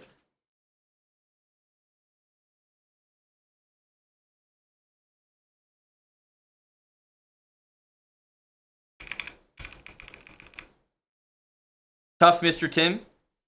You looks like you're playing on tilt. You're playing g4 here, which is just ludicrous to me. I mean, g4 is just trash. All you do is play g4, and all I do is tell you to stop playing it forever. Don't ever play it, and you just play it. It's bad every time. It's bad every time. I've never seen, like, what is g4? I don't understand. You're saying never again. You did it in an earlier game, Tim. I'm talking to an actual, like, heroin addict. No, you did it in an earlier game. Was it this one? Yeah, this one. It's the same. g4 here. There's so many moves on the entire chessboard you could play. Bishop e3, knight d2. We could do so much here. g4. Just for what reason? It's just senseless every time. Never have I seen the move g4 just improve your position. And even if g4 is played in a position where it's okay, what's your follow-up? A castle! Into g4! What happened? 3 moves later, you were lost. It's like, dude, you're not playing g4 and some kind of, like, g4 wizard. It's not like you're some g4 genius. Every time you play g4, you ruin your position or you're lost 3 moves later. So I don't know why we continue to do it. There have probably been 10 sessions of Tim TV that have featured G4, and I'm like, okay, don't do G4 here. Okay, don't do G4 there. Okay, matter of fact, don't do G4 ever. Okay, matter of fact, why do we keep playing G4? Okay, let's stop G4 altogether. Okay, never play G4 ever again. Okay, even if G4 is good, don't play it. Just stop, just ban the move entirely. And now we're at the point where I'm like, I don't know what to say anymore. You're still playing G4. You're useless, Tim. I don't know, I can't help you. I gotta commit you or something. Put you in a straitjacket.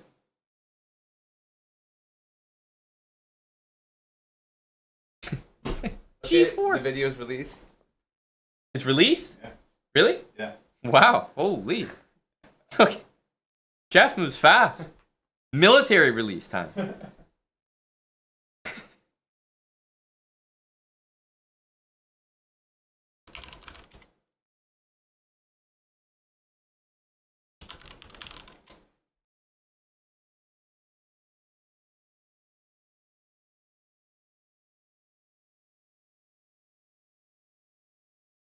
Why does it say now playing?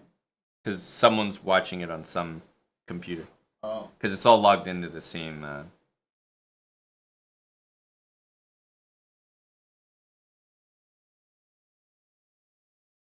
All right. There's already people that have beat the chat to it. To the first comment. Already released is Tim Cannon. And once again, Tim, I can tell you, the fact that you're featured in a video is never a good thing. Tim Cannon's Queen Hang for 7 straight moves is already released on YouTube. Tim's PR team did not move quick enough. We took advantage of Tim being locked into Tim TV and took it upon ourselves to release it on YouTube already.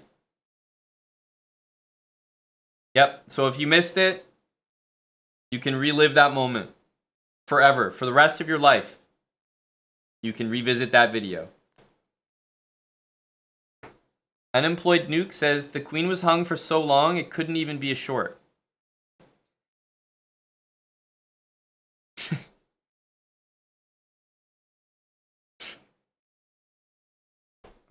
It's really true. It actually wouldn't work.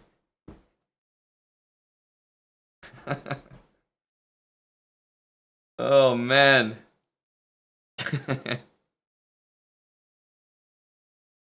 Tim, head on in there, bud. Hit us with another G4 for the road, why don't we?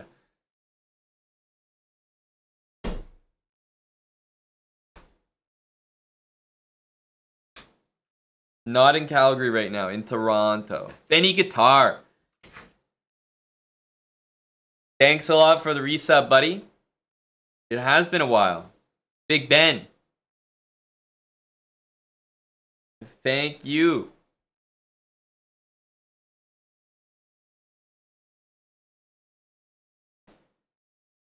Hella and Tim. Big stream snipe. You got a YouTube comment in there, Dr. Lord? Thank you.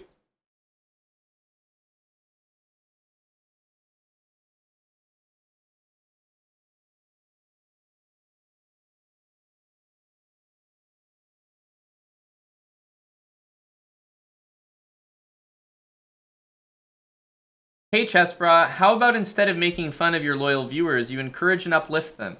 This display of arrogance is something I can't support. Don't forget, you missed Mate in 1 yesterday. That was much worse than what Tim did here. Tim knew the implications of taking a little material but having his queenside collapse. Get back to 2500 FIDE before you call yourself a GM and criticize hardworking everyday Americans like Tim Cannon. Shame on you, Chessbra. Shame on you. Signed at Lord Mayonnaise. God forbid that one gets uploaded. Or upvoted, rather.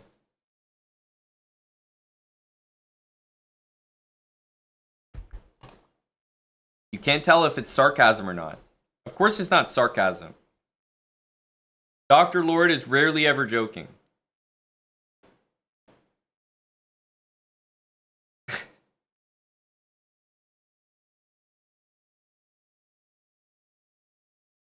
Yeah, he said that with his chest.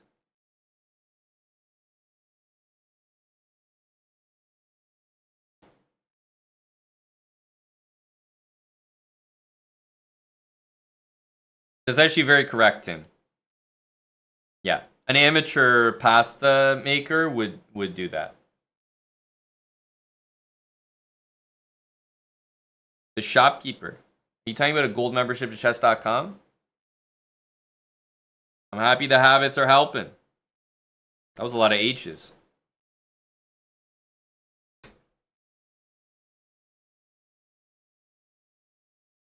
All right, back to making fun of our loyal viewers. And we've got 2 of them here, so there's no way that we get out of this game without doing that.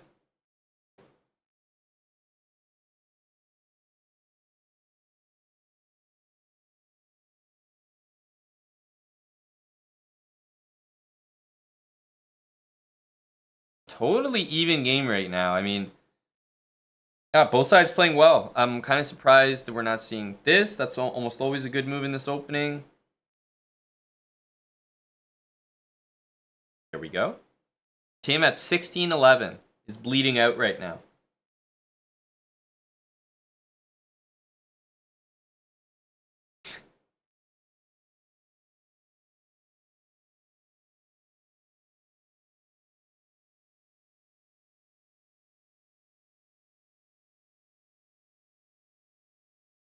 Wow, Hella's best blitz rating is under 1700. Tim would never. Tim would never.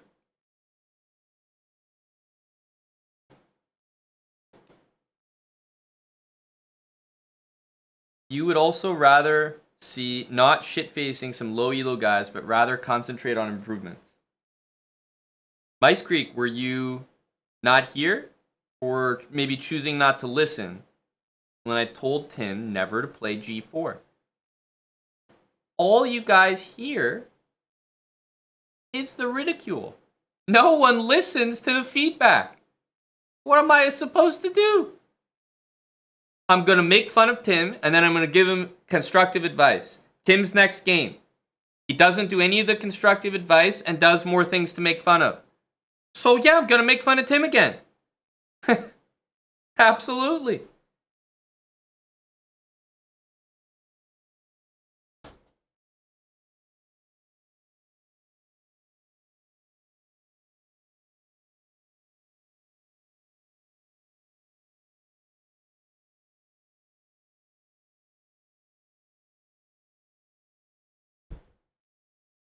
These guys, like,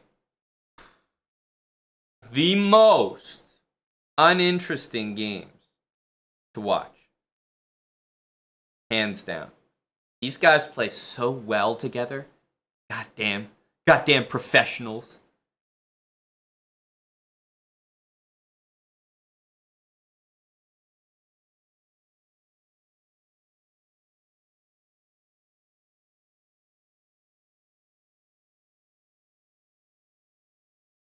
Yes, G4 and G5. I used to pray for times like this. Formerly Fit gifting a sub to G4 Wizard. Maybe Agadmator can make a video about that. Thank you, Formerly Fit.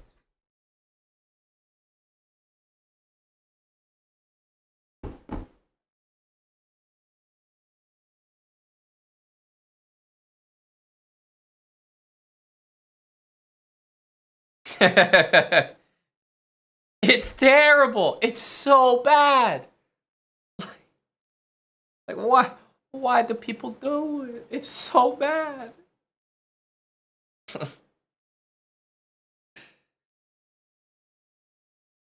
Like the quality of this move or this move over the quality of that move isn't, like, it's night and day. It really is.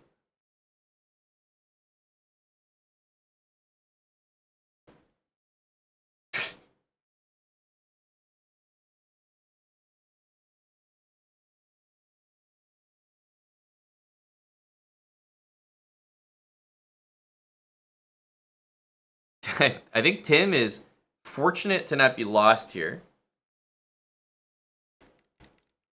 I think just going back would be sufficient. I mean, you kind of got in and got out. This is crazy. But you know, this could actually still work out because this guy is loose as well. It would be very Tim to play g4 and lose, and to lose when g4 is played against him. That would be very Cannon-esque.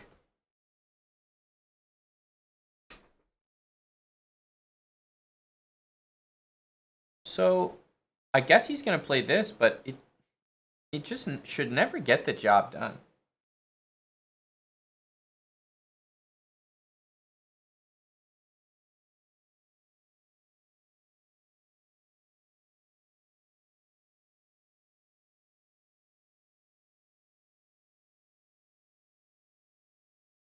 Not much to do there.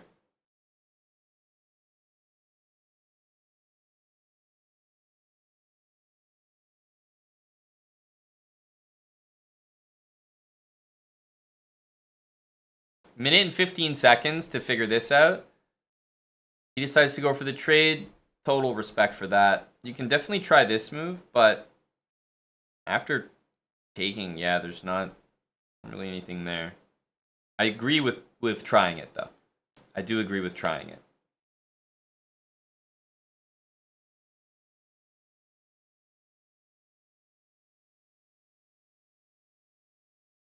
A minute to 30 seconds.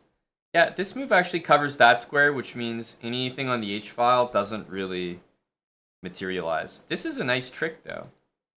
I like that one from Hella. That was tricky. That was a good one. That was a good one.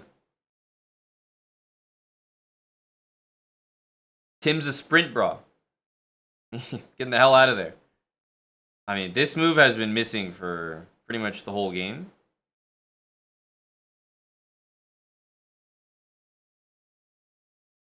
This begging. There you go. There's the Tim move. That's great technique. That's what you like to see.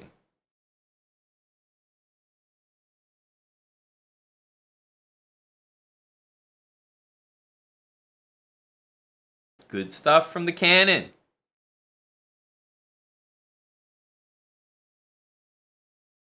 $25. Rook behind the pawn. I'm liking this technique here.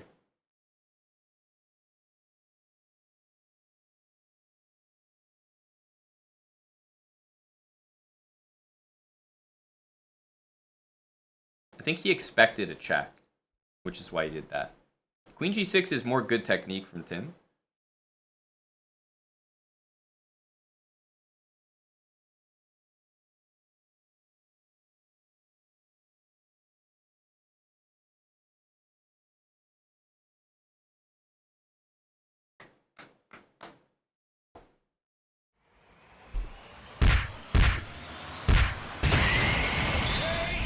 GG. You're never gonna believe it. You're never gonna believe it. White played g4 and it was a categoric blunder. Awful. Terrible move. Type of move Tim would usually play. Amazing how Tim just got a better position immediately after g4. Amazing how Tim won immediately after g4. Crazy how that happened.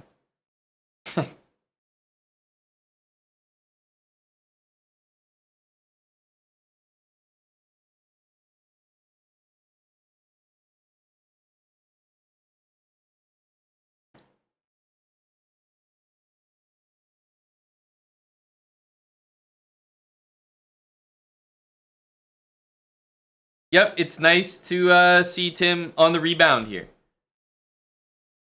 All I can say, Tim, is that you punished g4. Notice how much more pleasant it was as just a feeling to be playing against trash like g4 rather than playing it yourself. What a great feeling.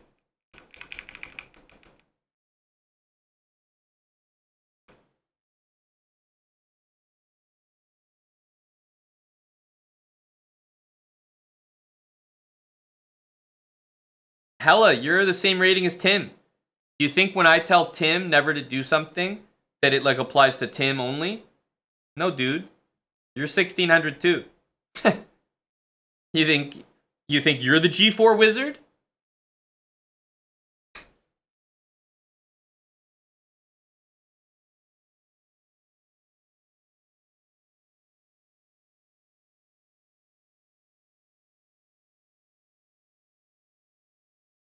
Well, at least he didn't abort it. Wild hacks. Tim usually aborts the games with C4. C4 is basically a free win against Tim Cannon. He's never studied anything. Like, the way he's developing his pieces right now is like Valentinian. Like, I wouldn't be surprised to see him do this or something.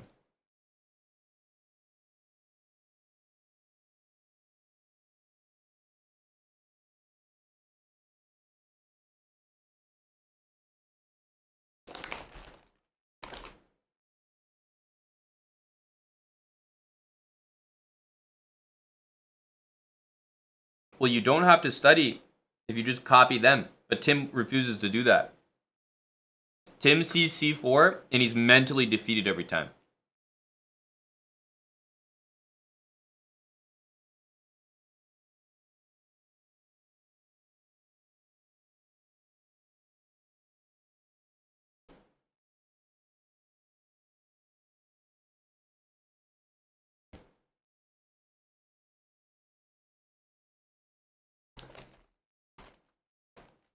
Yep, let's get some more comments on the YouTube video.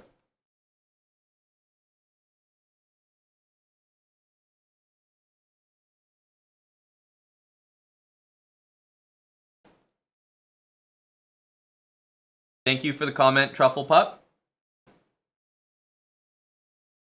Also a very good comment.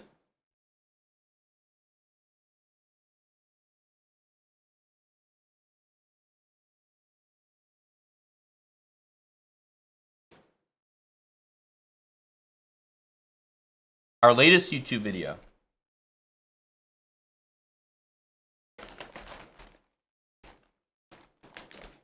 No, Gory. What is that? I saw that, Moisted. There's like bot accounts that post.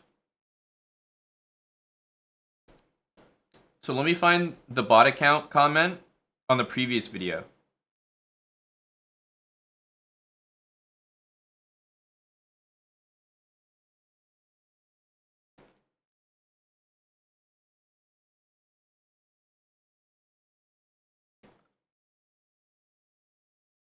So it says,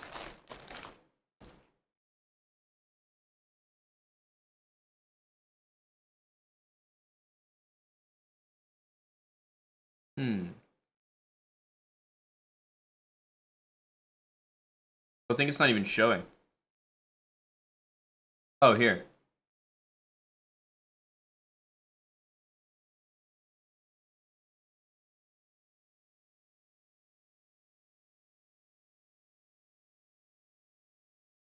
Man, why can I not find the, I swear there's been bot comments on every video, but maybe they don't comment on the speedruns? I don't even know how to describe that.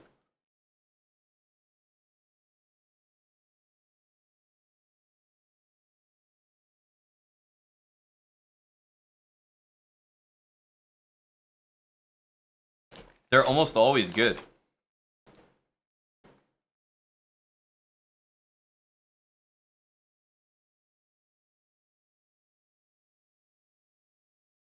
Is that on Chessbra VODs, Gory?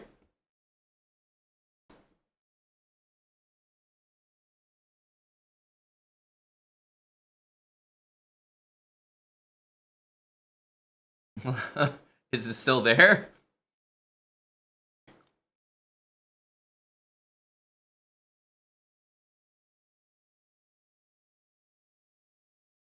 Oh, you mean it's 10 minutes, not 10 seconds.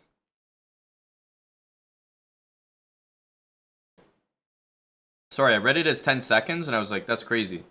But now I see it, I'm on stretch. So the answer is yes, I actually have seen this video. My bad, I read it wrong. I have seen this. Tim needed to play this and just stay solid. That was a little too friendly, but we live and we learn. Remember, this was a c4 game. Yeah, white's much better now.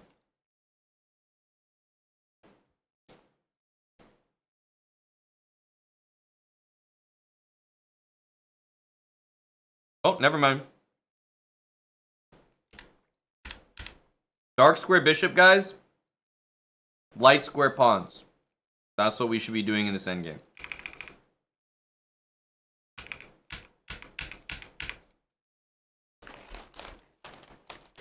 Go, Tim.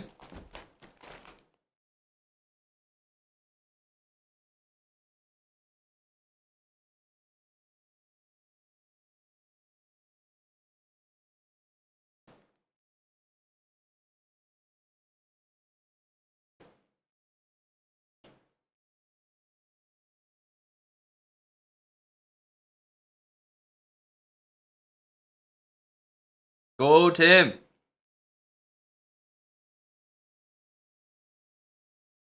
Not a bad move, not a great move.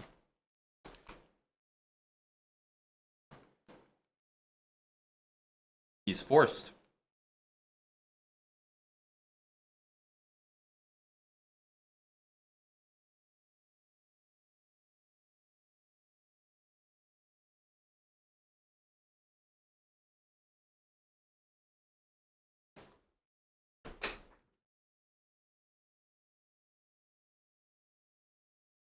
So I like this. Just sending it. Might not be the best, but at least it's like a plan.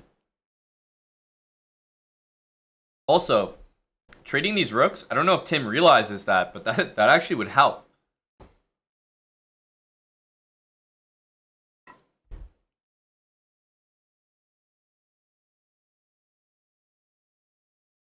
Okay.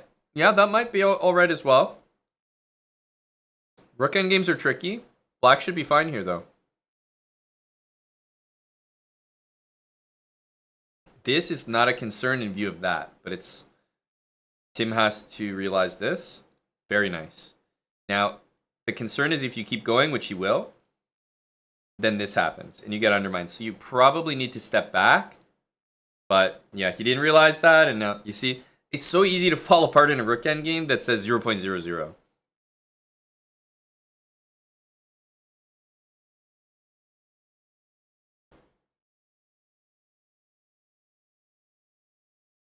Because now white can keep their pawn, and a very easy win for white.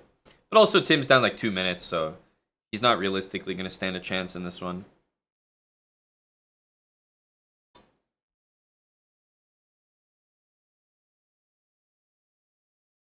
This was c4. Yeah, c4 gets Tim every single time. Trading the pawns is the craziest thing you could ever do. Crazy. Get your king in. There we go.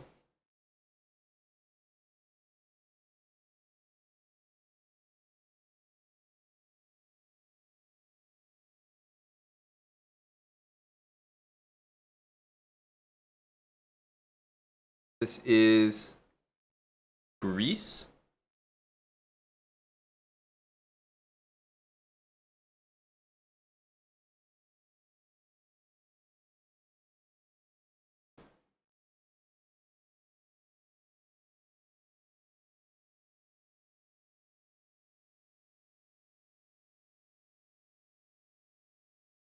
Tim started at 1640. And is at 1613. Can Tim Cannon stay above 1600, folks? I think he might be approaching liftoff here. Tim TV always has, a tough patch and a comeback.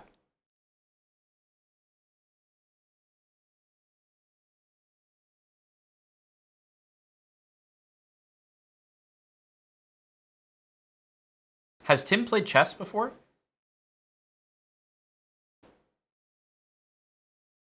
How can you possibly... Are these guys, like... Have these guys ever both played this line before?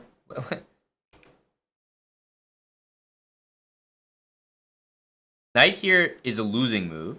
Queen here is so bad. Like, why? How do you not know? How do you play the fried liver and not know knight f7, especially at 1600? Seriously, like, serious question. How many people here know this? I mean, isn't this like insanely well known? I remember the fried liver being the first thing I learned in chess. I was just like 5 years old. Like, this was just very fun to learn. It's like the first cool thing. Bishop e6 is, I mean, this is hanging.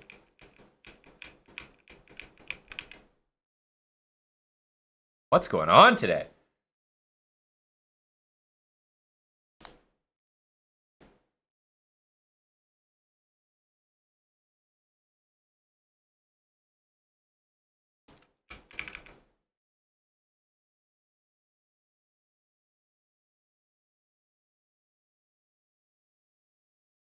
Yes, trade those queens, baby.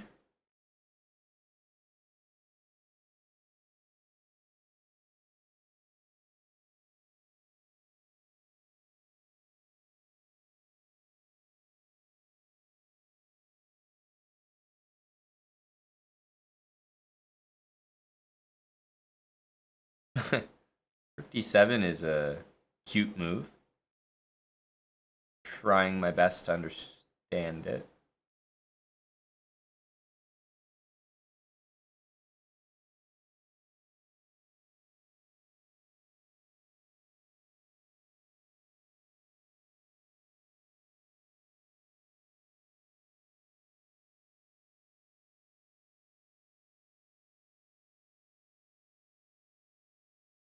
Nice idea there, rook at jacket.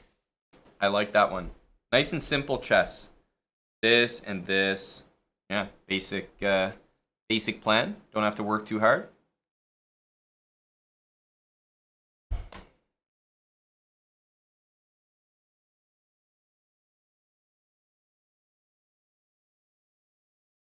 Mm-hmm.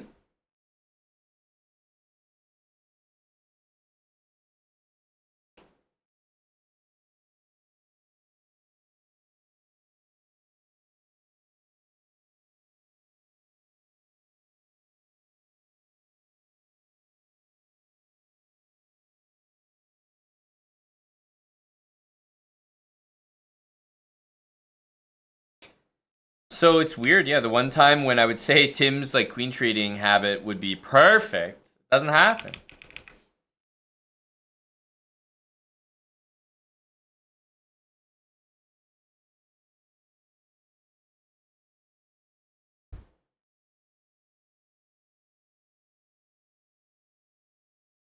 This is definitely in the wheelhouse of a Tim Cannon win, though.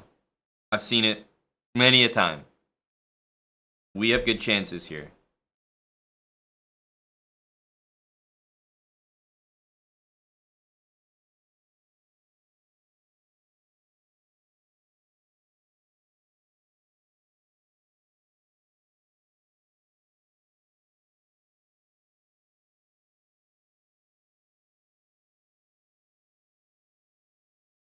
Dude, this move really put white in the tank here. Tim is threatening something, and it's not easy to stop. Go, Tim.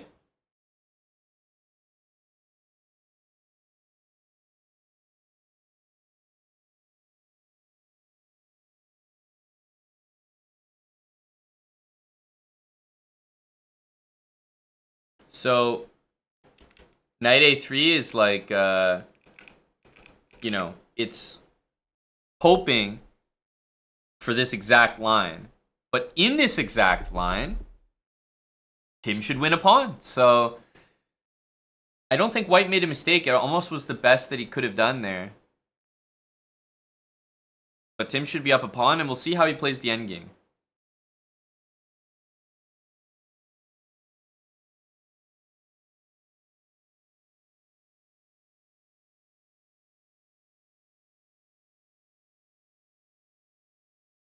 Up on time is my favorite part about this whole thing. DJ struggle. Tim is someone we all know. Yep. There's a little bit of Tim in everyone. Huh?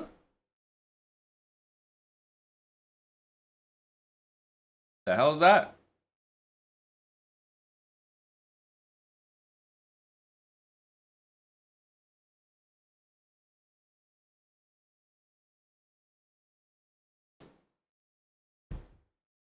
Am I like...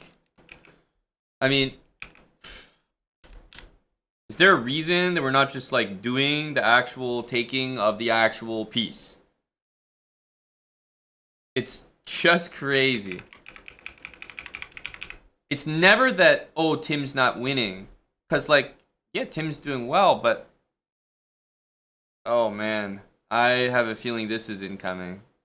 Yeah, that's actually smart. Low-key. We're in an endgame here, so we need to be, like... activating. Honestly, white might be playing for the win here. If I was playing with the white pieces, I would assume I'm winning. Knight goes there. And then pawns advance like this. I think white's actually completely winning. This move is... This is a whole lot of absolutely nothing. Where is your goddamn king, dude? Where are your pieces? Like...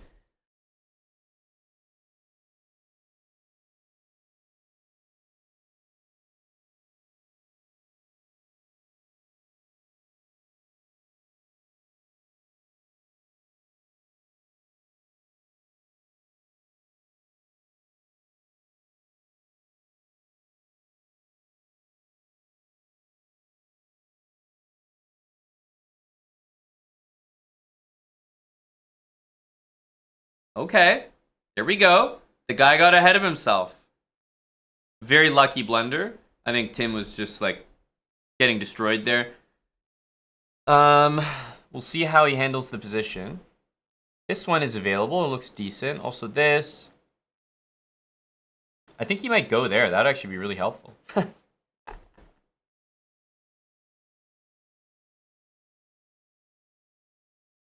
There we go.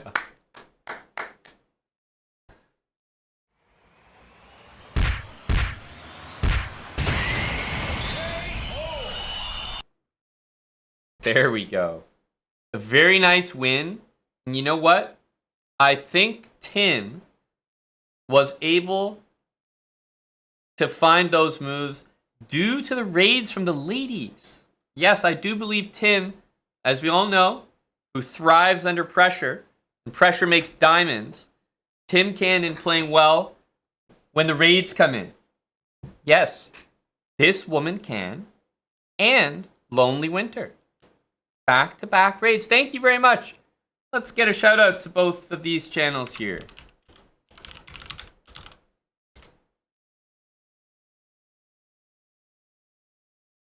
Thanks for the raids. Yep. Collect all the viewers into one net and welcome them to the Tim TV show where we spectate our viewer Tim and his journey. He was once 1,300. Now he's even peaked at 1,700. And I can promise you, he's still terrible at the game. Thank you to this woman, Ken, and thank you to Lonely Winter.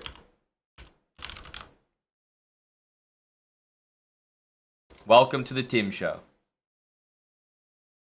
What did I say about Tim and how he's still terrible? There you go. You just witnessed it firsthand.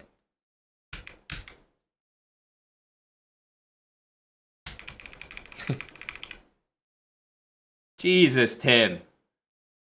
Come on. We got guests here, Tim. Look alive. Hello, Joe. Pickled Pawn, thanks for gifting a sub there.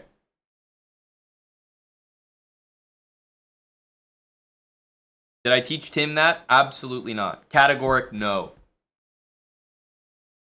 I had nothing to do with it. We prefer not to actually teach Tim anything. He improves on his own, which means his success is very much his own.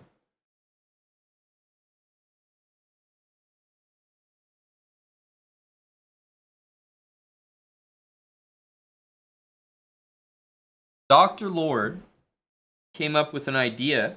We spectate somebody. After the game, we spectate whoever loses the match. And rinse and repeat until we find the worst player on the website.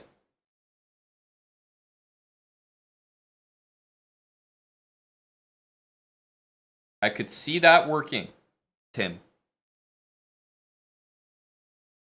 Or DLM, rather. I was already prepared to say that it's a great idea, Dr. Lord, but we've already done it. Which is why we're hosting Tim TV.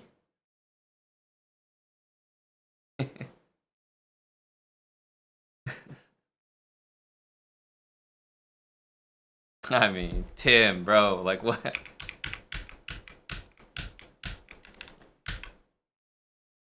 Like, this is just rough. Like, one of the worst games of chess I've ever seen Tim play. This is just terrible. Dude, Tim needs a timeout, like, TV timeout. He's still, by the way, somehow getting wins, so he's not even losing that much rating. But Tim, even his wins are terrible. He needs a TV timeout. He's on tilt. He needs to untilt with a win or a timeout.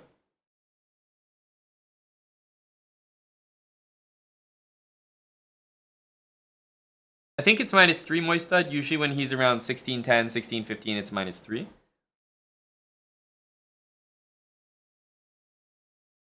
Not Tim's day today.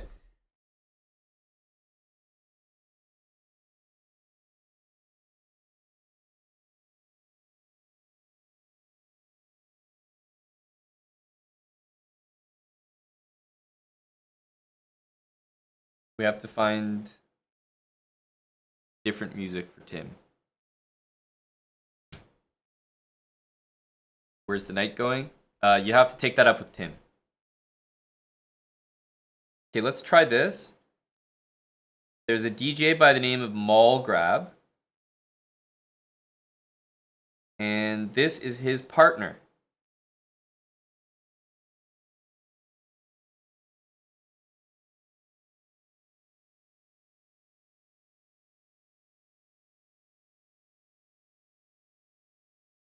Yep, we will be listening to the ladies.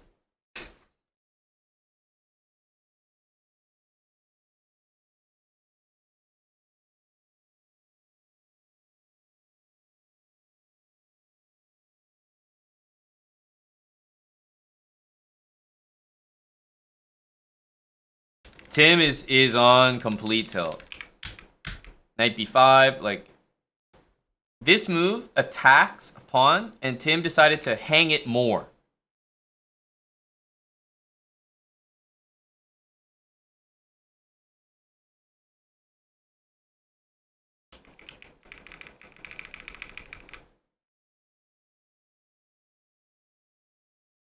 Boom. No, the guy's sweaty. He doesn't seem to be falling for that stuff.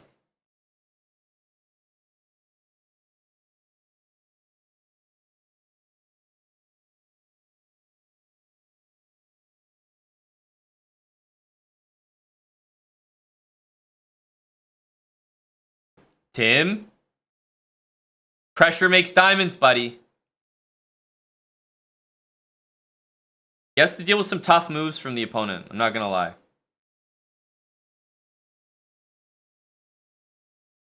That's the thing. If you're in chat and you're thinking to yourself, man, this guy's making so many blunders. I would never make those blunders. Here's the crazy thing. You're wrong. You are worse. That's what's crazy. Whatever Tim is doing, you would do times 10.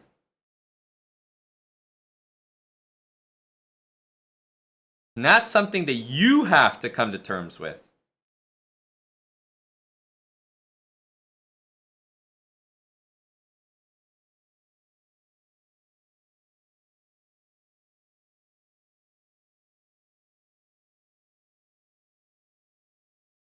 This performance right here from Tim is super questionable.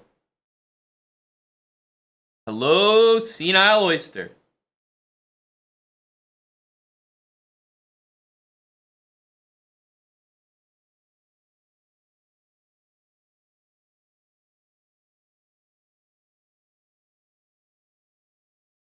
Eric, I would say that you don't want to be betting on Tim today, but I'm recalling that your previous big Tim win was on Tim's categoric worst day ever. So, in fact, maybe you should be betting on Tim. He's having another one of those.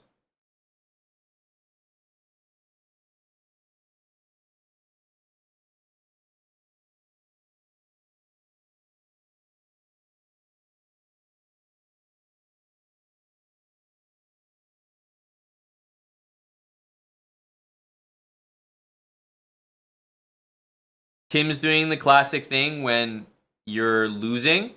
So he's played the whole game pretty fast. And now that he's lost, he's thinking.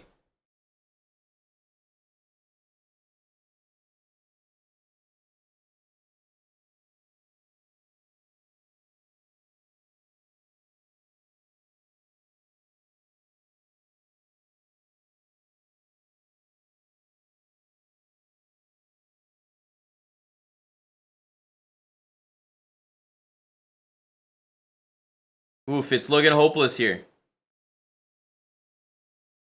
Guy is very dangerous. I mean, the Philippines have a good chess culture. They're very capable players in general. Bishop f1 is an A plus Tim move. But knight f6, bishop on d2 is covered. Damn.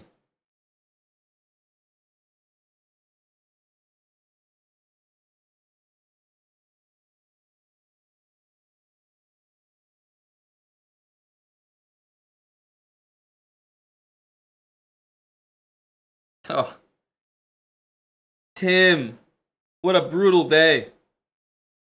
So many things to review.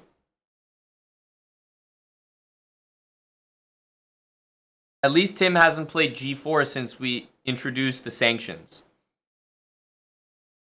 Wait, what am I saying? How has this never occurred to me? We just charge Tim 5 subs every time he plays g4. Done. We just need g4 sanctions in place. That'll clean up Tim's acts right away.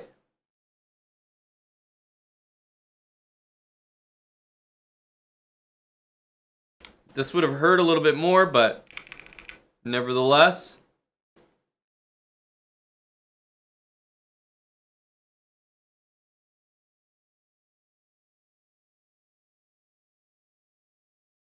Yep, I seriously think if we introduce a 5 sub tariff, a little G4 tax, that'll clean things up.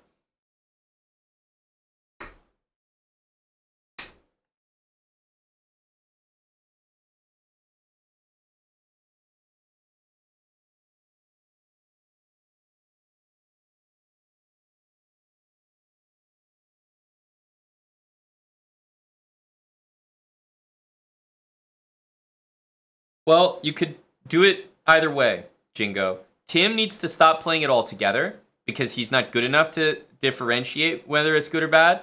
So even if he did it when it was good, it would probably still be a bad sign. So it might need to be an altogether ban.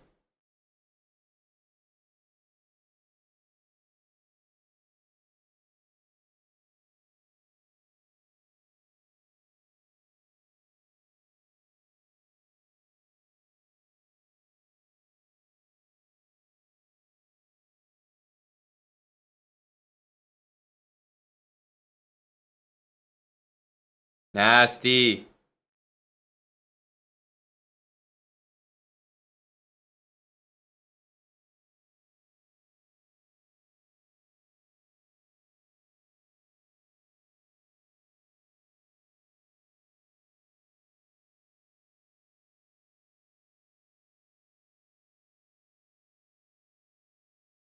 Tim is on max tilt. We may have lost Tim into the void.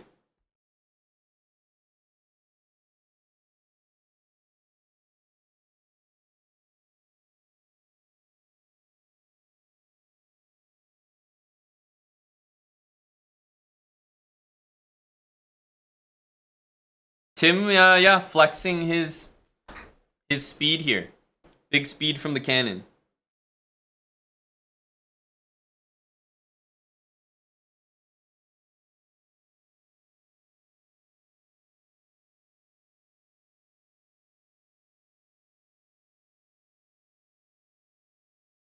Oof.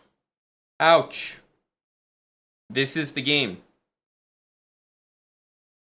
This is the game that determines whether Tim remains a 1600, I believe.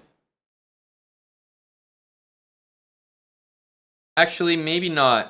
1647? Man. Tim's rating is so low now, he doesn't even go below 1600 for this loss. Jeez. But, like, what is bishop e6? Like, Tim's just trolling. Like, this type of chess is actually for, like, 400s. Just terrible. Just terrible. Just get it over with. Just get it over with. Tim, we know, just do it. Just eject that needle. That sweet, sweet high.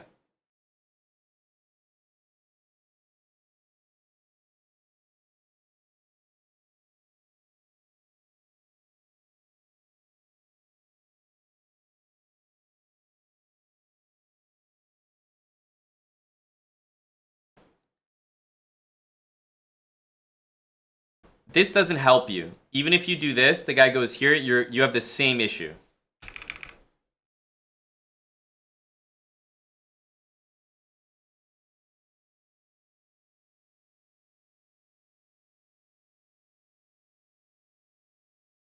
Wow.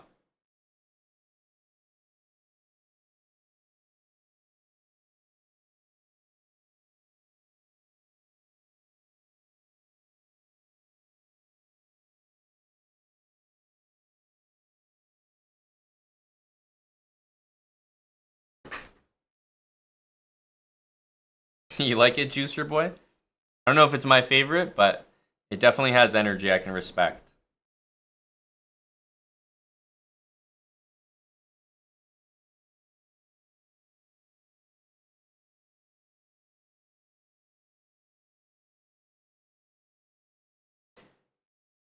Wow, we really had to make a choice. DJ Struggle says, I have to leave because of the music. Thanks for the fun. And at the same time, Juicer Boy says, great set, big energy. So we lost 116 messages, previous 1 month sub, current pleb, and we retained 548 messages, current sub for 4 months, Juicer Boy. It's a tough part about streaming, you know, there's decisions to make. Not even every day, every hour. It's never easy. You know, we repel people and we attract people with every decision we make. It's quite difficult. Quite difficult. But we have to remember that the day list has never repelled anyone. Who is offended by warm, down-tempo Friday evening?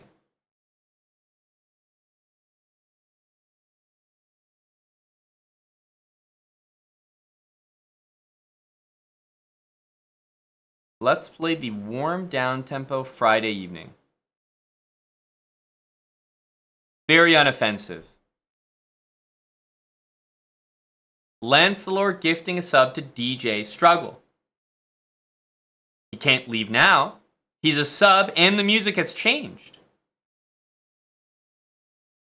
He's stuck here with us.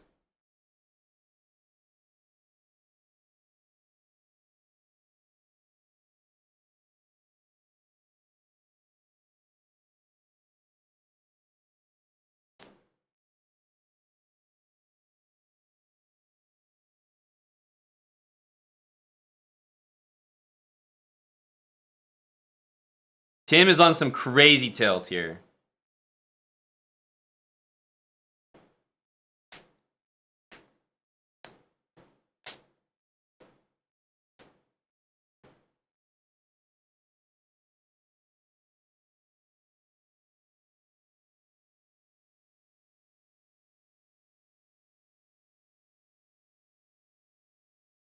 I don't think Tim's played a good move in an hour. It's really rough, you know? Tough to see guys who care about taking hits.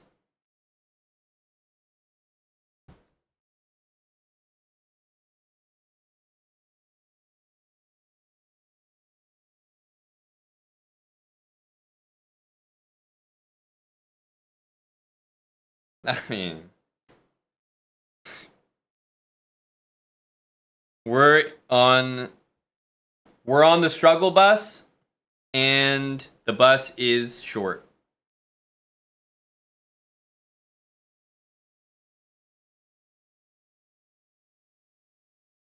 Tim, this was a brutal session. Just brutal. You can quit a 1600 though. And this may surprise you, but there is a lot of stuff to review.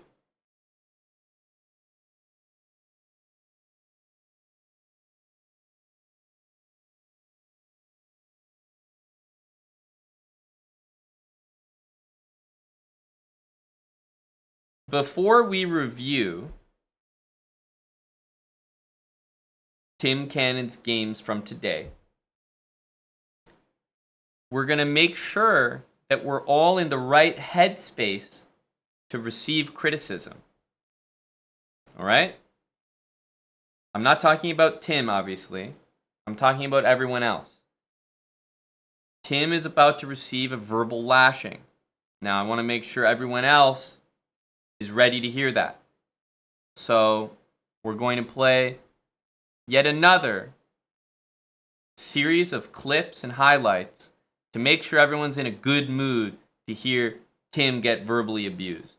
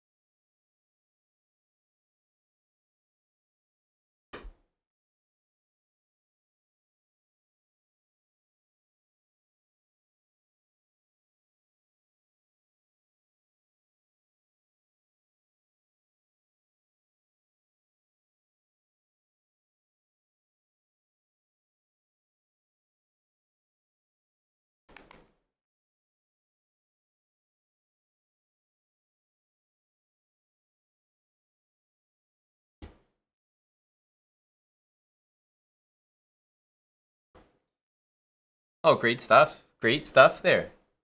I think Eric almost high-fived Otez into oblivion.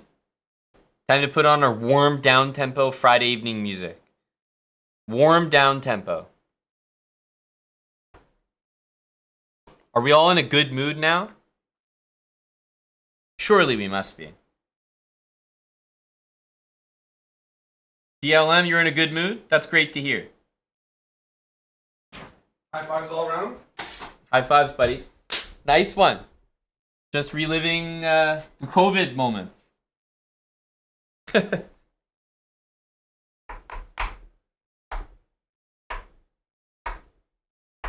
Next month there's gonna be some fun ones. Some more moments. Maybe we should get some more videos out. Some more of those? Yeah, for sure. I always like them. Yeah, we can do that. You had some nice KOs in there. Yeah, I was playing a bit better. Playing a bit better. Aline Hansen. I wasn't only in the old ones. I wasn't actually, but I was moving. I was Your moves were lean. There's like a 400-pound lady in 90 Day Fiance. 53 going to Nigeria to meet her 30-year-old boyfriend, and he described her as agile. Agile. Yes, a lot bigger than he expected, but also agile, which was a very funny word to use. Big country. And yeah, so you can still put on the weight and be agile. I was maybe just more agile back then. Agile is a big compliment to your chest. I wouldn't say that Aryan, for example, is agile. No, but he's back. He'll be back in 2 weeks to... He'll be exactly 2 weeks. He'll be stiff and in town.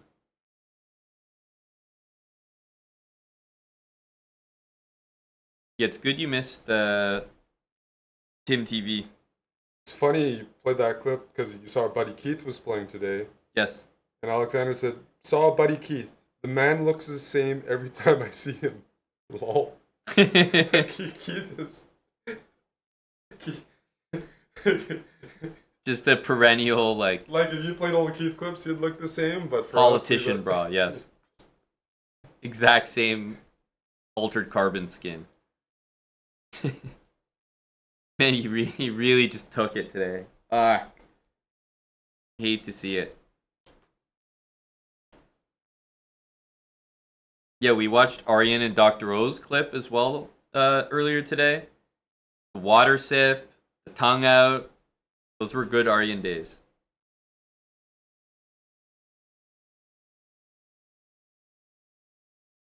Good twink time. They're tough to watch because of the... We have other Reykjavik vlogs. That one is tough to watch, 2017, because it was vertical.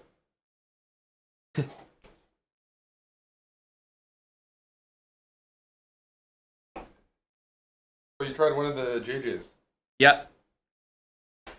It was okay. Not a stick, right? It's more juicy or something. Exactly. Yeah, it literally was. It was like a sweet watermelon juice. Some people like the sweet watermelon juice. Yes, they do.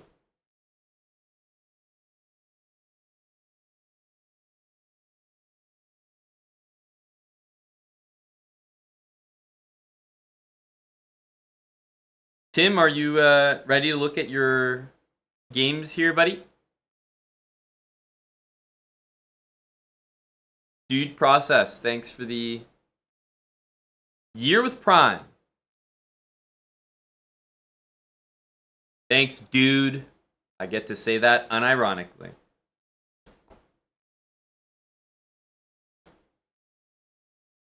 Tim had some good moments as well, Dr. Lord, but we'll make sure to get those out of the way first.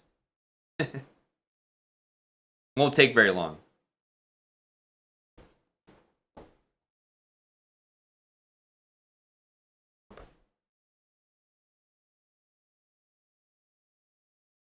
So, this was the start. Right here. Right here. So this was the session. With a final loss up there. There we go. This was the full session. Win, loss, loss, win. Loss, loss, loss. Win, loss, loss, loss. -5, I want to say.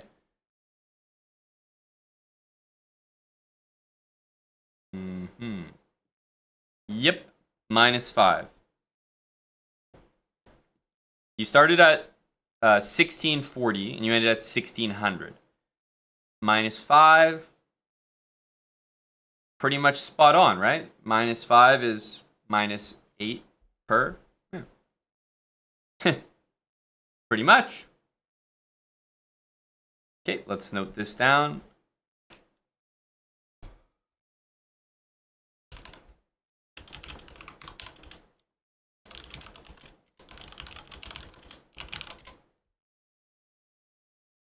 Now, I opened some of our games here as well.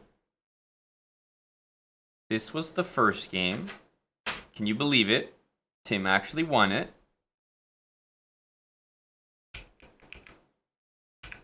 So Tim started the Tim TV session with this move.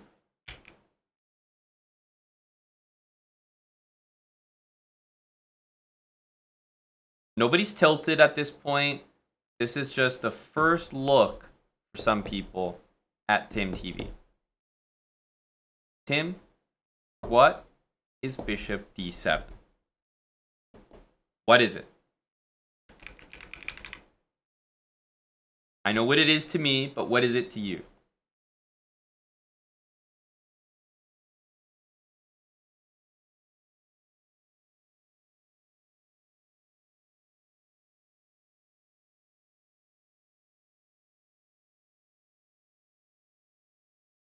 A random move. The bishop never goes here. I feel like I've seen enough games of Tim's. Is d4 really... Does this really cause problems? I feel like it doesn't, but then I see games like this and I'm like, damn.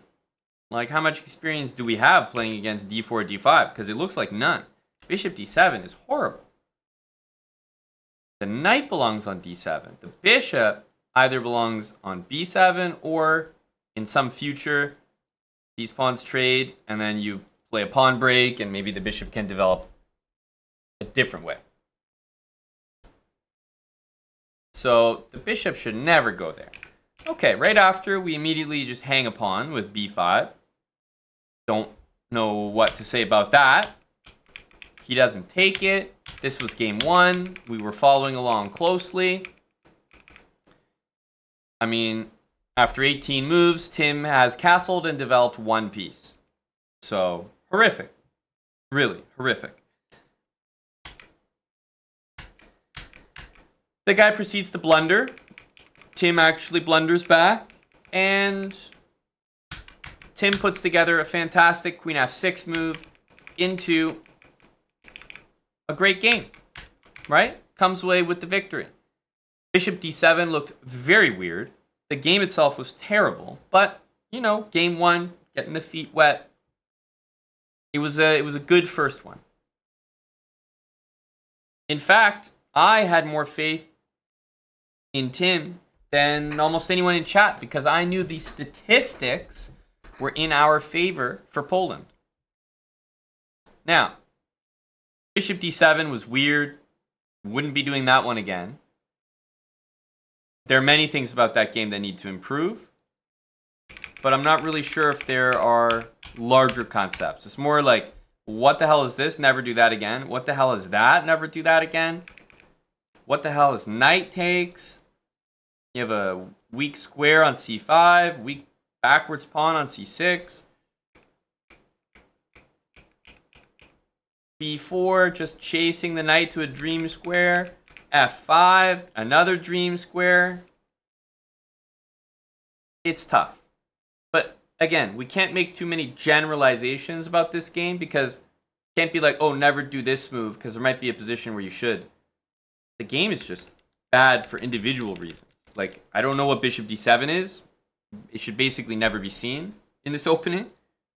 And b5 should also never be seen. So I feel like there's not much we should really be taking away from this other than to never do it again. Because it's not like, oh, bishop d7, and then, yeah, in these positions, you want to play b6 instead of b5. It's like, no, you should never be in this position. The bishop should never be here. That's all we're taking away from that game. Game number 2.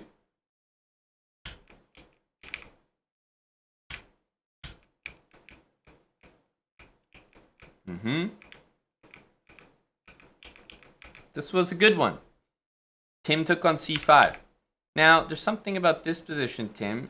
You never, pretty much ever, want to move these. These pawns are so strong. The pawn on c3 keeps the knight out of any access. The knight can't go anywhere. The pawn blunts the bishop. This pawn supports that. This pawn supports that. This pawn supports that. It's perfect. Never touch it. f6, so you need some moves here. Bishop out, that's a move. h3, that's a move. Knight d2 even. I know it's a backwards knight move, but you're going to greener pastures with this knight, and you're offering a trade, which of course you want. You're up a pawn. g4, clinically insane. Someone commit this man. g4 is so unnecessary. You have a perfectly stable and balanced position here. Don't need g4. Never need g4. Castling after playing g4 is even more insane. The guy just opens up the king side now that you've done this bad move and followed it up with this bad move. And then you can see within a couple moves, we were already lost. That's how quickly it happens. Never play g4. Knight d2 would be my preferred move. I like the knight here. I like offering the trade. Feels good. Okay, the game continued after this. It was a good fight, but ultimately we played the move. c4, absolutely horrific. What was going on here? We talked about it earlier. The pawn is keeping the knight out. This pawn's keeping the bishop out. This is perfect. You never want to touch that structure. c4, oh god, everything falls apart. After this move, this pawn drops, this pawn drops. If you wanted to play b5, you could have done it right away. Maybe throw rook a8 in there, bishop takes, this pawn might get loose. But the pawn on c3 against the knight on c6, same thing, pawn on c6 against knight on c3, you always want to leave it there. It's the feel-good pawn of the year. Controls the knight. It can't go anywhere. c4, we were dead after c4. Yeah. From here, didn't matter. Black played well, but we were cooked after that. g4, first bad move. c4, second bad move, and that was all it took. I'm even more disturbed about c4 and g4 than I am about g5. Notice how I didn't even mention g5 yet. g5 blunders the actual rook. But notice how I haven't even criticized it. I'm more okay with g5 blunder than I am about the g4 or the c4 moves. That's how fundamentally unsound those two moves are. You wanted b5 to kick the knight. Do it right away. You're still bothering the knight. You're getting your rook in. Maybe bishop takes and take the knight, undermining the pawn. But c4, no. No c4. That was game 2.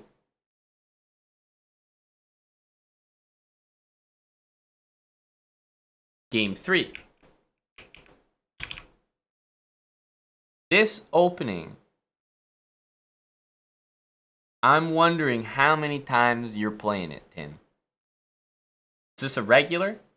Because as far as my knowledge goes, knight takes e5 should put your opening in the dirt here.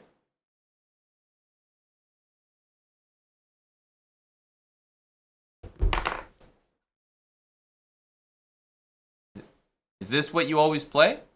Because there's no way knight takes e5 is just available every time, right? I don't think this is good.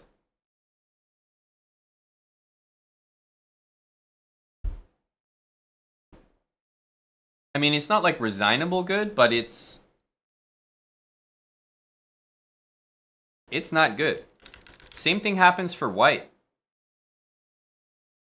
If white plays knight c3 here, bad move.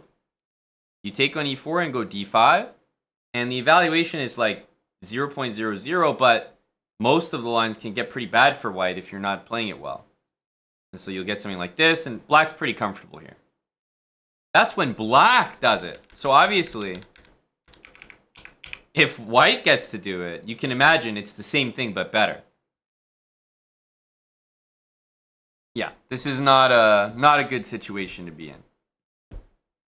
Yeah, you can take on f2 before grabbing the knight, but that's actually even worse. Amazingly. White gets the whole center. Your knight doesn't have good places to go. You can't go to g4. White's going to develop the bishop, rook, move the king back, have the open file. Even worse. Even worse. So I know it's very tempting. White can't castle, but the two bishops, the whole center, and the open f-file actually is worse for black. So anyway, you should never be allowing this, Tim. We should be going knight f6 here. I don't know what lines you're playing exactly, but this is a no-go. That's not a move. Okay. Knight f6. Okay, then we get this normal stuff. Yes. This is fine. Yeah, you guys are just going. All good. c6. Not a fan of c6, Tim. Can I ask, are you going to play d5? Because I'll tell you, in this position, with a bishop there hitting your pawn, I want to be as firm on the dark squares as possible. Playing c6 and d5, I mean, aren't we just kind of losing our e-pawn? It seems senseless to ever go d5 because we're just undermining our own pawn. So I would just keep this and now switch to the king side. The center's closed. There's nothing going on the queen side. You have an open f-file. That usually means king side. How do you switch to the king side? Knight g6 looks like a great move. Queen e8 and queen out looks great. Maybe knight g6 and like knight h7. Maybe knight g5. Knight f4. Knight h4. Knight g5. The rook's here. Maybe double the rooks. Sack once the rooks are doubled on f3. Those are the ideas you want to look for. But instead we see c6. Not a great move. Especially because if white wanted, he could play c5. And now your pawn is totally undermined. Right? If I take here, you're crying. This is like the worst pawn structure. If you take me, you're also losing this. Probably not that great either. But pawn on c7, everybody's happy. So he plays d4. Okay. We get this. Again, you have the open file. You should probably be doing kingside stuff here. You've also playing against the bishop, so I'd like to see maybe e5 and try to put a knight on d4. For example, like that would be strong. Knight e7. We're just going the wrong way. You should be unleashing on the king side. This guy's playing queen c2, a4. No respect. Dude, you should be coming at this guy. Get your queen in there. Get your knight in there. Knight f4 and queen g6 is really tough to deal with. e5 at some point to lock that bishop down and secure the f4 square. But instead, we're going like knight e7, like wrong way. And now his knight's somehow super active in the center. And you finally did kind of get the pieces aimed that way, but obviously far too late. Too many opportunities missed to do it. And yeah, the game's dead at this point, just tactically lost. And white didn't have to work very hard for that win. But your c-pawn doesn't need to move. c6, d5, not a great plan when you have these pawns like that. My favorite thing to do when I have the pawns like this in the open f-file is leave them, leave these pawns, like touch nothing, and start to bring my pieces to the king side, double the rooks maybe on the f-file, look for sacrifices, look to like reroute your knight, trade. Like if you get rid of his knight here, he's got no defenders. So just send on the king side. And of course you can react if he tries to open things in the middle, but don't open it yourself. That should be his job. Make him work to open it up. You're helping him by playing c6, d5, for example.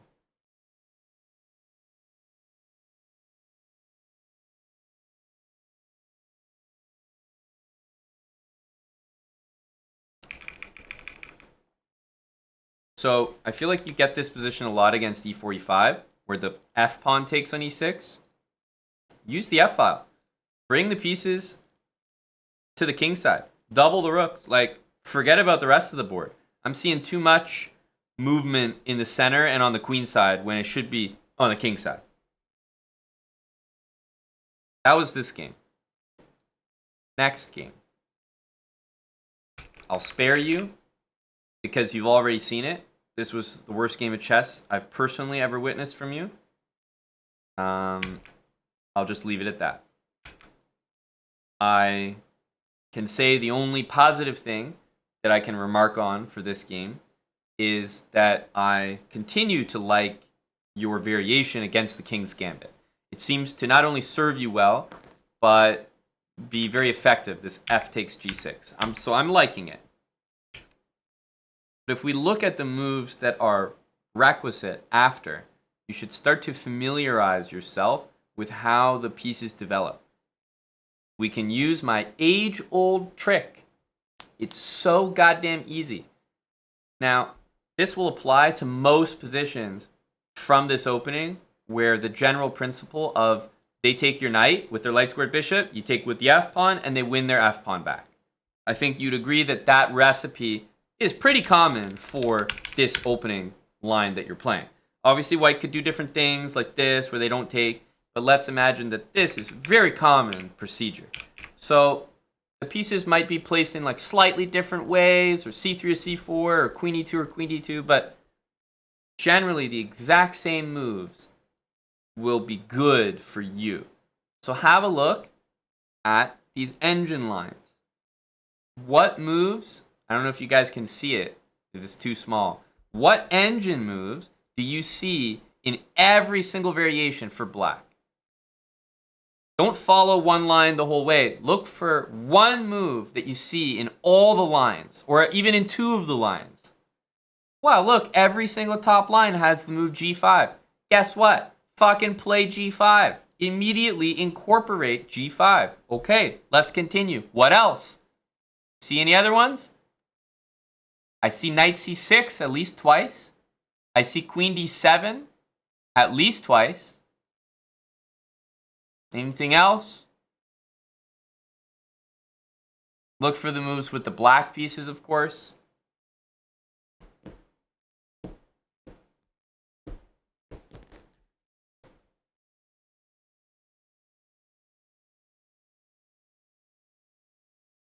I think that's most of the commonalities. I do see a b-pawn push, but it looks a little specific.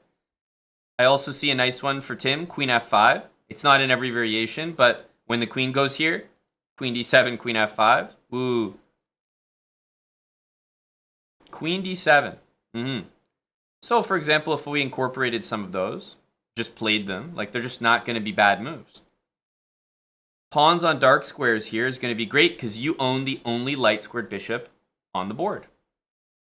Knight here, I would say bishop e6, h6, queen d7, and then maybe doubling rooks on the f file is a foolproof way to have a good position every single time. I know g4 might be good, but let's just play this. Let's just play queen d7. And let's just play rook f7. This is like a foolproof way to develop your pieces, all to fine looking squares. There's no stress about e6. Knight a4 is garbage. I'll play b6 if I really care. Double here, and we're just good. We're chilling. And this setup is something that I was able to identify in about 9 seconds from looking at a few top engine lines. That's it. Because I could tell that your setup was one that was born of making things up as you go. c5 is not a bad move. Your next move is bishop g4. Also, not a bad move. Knight d7. Okay, objectively, none of these moves are bad moves, but they don't really go together in any type of way. e6 is always a problem. Like, I'm just always kind of concerned about, hey, do I care about e6 or not? I'd rather have that pawn blockaded. None of these moves really go together, and it's definitely not a solid position. For example, queen b3 hits 2 pawns. I already have to think, like, wait, am I covered there? right? And then bishop g5, of course, we're hanging material, but we should know that bishop g5 is just never a concept in this opening. It's pawn g5 and pawn h6. And keep this light square bishop. Never trade the light square bishop. So, in about 5 minutes, we've understood this move never happens. Black never trades the light square bishop. You always put the pawns on dark squares. You maintain your light square bishop the whole time. You don't usually play c5. Blockade that pawn. And you put it all together, and then... and then, instead of having this random-ass game, which is the lowest quality game I've personally witnessed from you, you have a very assured, solid middle game position. Every time. I personally have to recuse myself from going any further in this game. So we will not be continuing. This is the next game.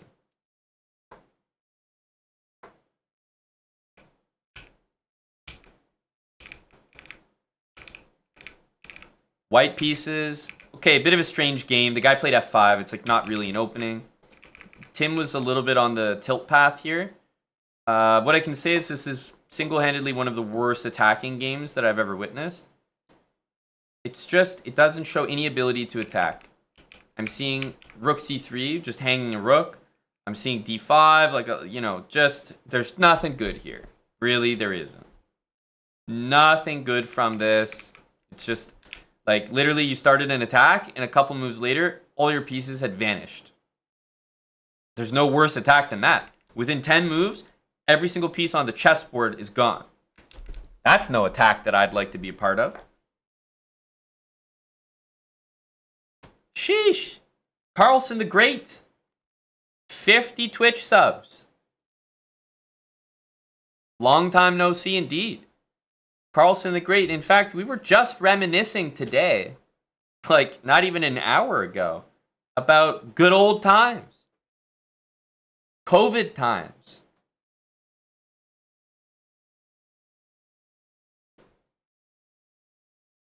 And Carlson the Great was a regular member of those days. Thank you for the 50 subs. I bet Carlson the Great isn't even too familiar with the current segment, Tim TV.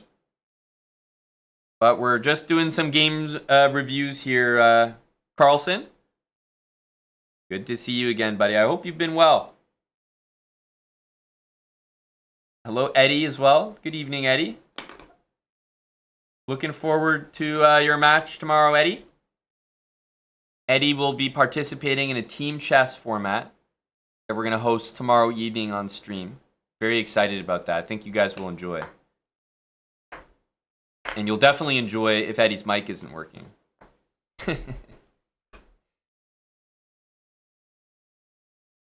Correct, DLM.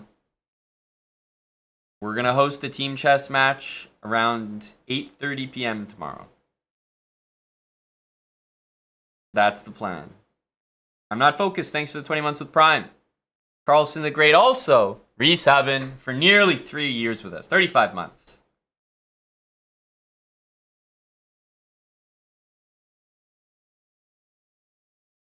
Always Eastern time. If I'm giving a time for something, it's always Eastern time on this channel. So, I don't have much to say about this, Tim, because it's a very unusual position. No one plays f5. You're not going to see it again. It's just you on the attack, and I'm not seeing any proficiency. We need to open some lines. Rook here is like, it's just not doing enough. Maybe c4, c5. Even rook b1, b4, b5. We need to open some lines. This is just not it.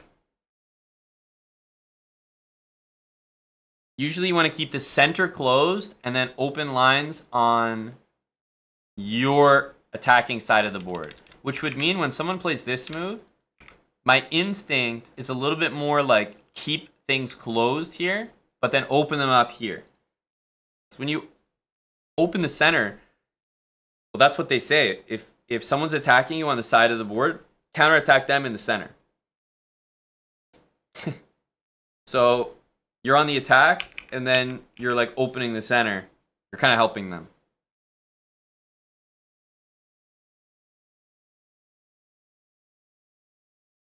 Did Eddie's mic ever work? We've had Eddie on stream before. He's had his moments.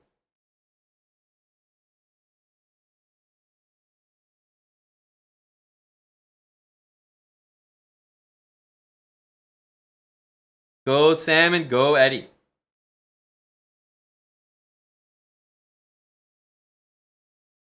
So, this game was a bit of a wash. It was a terrible game, but it was a weird opening, and I'm not sure we're going to see it too often.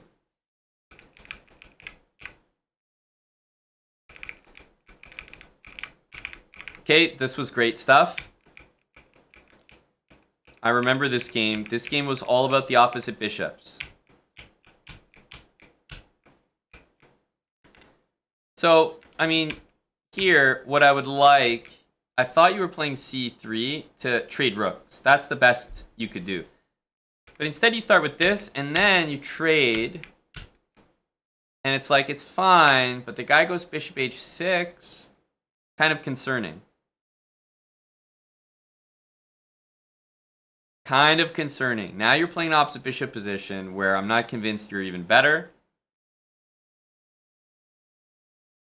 Whereas here, you're doing tremendously. Tremendously. What I said here was that even though it's an opposite bishop position, I'm quite sure that Tim will lose it. And I'm quite sure that Tim, for example, will blunder immediately with king e2 and allow the bishop back here. It's a tough thing, these opposite bishop positions. It's a very tough thing.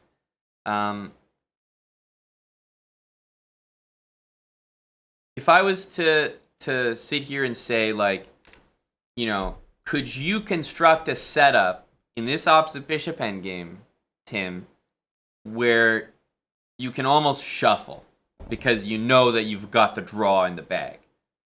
So not even just a singular move, but more like a setup. Like, how do you want all your pawns to be placed, and where do you want your king and bishop to be placed?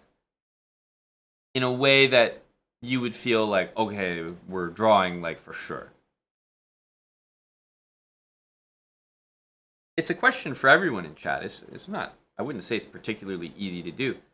But once you have a setup in mind, then you're like, okay, yeah. Now I just gotta go do that. Remember, he can only attack things that are on a very specific color.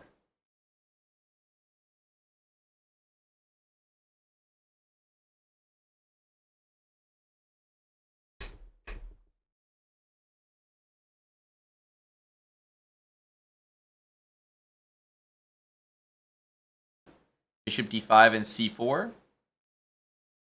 Okay, but how would you do it, Wild Hacks? Just, I need to press you to be more specific. Pawns on light squares, bishop d5. I'm seeing a few answers.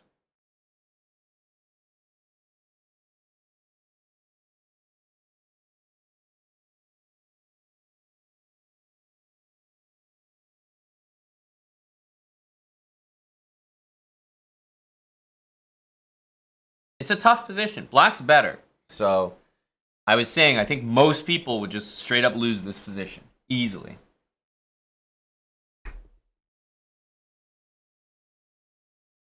So the first thing that is usually true is unless your bishop can defend your pawns from a square where absolutely nothing can touch it, your king should go where their king goes. That's it. So if black's king is very clearly going here, your king should go here. Unless there's a way for this bishop to somehow guard this pawn from some perfect unassailable square. And bishop g2 is not it. Way too passive. Bishop g4 would be it, but there's obviously many pawns that can bother you there. I don't even know how you get to g4. So our king very clearly wants to go here to deal with that. If this pawn ever gets attacked, it needs to be defended by the bishop. So sure, bishop d5 is reasonable. Note that if black brings their king here and you bring their king there, and then black brings the king over here somewhere, we should probably follow it with our king. If black goes back, then we can go back. But if black goes here and we're leaving our king here, we're not maximizing. We're doing nothing. So let's say here, of course, king e2 is going to be necessary, because if you think about how to get there, we're going to have to go here now. so that we're here on time. Bishop c1 is pretty difficult to stop. At this point, I would say we have a pretty nice choice. Let's say we played b4 and black took on a3. In my opinion, we have the option to potentially go b5, c4, and then almost do nothing. That's it. Because at that point, everything would be defended. That pawn can't go anywhere. It could be traded, but we don't care. This is all defended. Nothing can be attacked. This is defended. The best is black could go and make a pass pawn. But what? They have a pass pawn on g4. It goes to g3. Our king just stays there. We just shuffle our bishop. If the king goes here, then maybe I shuffle my king. That's it. That's it. That's the draw right there. A pawn can never become a queen in an opposite bishop endgame if your king is standing in the way of it on the opposite color of the opponent's bishop. Like, it's impossible to ever break through. So this g pawn will make it no further than g3. The f pawn will make it, let's say king f1, no further than f2. The h pawn, no further than h2.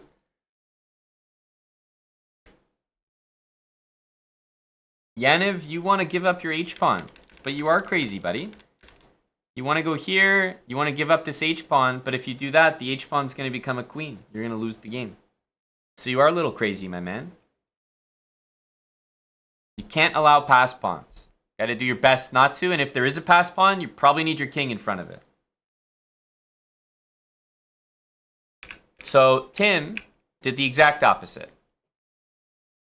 King going this way, Tim said, see ya. I'm going the other way. Tim's king could not be further from where it needs to be. Literally.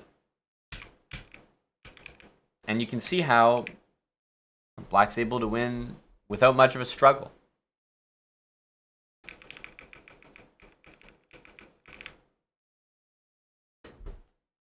So this game was really all about opposite bishops. I think a lot of people really believe that opposite bishops are a very easy draw, etc. But when I see this position with black, I would assume that black would win this against almost everyone in chat. Truthfully. Even though it's a dead draw. It's tough. It's not easy to defend. Light Struck, thanks for the resub, man. 45 months.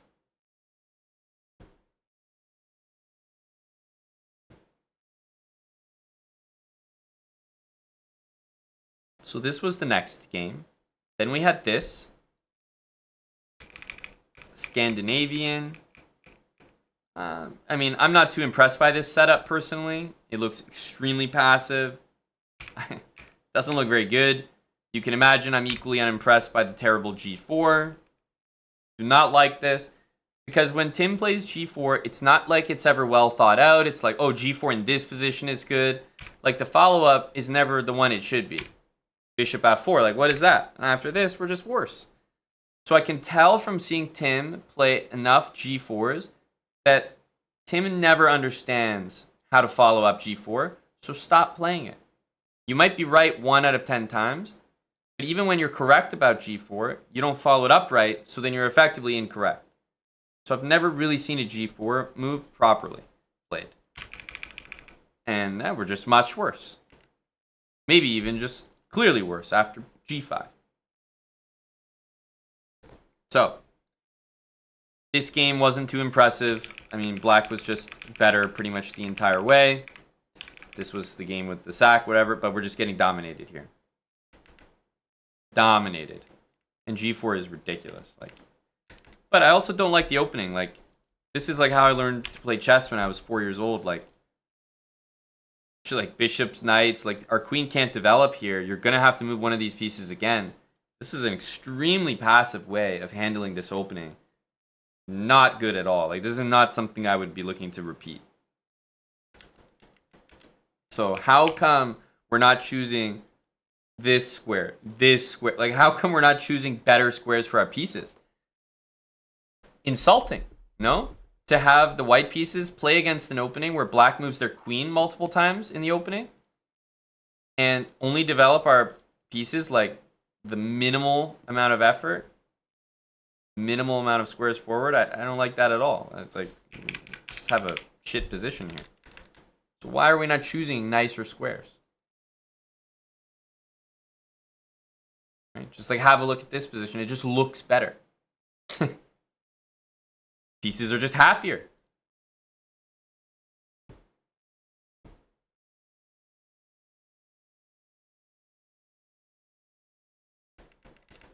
So this opening needs to change for sure. Not impressed seeing this, but even the way you play after, like G4, like it's all gotta go. It's all gotta go. We saw this one. We had a big match against Hella.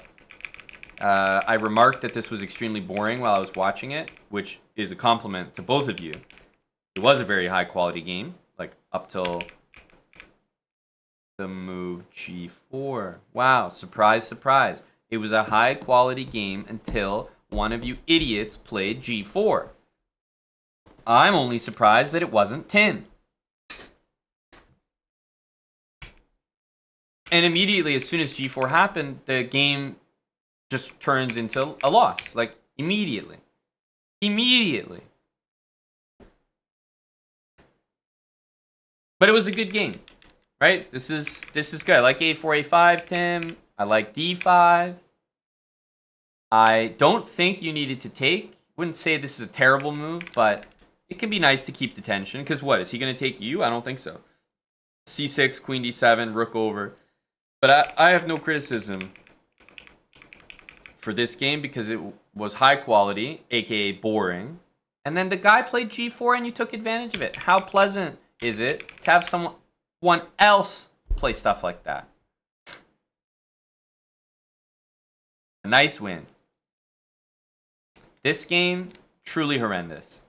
I know you need no reminders that you play like an actual 100 elo against C4, but you play like 100 elo against C4. I mean, this is terrible. This is not an opening you should ever repeat, not an opening you should ever play. I know you were deep in the trenches of tilt at this point, like deep in there, but this is trash. This is like the Scandinavian, but except white has the center pawns, so it's really bad. Yeah, horrific opening. Nothing good here. He blunders. We don't take this pawn, which is just free, and we would have had a nice endgame. But you get this position, which is fantastic. This is a canon special. A4 happened, and all you need to do is C6 and just defend. Just keep defending. Now, I admit, A5, maybe A6, A7 looks scary. Take some practice to understand, some experience to understand, okay, that pawn's not that dangerous. The max it will do is get there, and by that point, we can blockade it, or maybe even play C5 ourselves to block the bishop once the pawn goes here, or bring our king in. But C6 is just simple. Even here, another simple move is A3, just to trade it off. But you just handed the pawn right over. In fact, you handed him a choice. You said, hey, you know what? You pick. Pick what pawn you like. So A3 would have been nice as well. Nevertheless, we get to an endgame here. Rook endgame. I knew you were going to lose it. You're down a lot of time. Very tough. Rook endgames are specific in that when you have a fortress-looking position, sometimes you actually need to repeat. It's really hard to do. You played check, and you probably should have just gone back. Because when white tried to go forward on you, you gave a check, so just go back. But now you decided to go forward, and you get hit with this, and that's why your rook should have been back there. So it's quite tough, that concept of like, okay, I have this fortress, but I have to know that if my rook was not on that square, this would hurt. So if the rook's not on that square, I have to go back to move it back. But you only had a couple seconds. Didn't really matter. I just know we've been looking at rook endgames, so thought I would mention. the real disturbing part in this game is losing a pawn so effortlessly after being ahead. And then the first and most important thing is that this opening is so bad it needs to disappear. I don't know what this is, but like Wildhacks was asking today, how do I prep for c4? My opponent plays c4. I'm like, dude, just copy him or something. I don't like. Don't play d5 though. That's worse. Literally, just copy their moves. Then we had this game, and this made me question, Tim, if you have ever in your life played against the fried liver. I'm assuming that you have. You play e5. I'm assuming you've seen this position numerous times.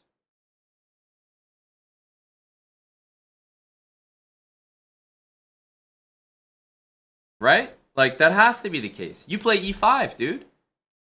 This has to be like a mainstay.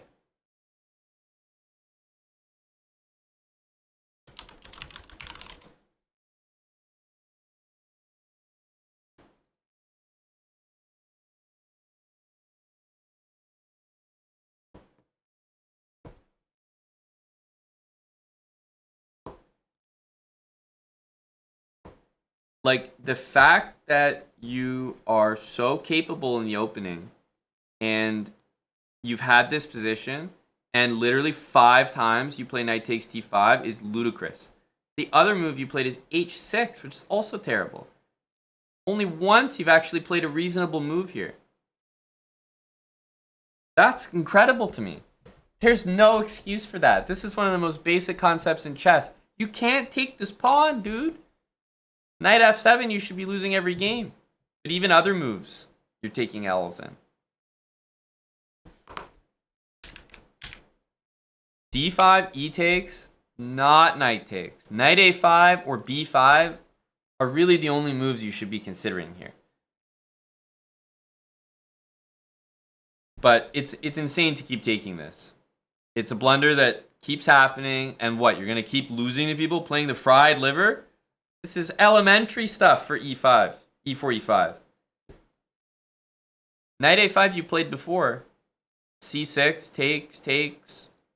Look, dude, you're cranking out some theory here. After this, like I imagine bishop e7, castles, or h6. But like this is already a much better game than whatever we looked at there. So, no excuse for fried liver. You need to patch that immediately because this has to be relatively common. People love to throw this out. And if you're not meeting it properly, like you're taking here, you're lucky that knight takes f7 didn't get played because you would just be lost. So the guy goes queen f3. He didn't really remember his lines. You go bishop e6, which is another like not great move, but okay. The game just kind of like continues. You just don't take the bishop. You just you were missing stuff. Safe to say, it wasn't your knight. It was literally a bishop hanging here. Low check Manarov.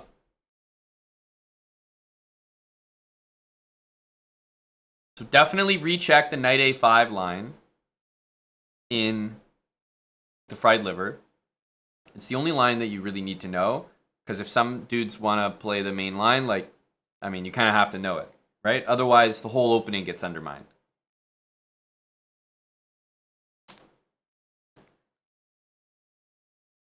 No, 95, yeah.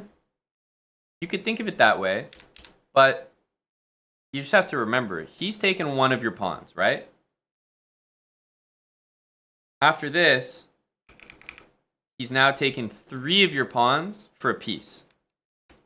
Here, he's taken 1, and he might take 2. So just how can you value 2 over 3? Like,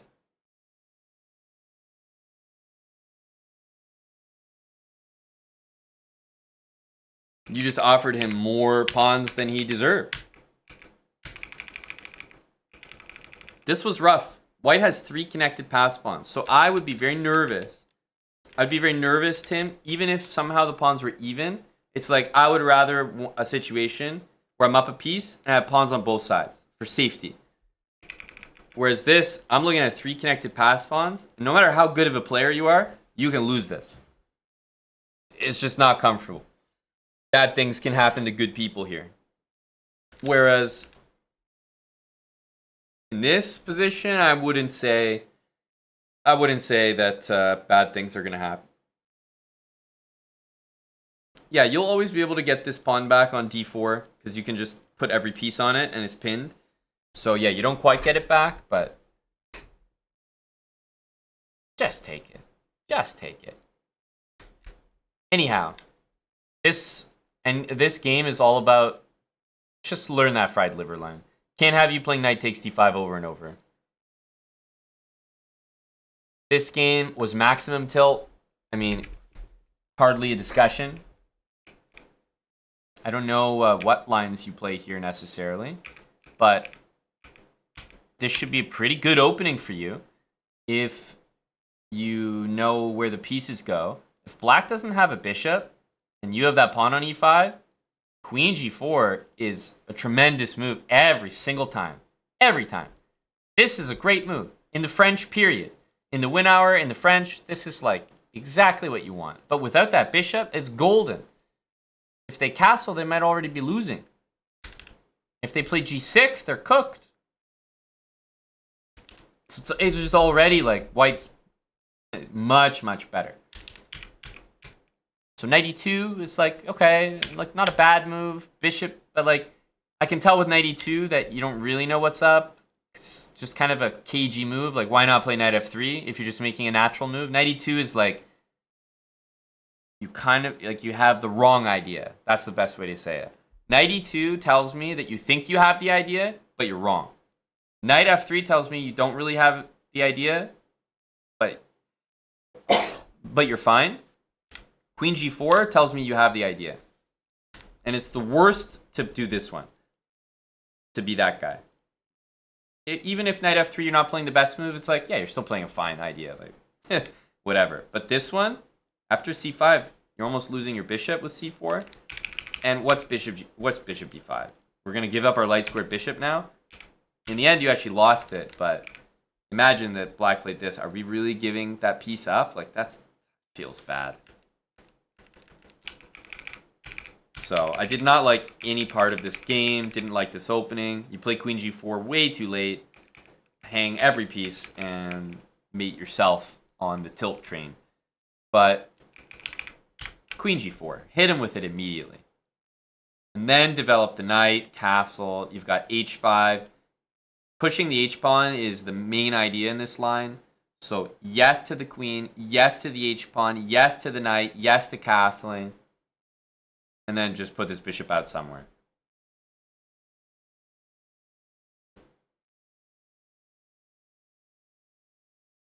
But especially when they've given up their dark square bishop, just queen g4 him. Like, queen g4 will probably lead to immediate wins for you. Like, you'll just crush people like that. What, they're going to go here? At this point, yeah, you can take, but I would consider even just giving them the bamboo with h4, h5, and like knight f3, rook h3. Like, you're just killing them here. Not only are they losing material, but they're probably getting mated.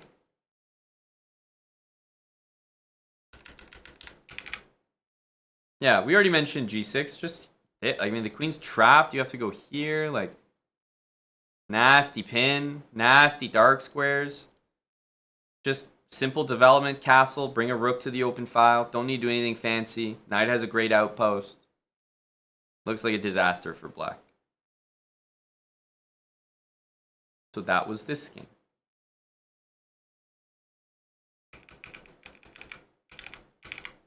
We're deep in the tilt here. I mean, it's a fine game by you, but definitely not impressive. They attack something, and instead of defending it, you like remove the defender. It was all downhill from here. This guy played well. Filipinos are tough. They know how to attack. They know how to coordinate. And he did play a great game, like bishop g5. Like, he just played a very good game here. I can't lie. But you definitely didn't give yourself any chances. Like, why are we playing bishop e2? I feel like I constantly see pieces developed not to their nicest squares. Like bishop d3 is just screaming. Why not? Just a nicer square. I see a lot of like low energy passive development that doesn't need to happen.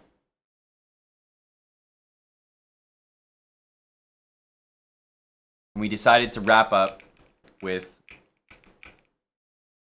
a game that needs no discussion. Terrible opening. I don't know what's going on here, but we were in the depths of hell. Tilt hell. So we'll definitely attribute bishop e6 to that. Yeah, this opening leaves a lot to be desired.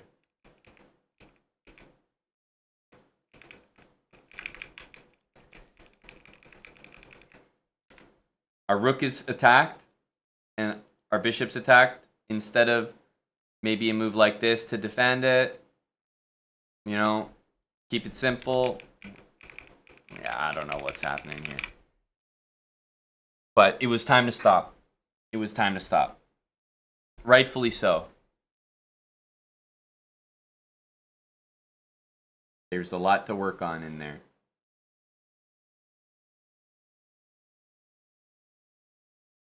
Czech Manarov, thanks for the prime there. 50-month resub from Big Czech. The big 5-0.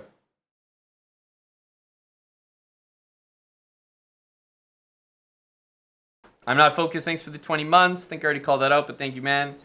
Carlson the Great. He didn't even, did I miss a chat from him? Or he just really come by, drop 50, and in and out. Shout out to Big Carlson.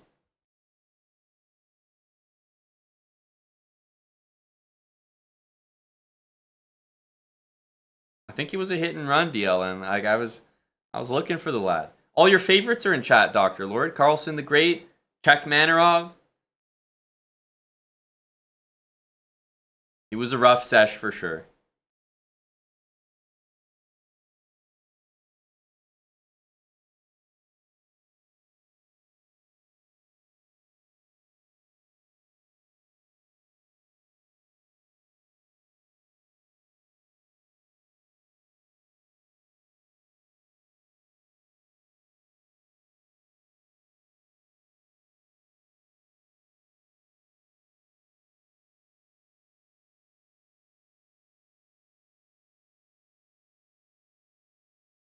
And that's true. That's Tim Cannon with absolutely zero weapons against the English. Tim's at this rating, and effectively every time you play c4 against him, it's a win for white. So that's quite impressive. It's like odds.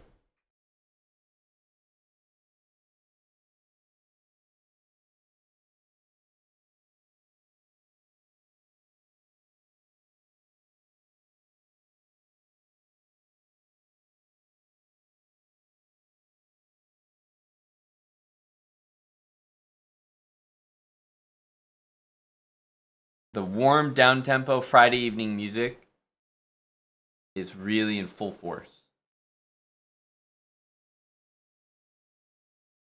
Hit and run from Carlson the Great as well. I think that's pretty much enough. DLM. You definitely don't need, I mean, I always say, like, just copy your opponent in English if you're not sure what to do. Thank you, Tim, for your time. Not every session is going to be profitable. We never hit any doubles today, which was good. If we're going to have a bad session, it's lucky we didn't encounter some of our double countries. However, Moistad did proclaim that one of the countries was Peru, when in fact it was Austria, and you did win that game. So I may look to press additional charges.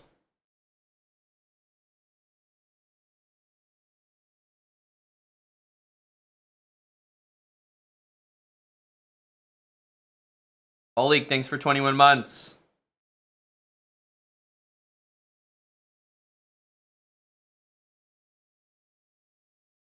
Bobby Black Body. Maybe not today.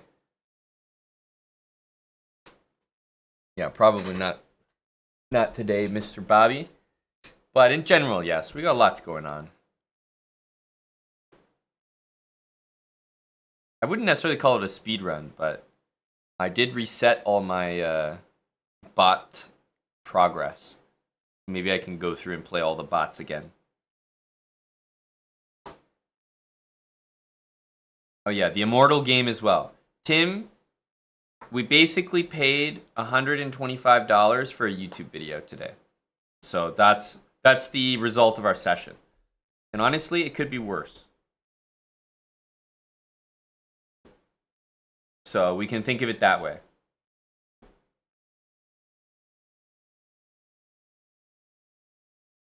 Top comment on Tim Cannon's YouTube video, which was released a couple hours ago on YouTube. Very quick release from Jeff.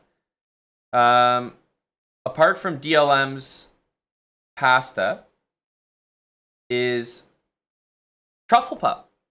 Still there. Getting some likes, Truffle Pup. I told you as soon as I saw it, I was like, oh, that's a good one. He said, this reminds me of when Eric said, if you're below 1800, you're not even a chess player yet. You're barely walking. It all makes sense now.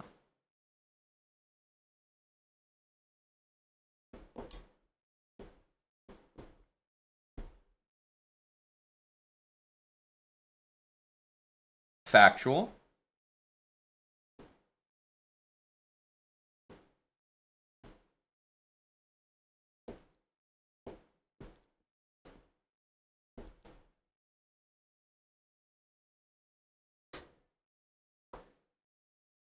Yeah, DLM's comment is good. You'll have to go to the video yourself, our latest YouTube video, and find Dr. Lord Mayonnaise's comment. I challenge you to find which one it is.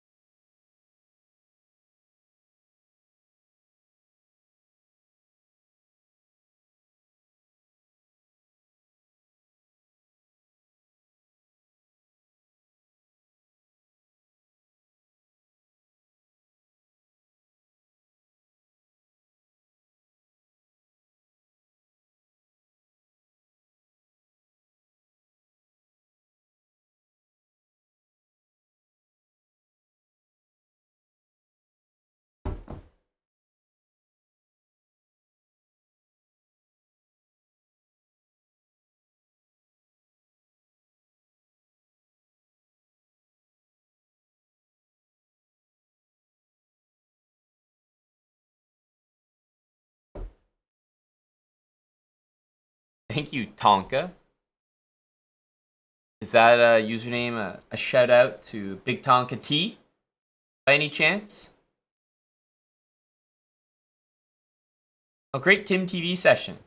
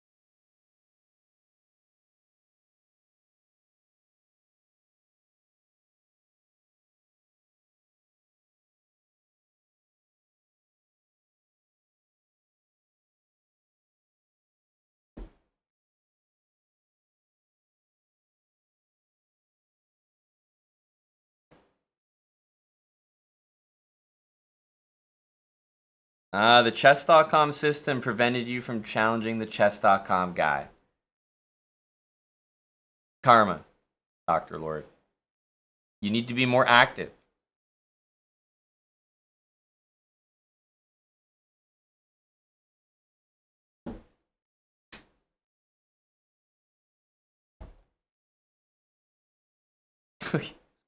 Gory docking. Hello to Docker Gory.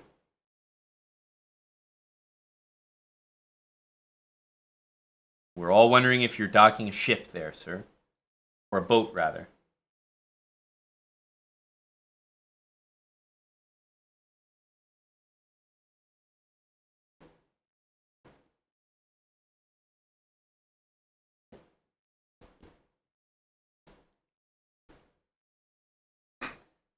You went sailing yesterday. Let me find a good set here. Let's see.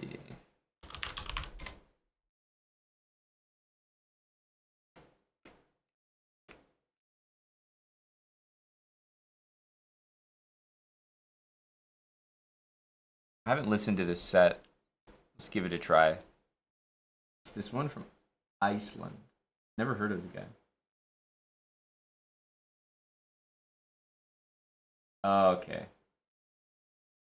There's violins and stuff. It's a bit too... It's not high energy. Not high energy.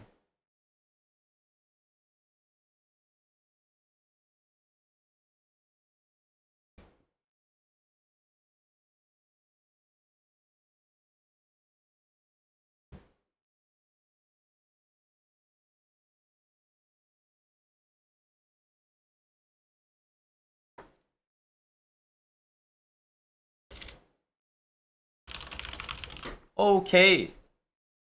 There have been some marble requests. We may have to process those on Kick. We all know Kick Marbles is where we would host it anyway, if the energy is correct. So, perhaps marbles on Kick, but that's where I'm going to spend the rest of the evening. We have to determine if the energy is there.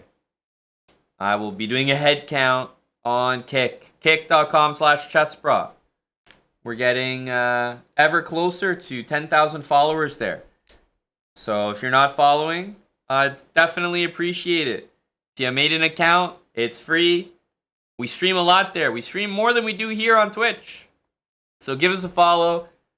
Have a great Friday if this is our last moment together. But otherwise, kick.com/chessbra. I'll see you there for maybe some more chess and some more marbles. Gonna end the stream and then turn it right back on Kick. I'll see you on Kick, guys. Bye for now.